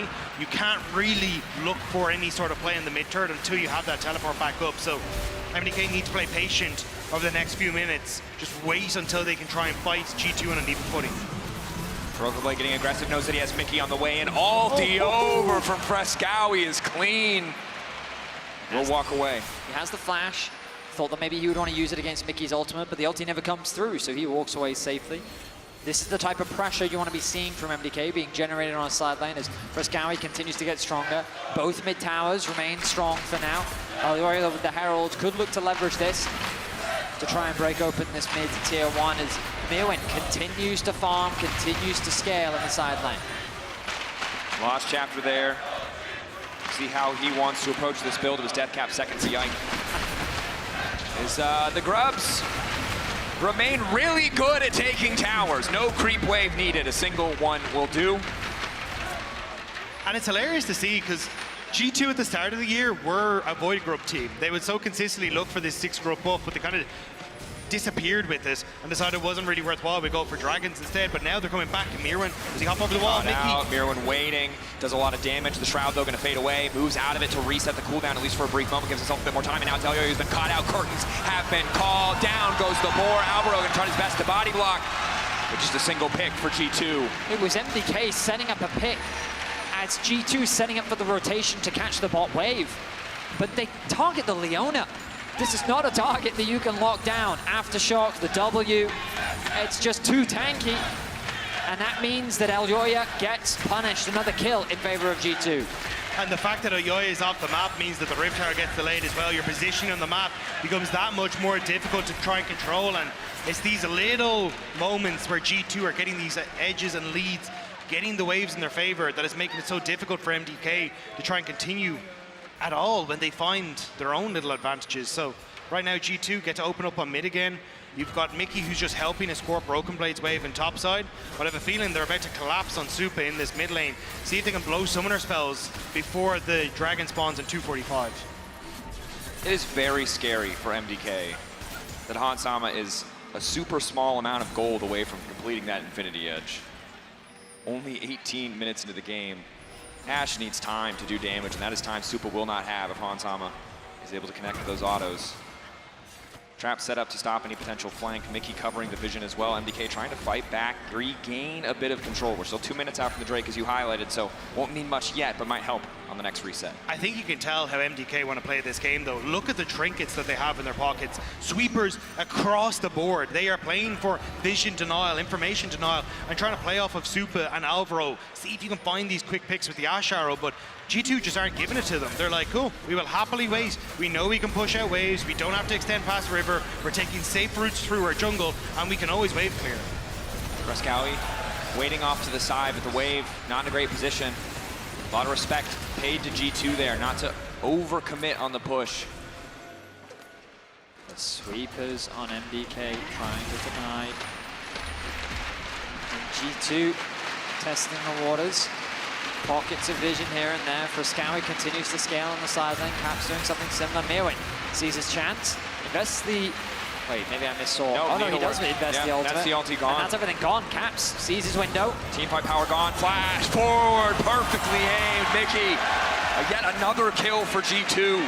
And just quick punishments as Mirwin tries to step up. He already used the Shroud, so there's nothing that can stop Mickey's ultimate crashing down on top of him. And again, G2 get more control. Dragon in a minute's time. Baron is going to spawn very soon as well. So the next time that pick happens, it could be far more severe for MDK.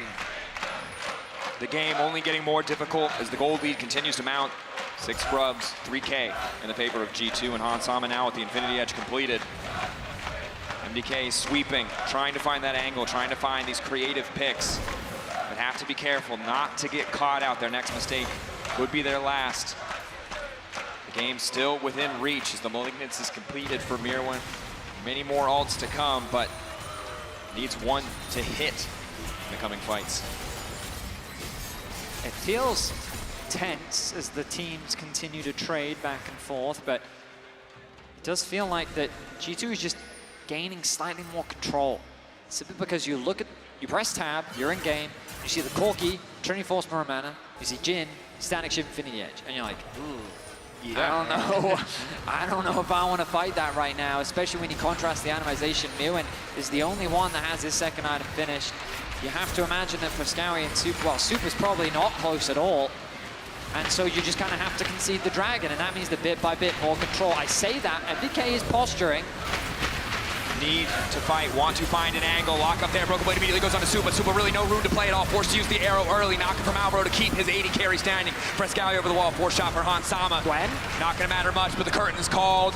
The angle, hitting the rocket to follow. Alvaro body blocks the 4-shot, but it was the Corki he should have watched out for. I thought it was the sniper, but it's a heat-seeking missile that's coming in on the opposite side. Mickey. And Mirwin was trying to flank. Do they find him low? They walked past the bush that little bit too late, but Mirwin just wasn't there. He tried the TP for a flank, and G2, they'd already gone for the engage. We talked about these item spikes and how crucial they are for G2. And they're poised for this fight. They're ready. They want to take it. They've got Broken Blade over the wall. He immediately turns his attention to the Super, who has to use the arrow defensively. The TP then comes in from the Corki, and it's already a 5v4. MDK's forced to retreat. The Gwen flank looks good, but it can't convert into anything. And then shot after shot, they connect onto Elyoya, and MDK is forced to fall. And falling behind against the Jhin is infuriating because you just cannot get out of a fight on your own terms. The curtain call comes out, the slows, the damage comes out. Well, MDK were close to walking away with only a single casualty, losing more in the process, as now they just try to hold on to a bit of control topside. Jhin obviously terrible at taking the Baron, but the Brand, the Aatrox, the Corki will balance things out. So an objective that has to be respected. Caps seeing the angle, knowing the soul unbound, forcing Frescowy to come back, but he has the Q3 to escape. That said, Caps completely unafraid, but the damage from Frescowy is big. Needs to be perfect here. Dashes in, one more soul unbound, dash through. Cap's gonna be able to find him. Q3 hoping to find it, can snap back, but doesn't have the time. There's no tenacity for the Yone. He's easy pickings for that Leona. Frescowy snaps back to reality, and it is quickly snuffed out. Caps does not give him the opportunity, but he can't do it alone. Frescowy shows how powerful he is on the side lane. Mickey there to assist once more. And it just continues to add up. The pressure really starting to weigh for MDK. The reality of their situation is that this game is very quickly getting out of their hands. And we thought maybe this was a moment for MDK. They had looked so good. They took down G2. Maybe this rookies could do things. Flash, Mirwin locked up. This is big. The Gwen damage, their sole source of a lead. Now they're able to fire back, but the current call is finally here. Oh, and it's the miss phase. G2 strike back. Super trying to backstep as best he can, but Broken Blade, despite the deficit, his team is there to carry the fight through a triple for your MVP. The rookies are being slaughtered. G2 have no respect for what could have been. They want to end this. They want to make it what should have been. Frescowy trying to find the 1v1, should still be favored, but the root from Hansama! Oh! It's rage-inducing! It could have been his, but the Jhin was there from 3,000 range to seal the deal. And now the Baron falls in favor of G2 MDK. They wanted to upset the apple cart. They wanted to tell us a new story, not Fnatic and G2, something different, a new era. But G2 will not let that happen. MDK. They thought that they caught out Hansama. If nothing else, they've isolated him from the fight. Leona starts the initiation. Hans really can't get involved. That is until he throws out the ultimate. But look at how quickly Mirwin drops. Stunned up, destroyed by Yike and Caps. And then MDK have to retreat. It's really been the story of the game where the TPs are just coming in too late. They're always at a numbers disadvantage. And Caps on the Corki. It's been a problem this whole series. They didn't take it away from him. And it will be G2 with the Baron. A siege on bot side may be the undoing of MDK. The Baron available still for 2 more minutes. It's going to be so tough for MDK to get back into the map. My God, that is some damage. And while there are a lot of supporting members of this particular cast, in Game 4, it is the Caps show in those team fights. MDK holding, buying as much time as they can. A minute 45, they have to hold on. It's one step at a time with this kind of deficit. One objective, one ward, one mid-wave. Anything and everything they can do to regain some control, to get the gold where they need it most. Mirwin has the components, wants to complete the death cap. But how do you try and get that opportunity? G2 are controlling everything. Wards being dropped where they once stood. Nothing on the map is available for MDK, and G2 continue the slow roll, that slow movement in to the base of MDK. MDK, Celestial Opposition burn from Albro. Using the resources they have to at least slow the push. They'll likely have to concede the tier 2, but Mirwin looking for a different angle. They want Caps. Caps. Their eyes on the prize. It'll likely cost them a tier 2, maybe more, but Caps trying to come through, trying to find the damage, going in onto Mirwin, thinks he can win the 1v1 in the meantime. Needlework coming in, 1,000 gold to Mirwin for the top side. What else will they give? What else will they pay for the shutdown onto Caps? The base falling apart, the tower breaking, but the inhibitor still stands. A desperate maneuver from the side of MDK, but it gets them a little bit back in return. I mean, that's the best type of play that MDK can look for right now. It secures the death cap for Mirwin. just buy time, wait for that opportunity. You're kind of doing everything you can to find that miracle play. Super though, he's already there. The curtain's open. MDK overconfident. The arrow there. Frescowi now trying to turn this one back, but it's too little. They've given up 2. That jungle does not belong to them. They needed to slow for the dragon. They thought they could get the bounty, but G2 took off and they just immediately turned it around. And now they're scrambling. G2, they want to end this. G2 may have faltered in the first series versus MDK. They may have been caught off guard. But in the final moments of this game 4, they refuse to fall. Can Mad Lions Koi say the same? Mirwin finding the first kill, the fight kicking off. Everything comes down to this Gwen. Frescowi there as well. Flash out from Hansama buys them a bit more time. They will stay standing. A dangerous situation for MDK to find themselves in. The base is in tatters, pressure across the board. The fans are hungry for one more fight. And G2 is looking to give it to them. Resets need to come through. Gold needs to be spent. HP needs to be replenished. MDK will find a window though. They've secured a mid tower. Get a little bit more gold. Mirwin is really... Oh wait, but they know that they're on the dragon. They think that they can just go for the end. G2. No TP available on Mirwin. Creativity coming through. They don't have the angle. They hold off. They decide not to. They'll give over the bounty. Now the resets from G2 will finally come through. Mirwin has to be the difference maker for Mad Lions Koi though. With the Malignants and now the Rabadons and even the Seeker's Armguard now picked up. He can play very aggressive. The lack of Ghost is going to make it tough for trying to find access to the back line. But that damage is going to ricochet through G2 if he gets a chance. Likely the most pressure Mirwin has ever been under across his entire career, knowing that he has the power in a clutch moment in a single fight to perhaps bring back hope, to bring silver scrapes here in Munich. But it has to be him. The team has to set him up. It is all eyes on this Gwen. G2 seemingly on a victory lap. The only way MDK can stop them is that needlework. 1 minute until Baron. MDK have to control not only the Baron but their base as well. G2 have shown they are more than happy to try and trade some of these objectives for control of MDK's base. They have pushes. They are starting to get some vision outside their base, but they need to desperately hold on before that objective spawns.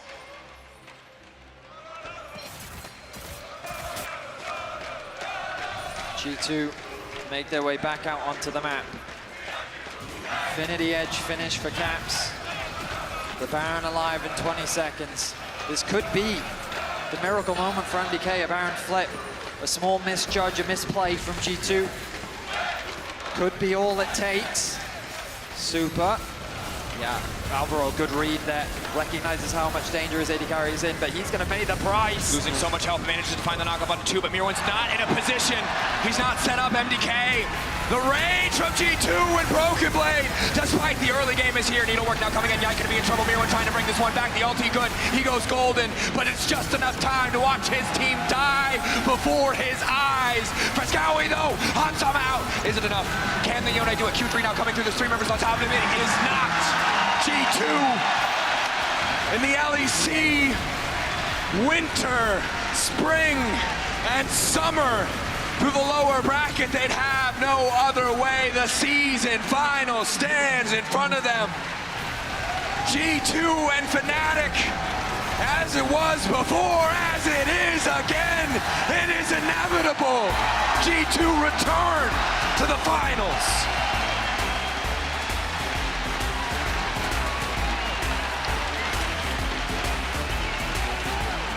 Smiles across the faces of the G2 players as they return to the season finals once more for a rematch against Fnatic.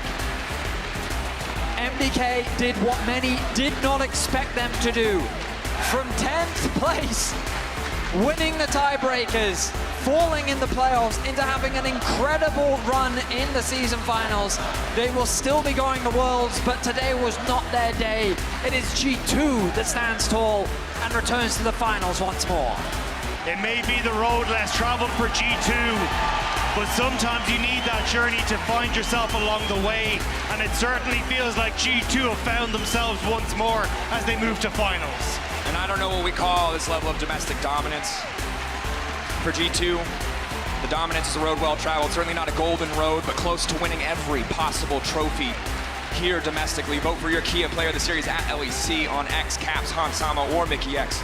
Your options from game one being dominated, picked apart with creative picks to an absolute masterclass across games 2, 3, and 4. But for now, our hearts go out to MDK, a chance to show us even more on the world stage against the best League of Legends has to offer.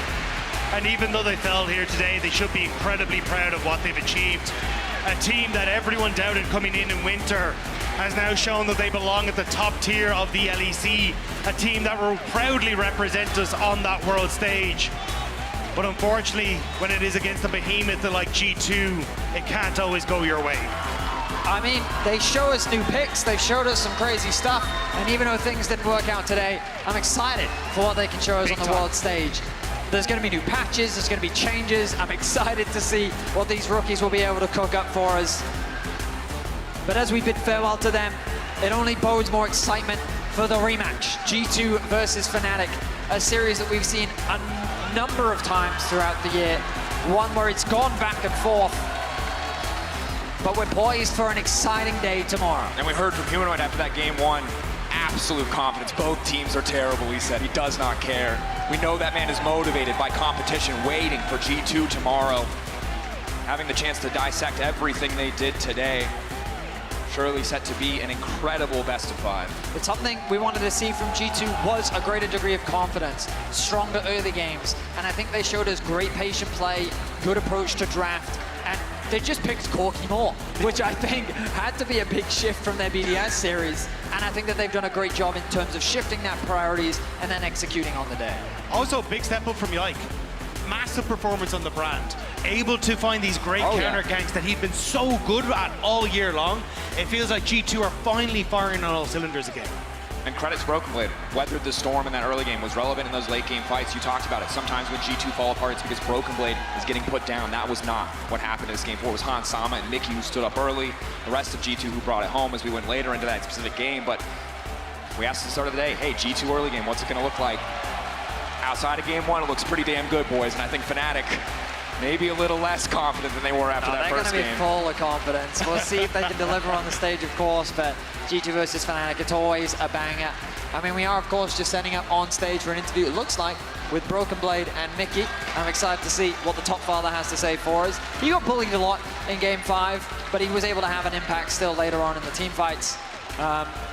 But yeah, I mean, what can I say? Nothing but excited for tomorrow's best of 5. Yeah, especially when even on the Euphoria podcast, G2 were like, Fnatic is the best early game team. Oh yeah. They got tested here by MDK, but the real test is tomorrow, and Fnatic are going to be hungry to take back what they feel like should have been theirs coming in summer. If they can finally dethrone G2 in season finals, what an absolute banger. Tomorrow, certainly, that best of 5 going to be a tall task. For now, let's focus again on today. Shox standing by with Broken Blade and Mickey X in the Marriott Bonvoy post-game check-in. I sure am. Broken Blade and Mickey, congratulations, making it to the grand final tomorrow. Broken Blade, I'll go to you first. Congratulations, and I know that you have a lot of family and friends in the crowd. So yeah, how happy are you that you were able to show this performance in front of them? I'm very happy. I'm very glad they're here witnessing my victory. Also, I want to show them a great victory tomorrow. I'm very thankful they're here. So thank you for being here with me.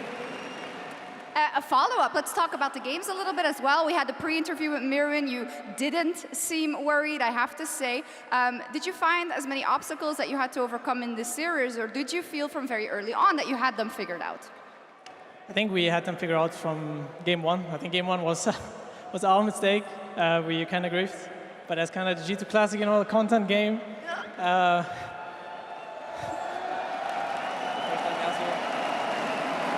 It is.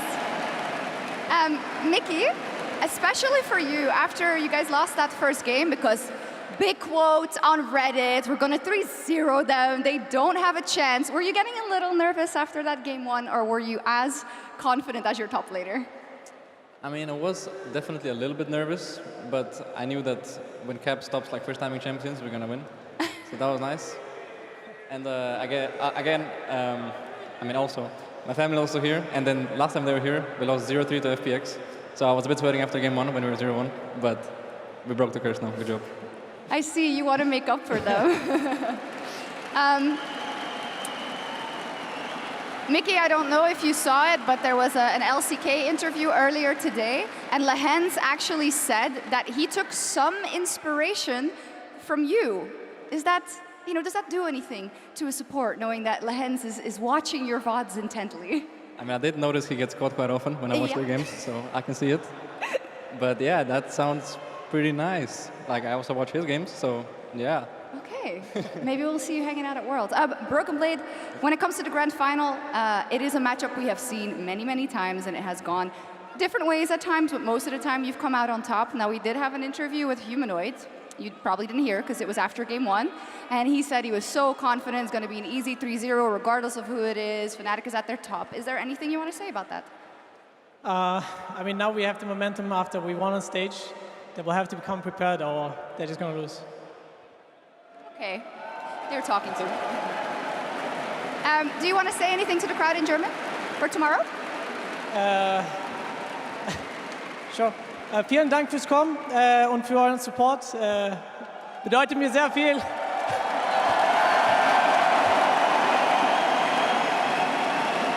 Awesome. Mickey, would you like to say anything in German? Dankeschön. Super, Dankeschön. Und wir gehen zu PGL. We're going to PGL, and G2 is in the final tomorrow. Okay, let's see if you can hear this. What did you think of this first game? Oh, I think both teams look really bad. Honestly, I wasn't impressed, and I think tomorrow is going to be a free win. Whoa, okay. We are back on this side of the venue with victorious Caps and Yike. First things first, congratulations to both of you for reaching yet another finals. First question I have for you, do you have any reaction to the clip that we just played now? I mean, I don't know if he even watched the game, I think it was definitely not our best game, but I definitely think he's just more bark and not so much bite. Oh, okay. Too much yip. I mean, you guys are going to settle this on the Rift tomorrow. Yike, any first impressions on the series you played from the game one to honestly steamrolling over Mad Lions in a really, really dominant fashion, because it came from macro games to having the right draft and the right approach, which was completely different to the first series you played against them. Yeah, for sure this series was different. I think the first game I was for sure a bit stressed. I played my Gwen, we didn't win, that's very sad. So no more Gwen, I guess. But otherwise, I think the other 3 games we played, I think we performed much better. I think our macro was very good most of the time. I think we just made good calls. I think Caps and BB were very good shot calling side lanes. And yeah, it felt easy to play them. What was said backstage? Because you guys looked like an entirely different game coming into, or entirely different team coming into game 2. I mean, I definitely think we had some good talks as well after the game, but I also think we just needed some warm-up. It felt the same last week, we had a slow starting team right now, and I think, at least for me as well, I felt like I was making a lot of wrong calls the first game, and it felt like we were just a bit all over the place and kind of getting lost on the map. But usually we're the ones taking control, and I think we did way better, especially the last game, of just making them a bit dizzy on the map. I mean, you were ramping it up, and honestly, it was completely different when you think of the first time you played against Mad Lions, Yike. I was just wondering, how different was the way you prepared against them? Because from what Mickey was saying, maybe there was not enough time between summer finals and season finals for you guys to be ready. You came on stage maybe with not enough tools at your disposal to overcome Mad Lions, maybe got caught off guard as well with the picks that they were throwing at you. So how did you refine your approach tonight? Yeah, I think when we played them that day, for sure we didn't have a lot of time after everything we did before. And I mean, it's no excuse. I think we just played pretty bad and they played pretty good. I think the draws were a bit different as well. We played some more AP mids, and we didn't really do it today. We're probably not going to do it. So yeah, I think it's just much easier for us to draft now. And then, yeah, I think you can see on the games, I think we had pretty good drafts, and it was just easy for us to play. Player of the series today is going to be Hansama, Kia player of the series. Is anything surprising in Hans' performance? And we were saying on the desk that he's been ramping up, especially during season finals. Is it a feeling you have as well, Caps, that Hansama has been improving or maybe playing differently? I definitely think he's been playing very well. I think he hit a lot of very crucial arrows and like Jin Ws in the last game. But I also think he's been just performing throughout the year even. I think sometimes he gets underrated for sure, and I'm happy that he finally gets some recognition because he is playing super well. And we set expectations for the bot lane, Broxa, at the beginning of the day, saying that Hansama is going to have a lot of weight on his shoulders, maybe the weight of Mickey as well. It was not the case today. Mickey played super well, but the bot lane played super well overall. This is what you want to see from G2, I feel, this final version of the bot lane. Yeah, I think we finally saw a bot lane that, you know, was in form. Both of them really, with Hansama, like you said, landing a lot of key arrows, being really dominant with his spacing in team fights. Mickey finding a lot of great engages as well. So, you know, if they keep up this form tomorrow, it's going to be amazing to watch the bot lane in action. Tomorrow is another story, though. We're going to talk about this a bit later. But for now, Shox is standing by in the Marriott Bonvoy post-game check-in with Melzet and Supa. I am indeed. Unfortunately, they do not make it to tomorrow, but we are still very, very happy that they're going to make it to Worlds. But I do want to start with today. Supa, let me start with you. You're always very, very confident, and I think we all love that about MDK. But are you able to say what you think went wrong today? Yeah, I think we catch a lot these last 3 games. I think we were having advantage. We were having the control of the game, but I think we just throw a lot getting catch. It's something, unfortunately, that happened a couple of times with Mad, right? When you look forward now that the task you have ahead with Worlds, is this in a way, you know, a good experience to have that you can look at this and say, I know exactly what we need to improve on, and we're going to make sure that we give the fans an amazing performance at Worlds? Yeah, I think we are all very motivated because we want to improve a lot. We will have the chance to play into the best players in the world. So I think this year we will learn a lot and we will make it. So we are really motivated. Absolutely. We're super, super happy to see you at Worlds as well. Melzet, sorry, your fans. Same question for you from the coach perspective. We know that in the first series versus G2, there was a lot of, you know, catching them off guard, being able to be very, very creative. What, in your coach perspective, did it come down to today?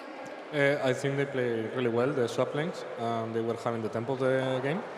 And that led them to making cuts on us. And literally, we didn't play a 5v5 in the last games. And I think it's our strength, playing 5v5. But we were not finding the good angles to do it. And I think they did really well on that. They absolutely did. Same follow-up for you, going to Worlds now. I mean, I know at this moment it is, of course, not what you wanted because you want to play tomorrow, but that is an unbelievable achievement, what you have done with this team throughout this year. How do you look back on that and at the same time also look forward at what you can show at the World Championship? I mean, we improved a lot and we learned a lot about ourselves, but you always think you can do it better. So we look forward to improve. And in Worlds is the best opportunity to do that. So now we need to go to planes, so we need to get out of that to actually play into the best teams. So really put the hours on the work, and I'm sure that this team can do it. Yeah. Supa, is there anything you would like to send us off with, maybe to the fans that came to support you and that have been supporting MDK the whole year? I mean, thank you very much for coming. I think it's my best experience in competitive.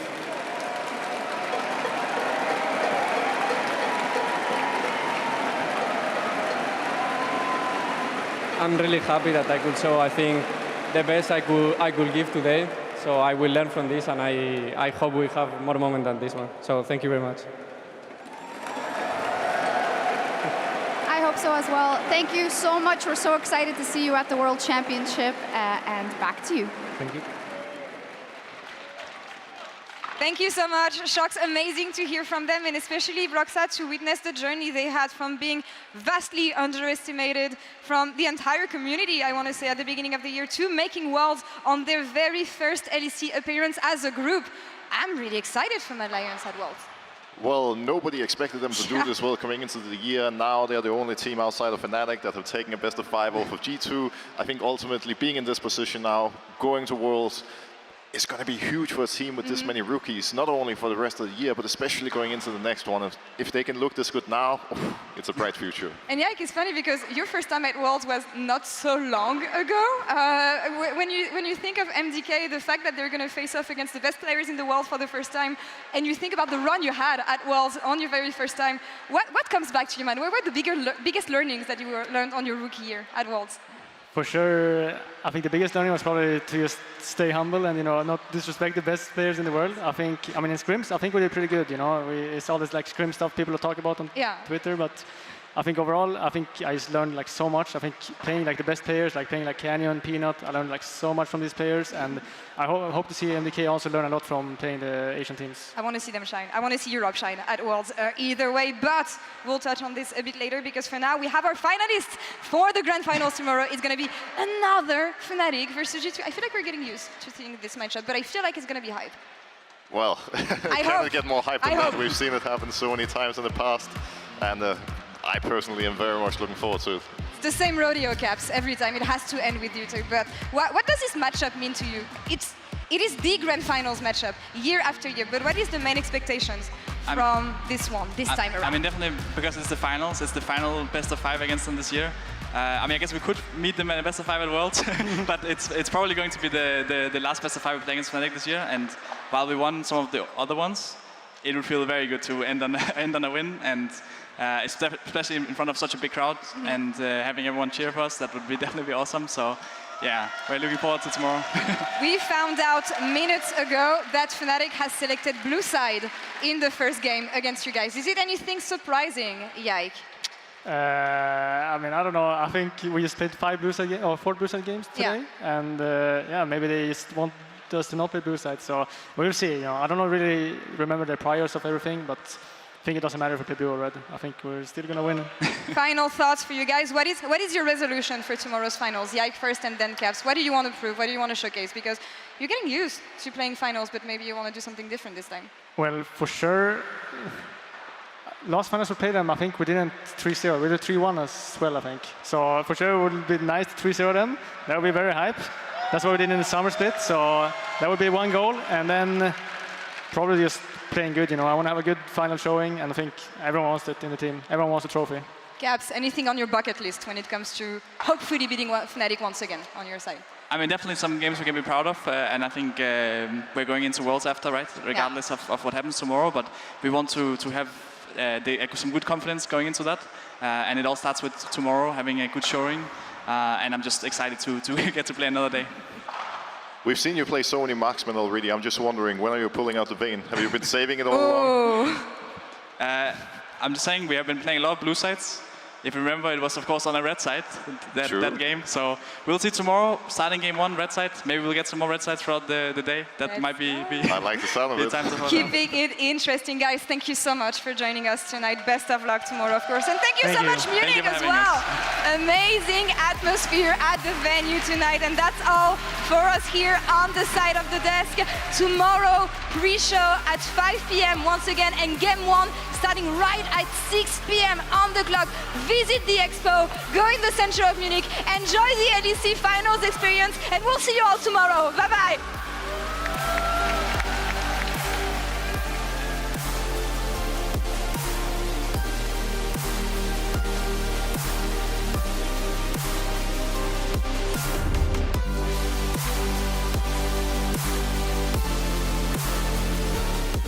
I didn't want to lose the top jungle flag quest.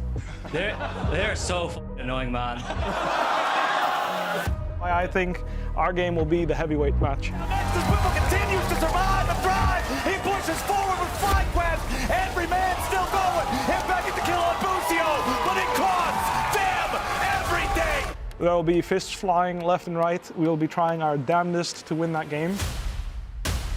And Whipple tries the front line. Team Liquid will run them over. If you guys want to trash talk, be as good as this guy. I hope there's going to be a lot of kills, but we'll see. Just fight.